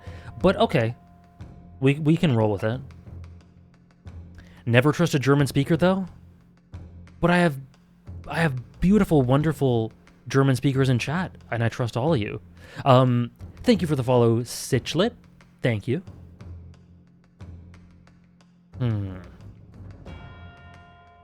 So I think, yeah. But who am I gonna lean on? The defense is ready to name Mr. Oh, wait, hold on. Okay. Drebber.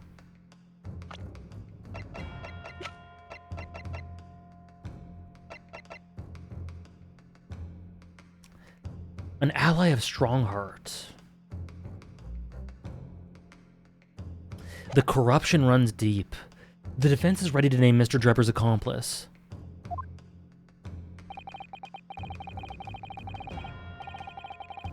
Somehow the two bird cages must have been switched. Everything points to that. Yet according to the coroner's report, that's not a possibility. Oh, there we go. That's it right there. That's it. Yep, that inconsistency itself is a clue. There we go. It's Scythe. It's Scythe. Right? Because she's the one who told us that. Council. My lord?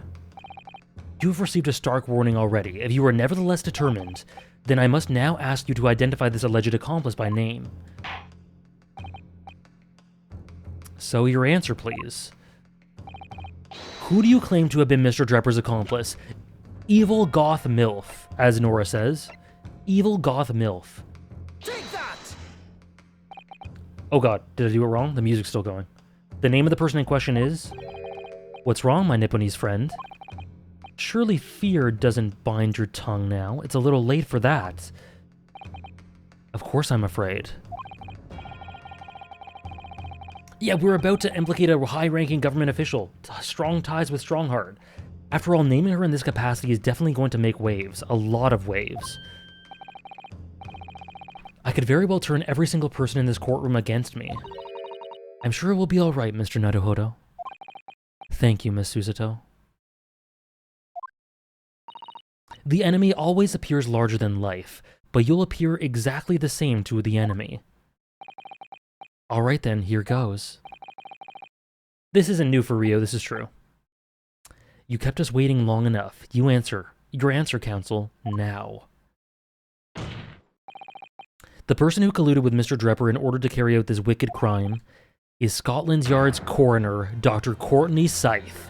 Holy shit. What in blazes are you talking about, Dr. Scythe? The head of the forensic investigation team and the coroner who conducted the autopsy on the victim?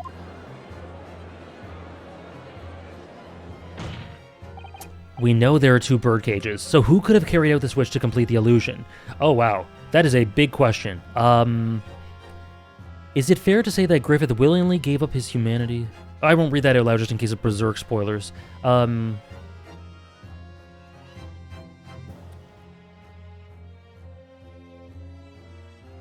Yes, I think it is. I think it is, Sichlet. So who could have carried out the switch to complete the illusion? The accident happened in front of a huge crowd of spectators, and the area was immediately sealed off. Then everyone, forensic officers included, were banished to make way for the forensic investigation team. When else could the switch have occurred? It can only have been in that team's presence. It's essential that the court determines exactly what happened following the incident. The defense demands that Dr. Scythe be summoned to the witness stand at once to testify. Okay. Yeah, what's gonna happen to him now? You've got nerve, kid, standing up there, dragging the Yard's name through the mud. I didn't mean to. I know the woman very well. There's no better dead room worker out there. How dare you call her a criminal? My learned friend's imagination appears to be wilder than the East End at night. But the recklessness of your accusation aside, there's another grave problem with your argument. One which the prosecution demands you address at once, just like many memo, Nora. A grave problem? Oh my word. Who do you claim acted as the victim's doppelganger? What?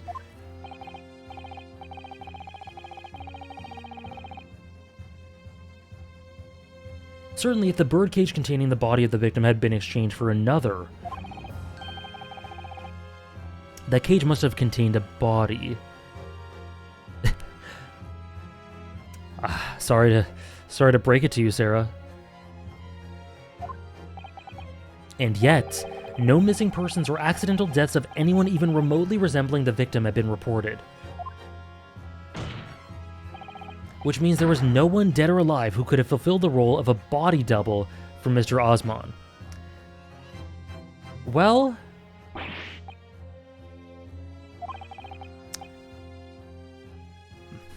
I don't know about that. If my argument that there were 2 bird cages, there must also have been 1 person inside each.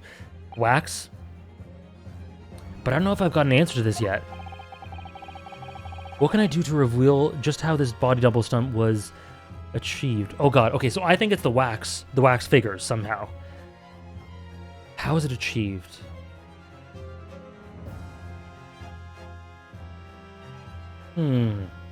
Okay, so this is what I'm thinking. I may be big braining, or I may be speaking out of my ass, or both. So, Drebber needed to hide himself, right, in the safe. But he conspicuously left something hidden. That something was this. It's locked as well.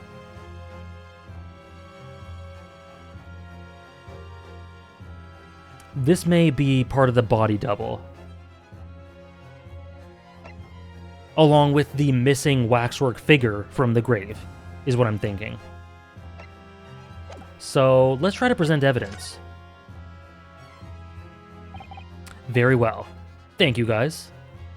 The defense will address my learned friend's concerns by presenting a tell 'em sassy for you, evidence that reveals the true nature of Mr. Osman's body double. Good gracious, evidence? I do hope this isn't filibustering, counsel. The court is expecting a name. If you think you have relevant evidence, present it now. The body double and the birdcage were hiding inside the balloon that was floating above the stage. Thank you, Ramuki. Which means that any witnesses would have only seen them from 60 feet away. So who was that appeared out of the explosion some 18 meters above the spectators?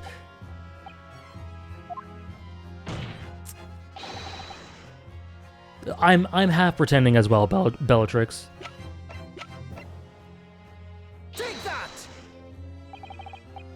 We know that the victim, Mr. Osman, was in the birdcage that was situated inside the kinesis machine on stage, and therefore he couldn't have been inside the second birdcage. Instead, that contained something else. What's been described as a body double, which is what fell from the sky and crashed into the Crystal Tower. Yes, counsel, according to your somewhat elaborate version of events. Urethra! Thank you, Absabius. Yeah, it might unintentionally spoil. That body double inside the second birdcage was in fact... It's alright, Mr. Naruhodo, you're ready for this. Just steel yourself, and come out with it. I love Susato.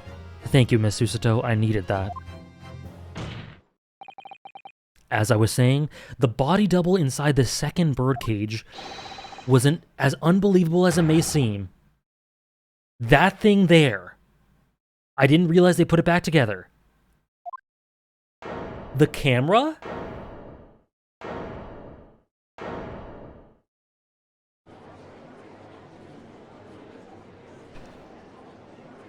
Objection!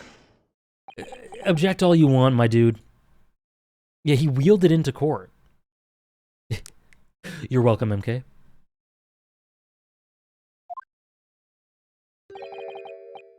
Open your eyes and look into mine, my Nipponese friend.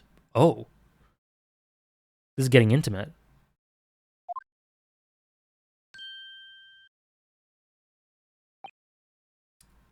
Now tell me. What are you playing at?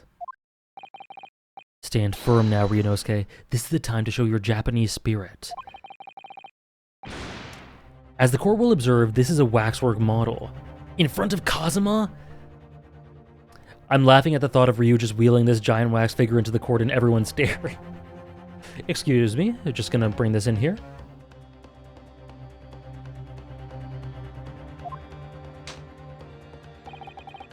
A model, in fact, of an infamous London murder from 10 years ago, the Professor. Objection! You started by indicting the leader of the forensic investigation team as an accomplice in this crime. And now you've moved on to indicting Waxworks? Yes, that's about the size of it. But why? And why this waxwork? It looks nothing like the victim. In fact, it could hardly resemble him less. What possible justification can you give?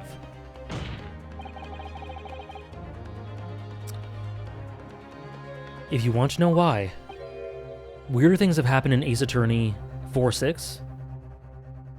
At this point, the series just ramps up and up. I don't doubt it. Ask Mr. Drebber.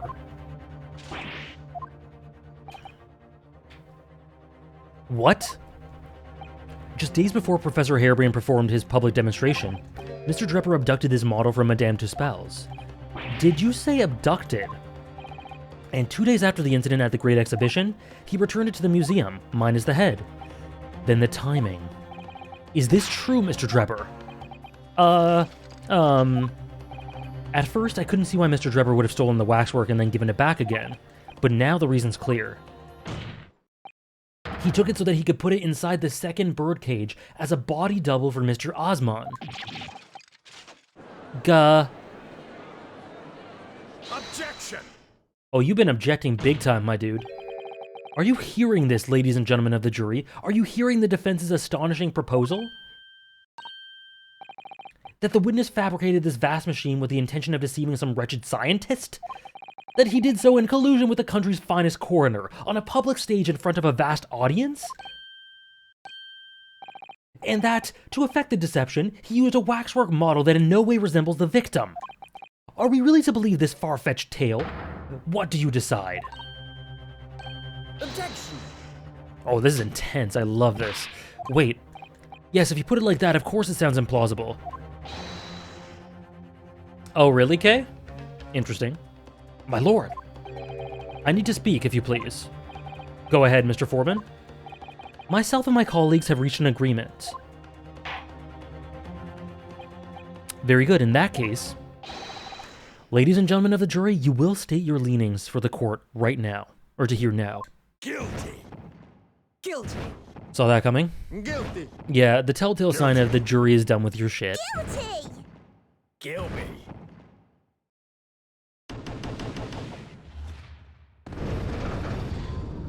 Alright, summation. The summation examination was always gonna come pretty quickly. So as indicated by the foreman, the jury has reached a consensus. I knew that was going to happen. We shall get through this, Mr. Naruhodo, as we always do. And uncover some new truths along the way, I'm quite sure. Yes, I agree. I'm going to appeal to the jurors as usual, and see if I can persuade them to change their mind. The defense will now embark on a summation examination. Are you and your fellows ready to proceed, Mr. Foreman? We are, my lord. I love how Van Zieks always used to complain about this. Now we just, like, get it over with. Alright. Alright.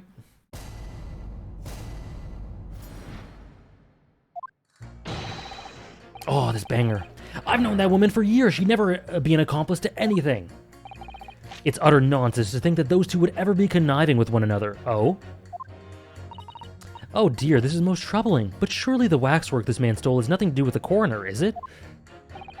I've had my own problems with members of the police. I do not trust them much. Oh? I've seen no rigorous proof that this waxwork was ever inside the birdcage. It's conjecture. Accusing someone without right evidences? He's not a proper job, is he? I won't have it. Alright. Somewhat unsurprisingly, it seems the introduction of this waxwork model to the proceedings has polarized opinion. Given that its face is obscured and its build in no way resembles that of the victim, I can only applaud my learned friend's temerity at suggesting that it has Mr. Osmond's body double. Yes, the applause is deafening, and yes, I know it seems extraordinary, but that's the point. That's why I have a strong feeling it's actually a greater clue than anyone realizes. What are you thinking, Mr. Naruhodo? I can't explain why at the moment, but I feel as though there's a specific reason why it has to be, why it was used, why it had to be this model. Really? A reason why nothing else would do? Yes, and I'm convinced it's something far more significant than whether or not the model looks like the victim. If that's the case...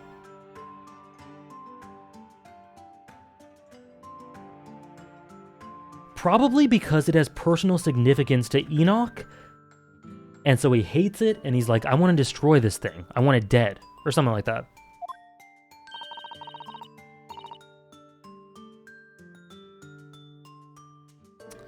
Yeah, I like how there's a magician in the jury and no one questions it.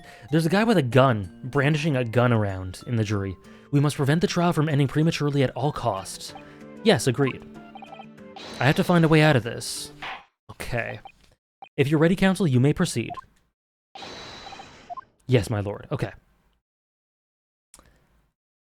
Strut your stuff. Strut your stuff, my dude. I've known that woman for years. Okay. Interesting how he's first. Okay, I want to know why it's utter nonsense that these two would ever be conniving. Hold it! It's just stopping after this summation examination? Okay, we'll see how it goes. We'll see how it goes, but I am going to stop pretty soon. But we're only just, especially because there's another stream on Wednesday, we're only just starting to understand this case. What are you reading there, sir? The man behind those murders on Solar Pond Street was caught in 2 days flat. That's real policing for you. That's really not relevant, is it? You're wrong there. Because it was Dr. Scythe in charge of examining the bodies, and it was evidence arising from her work that led to the arrest of the scoundrel responsible. Oh. That's right. Oh, the woman is at the forefront of this country's fight against crime. The idea that she's somehow involved in this murky business is a load of rubbish. A load of old tosh. I thought it was up to me to press the jurors, not the other way around. Sorry, one sec. Okay, cool. Okay. Okay, what trouble did you have with the police? I hope so too, Propingist. We'll be finishing it on Wednesday. What sort of problems? Let's just say we've run into each other on numerous occasions while I've been performing on the street. Right, I see. Obviously, artists such as myself cannot appear on stage as we work in close proximity to our audiences. Kinda based though, I think she didn't do it as well.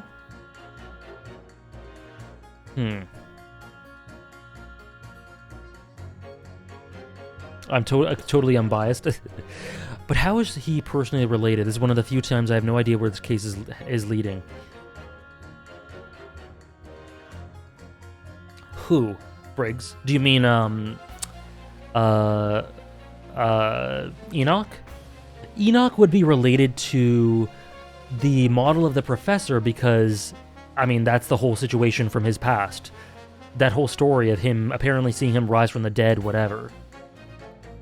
So something happened there. So he has some sort of relationship with the professor in that regard, which is why he may want to do something to his wax figure. I don't know.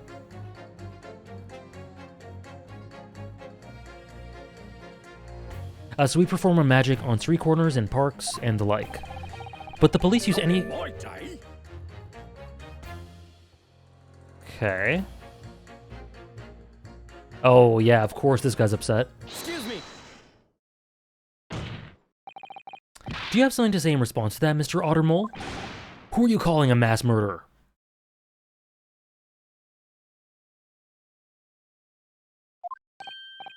Sorry, my mistake. I got confused when I heard you look like him. Oh, okay. You want to be looked up, Sonny? I misunderstood at once. Or at first. Thanks, Mr. Sholmes. Perhaps we could move on. I was really wondering if you had something you wanted to add in response to what... I need to cough. I'm dying.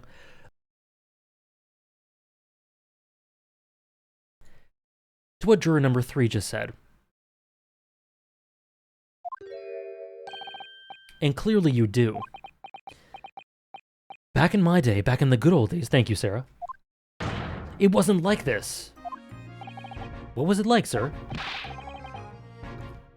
We worked our fingers to the bone to earn the public's trust, we did. And by Jove, we earned it. People respected us back then. Oh, I'm good, thank you, Gropinkist. Respected you? No one would have called a coroner into question in them days. A coroner's report was the hallmark of an investigation done right, especially when Dr. Courtney Stevens put her name to it. She was the best at... Hold on a minute. Yeah, Stevens. What are you talking about? Who's Courtney Stevens? Sorry, got a bit carried away. Stevens is Dr. Scythe's maiden name. Her maiden name. So that was before she was married.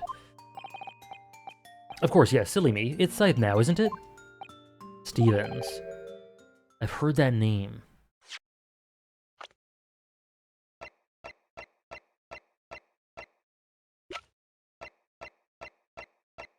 Where did I hear it? Where did I hear it?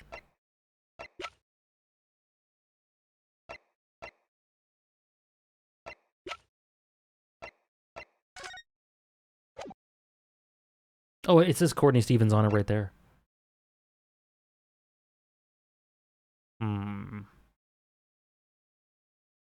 She married me and clearly my last name is Scythe? Perfect. Thank you, Esper. Anyway, the point is, those were the great days of policing, not like now. Sorry to interrupt, sir. But do you think you could change your statement to include that name? Well, yes, I don't see why not. Okay, how does that affect anything else? Okay, she was Courtney Stevens. Okay, how does that affect other stuff?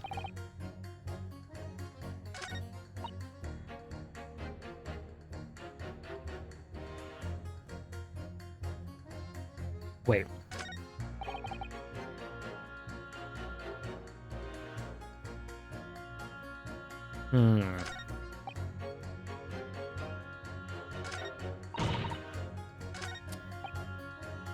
Stevens.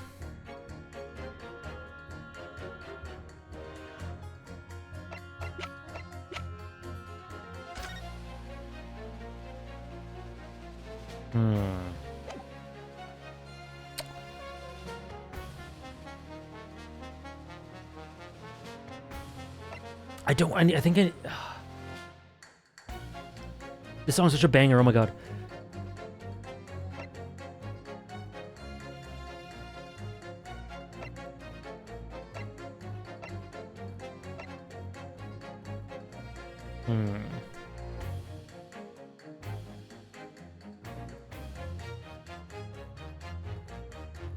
See ya, Panda Emma.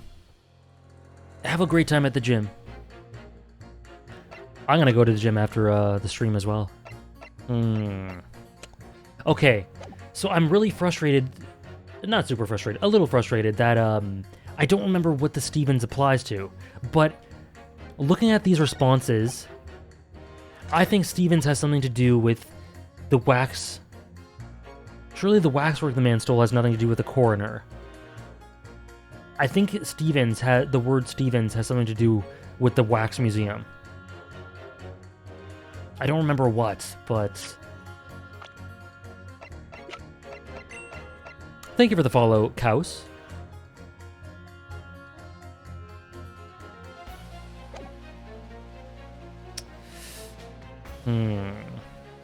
We'll do this. Because I think that's it, but I don't remember specifically.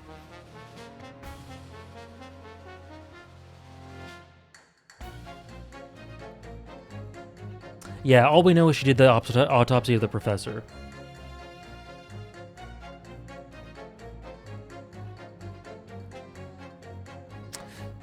So, I don't know if that's big enough of a connection because Ryu just said I've heard that name somewhere. So I think the identity of where he heard that name is key to this that I'm not just getting, but because I don't think she did the autopsy of the professor before is enough of a connection. It does have something to do with the coroner, but probably not enough. Either way, let's try it. Objection.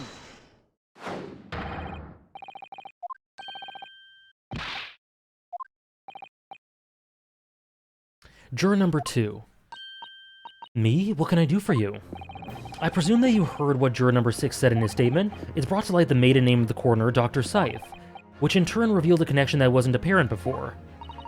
Well, naturally, as a woman of society, I find such connections and relationships irresistible. But oh golly, I'm afraid I fail to see what you mean. Dr. Scythe's maiden name is Stevens, and through that name, the coroner is very definitely linked to the waxwork of the killer. The defense has evidence to prove it. Oh, okay.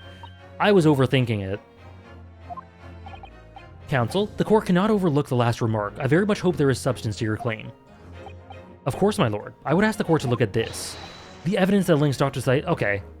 Okay, I was overthinking it. Take that! I have here a certain autopsy report from 10 years ago. A 10-year-old autopsy report? What relevance does that have? It is, of course, from the autopsy of the person portrayed in the waxwork, the killer known as the Professor. But the man was a capital offender, so... That's right. This is the certification of death that was drawn up after the convict's execution. The identity of the killer was never made public, so the report gives few details, but what's important is the name of the coroner who wrote it. Courtney Stevens. Courtney Stevens. Strike a light! Blow me! I'm so sorry. It appears that the professor's autopsy was conducted by Dr. Scythe 10 years ago, and a few days ago, Mr. Drepper very deliberately stole the waxwork of the professor from Madame Tuspel's. A waxwork that doesn't in fact resemble the victim, Mr. Osmond, at all. I'm just sorry. I'm just channeling Gregson. Do you suppose there's some unsavory relationship between those events? Absolutely, I'm sure of it. There's no doubt in my mind that the professor case, blimey, is at the heart of a link that we've yet to uncover between Dr. Courtney Scythe and Mr. Enoch Drebber.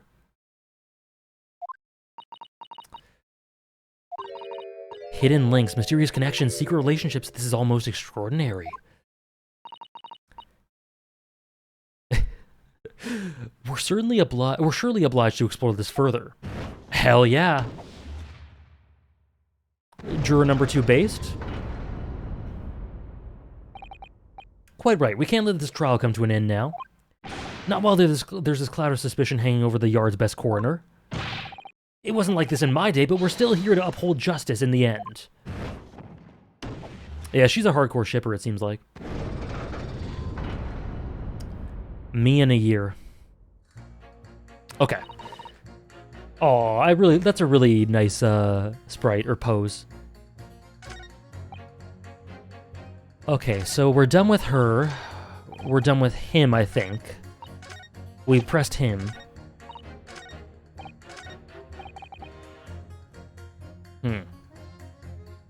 No proof that it was inside the birdcage. Is there no proof? So it's basically between these two. Oh, they're both asking about evidence. Okay. Is there proof? Do we have proof? That wax was inside the birdcage.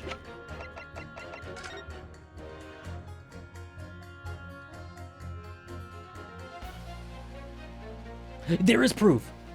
The glass, right? The glass we found that crashed into the tower.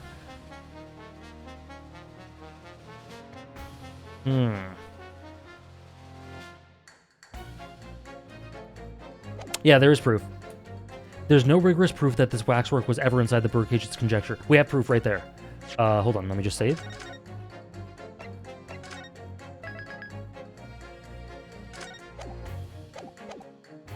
All right, buddy. Oh no, not Pit, not Pit.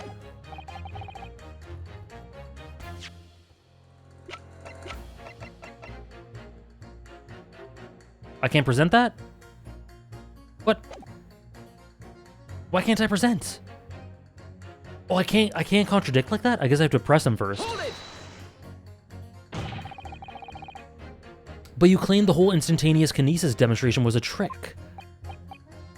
That I did, but there's more than one way to pull a rabbit out of a hat, isn't there? Yeah, I have to press first. Sorry? I grant you, given that this cage disappeared from amidst an explosion, there'd have been no need to use a real person. But if a waxwork has been used, the culprit could at least have had the decency to make it look like the victim. Really? That's the problem here? I'm not exactly sure how much criminals are governed by decency. The point is, if you're going to make a claim about that waxwork being inside the birdcage, you need to give us some evidence. Without that, it's not science. I will do so. Let me. I suppose we should expect nothing less from a logical argument from a fellow of the Royal Society. But that perhaps means his mind could be changed if we manage to present suitable evidence. Evidence that Professor Waxwork was inside that birdcage. Can I produce that? Yes. Actually, I have something I'd like you to see, sir. Oh? I must warn you that I firmly believe it's only wise to trust men in white coats. So given your jet black outfit, I don't mind admitting to a sense of trepidation here.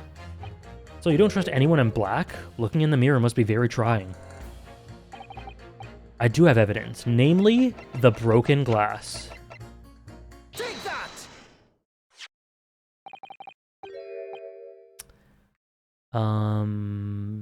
A piece of glass, though it's unusually thick for glass.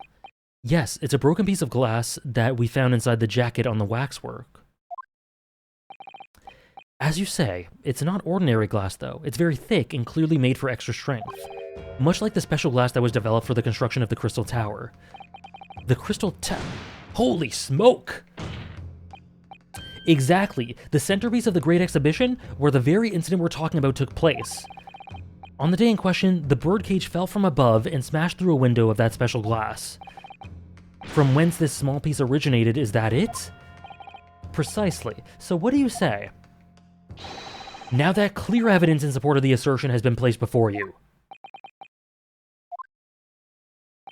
Well, as I said, I only trust men in white coats as a rule. However, when the reasoning is sound, it's fair to say color shouldn't come into it. In light of what you've shown me here, yes, I feel obliged to change my position. In that case, juror number 4, you will amend your previous statement now. Okay.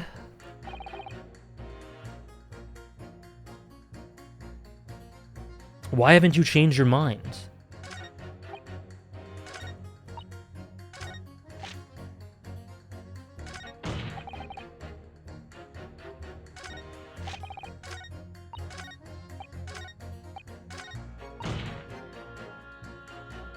I guess we pit these two? I guess we have to pit these two together to get a majority? Yeah, that's probably it. That's probably it. We have to get a majority. Because he has evidence and she wants it. Objection! Those two statements clearly contradict one another. Good gracious! To whose statements do you refer, counsel? If you could put down your corn for a moment, juror number 5. Oh, you mean me? You pointed out that it's wrong to make an accusation without evidence, but the accusation that the waxwork model was inside the second birdcage on the day in question is not without supporting evidence, as the defense demonstrated to the juror sitting beside you. Oh, is that right? Would it be fair to say you didn't follow the argument? I don't understand much besides Colonel Cobb, to be honest. Of course you don't. If I could interject here, please do, sir. Now that this assertion of yours about the waxwork has been backed up by some solid evidence, it would be wrong of me, as a man of science, not to pursue this matter further. There we go. There we go. Well, me too, then. Sorry? If this brainy gentleman says he's right, then he must be. See? I wouldn't dream of going against Colonel Cobb or anyone who's got stuff in between the ears. Sure. Alrighty. Slay, Ryu. Success, if you can call it that. This is success. Thank you, counsel. That will do. As a result of the summation examination, the jury's overall leaning has changed. 2 jurors now call guilty, against 4 who call not guilty. Accordingly, the court has failed to reach consensus, and the trial must continue. We did it. Oh, well done, Mr. Naruhodo. Another wonderful victory. Yeah, our girl, juror number 4, is really just, or juror number 5, is really just corn on the cobbin. A waxwork of the despicable professor, used as a body double for the victim in this quite extraordinary case. I must say, it's extremely hard to believe the assertion could possibly be true. However, it would appear that it does at least warrant further investigation. It's the waxwork of the professor that links Mr. Drebber and Dr. Scythe. And I'm convinced that there's a special significance to that link. I don't know what you're hoping to prove, lad, I really don't. The truth, sir, by using evidence and testimony. Imagine having your faith decided by a kid. This is their reality. A kid who doesn't even pay attention. If the court is to delve deeper into the alleged involvement of the waxwork in this case, then the prosecution calls for the owner of the model to be summoned as a witness. Oh, the owner? Madame Tuspels. I really thought that Lord Van Zieks would object to this whole line of inquiry. Very well, I concur. Make arrangements for Madame Tuspels to appear as a witness with immediate effect. Listen carefully, my learned friend. Oh, yes? You should know that you're on the brink of opening Pandora's box. What? Yeah, Chat's wife is showing up. Chat's wife is showing up. Somehow, Juror 5 still doesn't make the top 3 least reliable jurors. The court shall now adjourn for 45 minutes. During that time, the prosecution will summon the new witness and prepare her for taking the stand. She's not my wife yet? Ooh, next stream? Next stream, Sarah? Prepare to join chat. Madame Tuspels, yes. I shall see to it at once, my lord.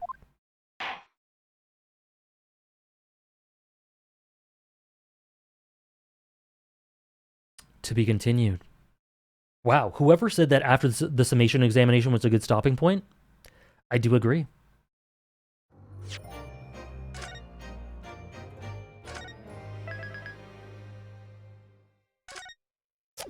So we'll just get to a point where the music is playing.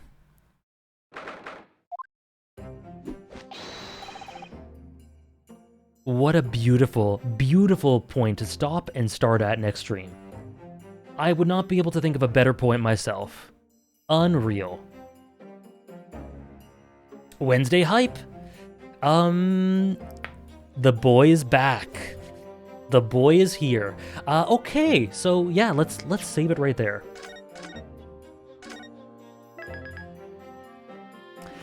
So guys, thank you so much for joining me on yet another amazing, fantastic Great Ace Attorney Monday.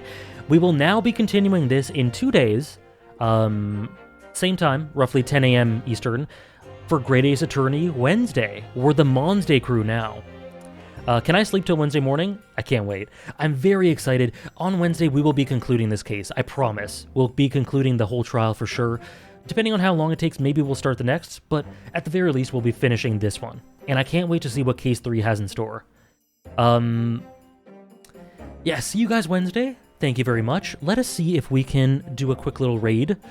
I think I saw Critty streaming something. Oh gosh. UI.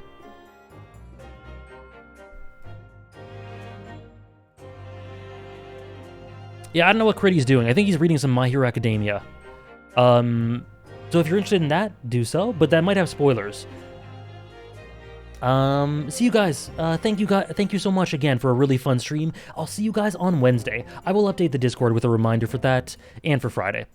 See you guys. Have a great rest of your day.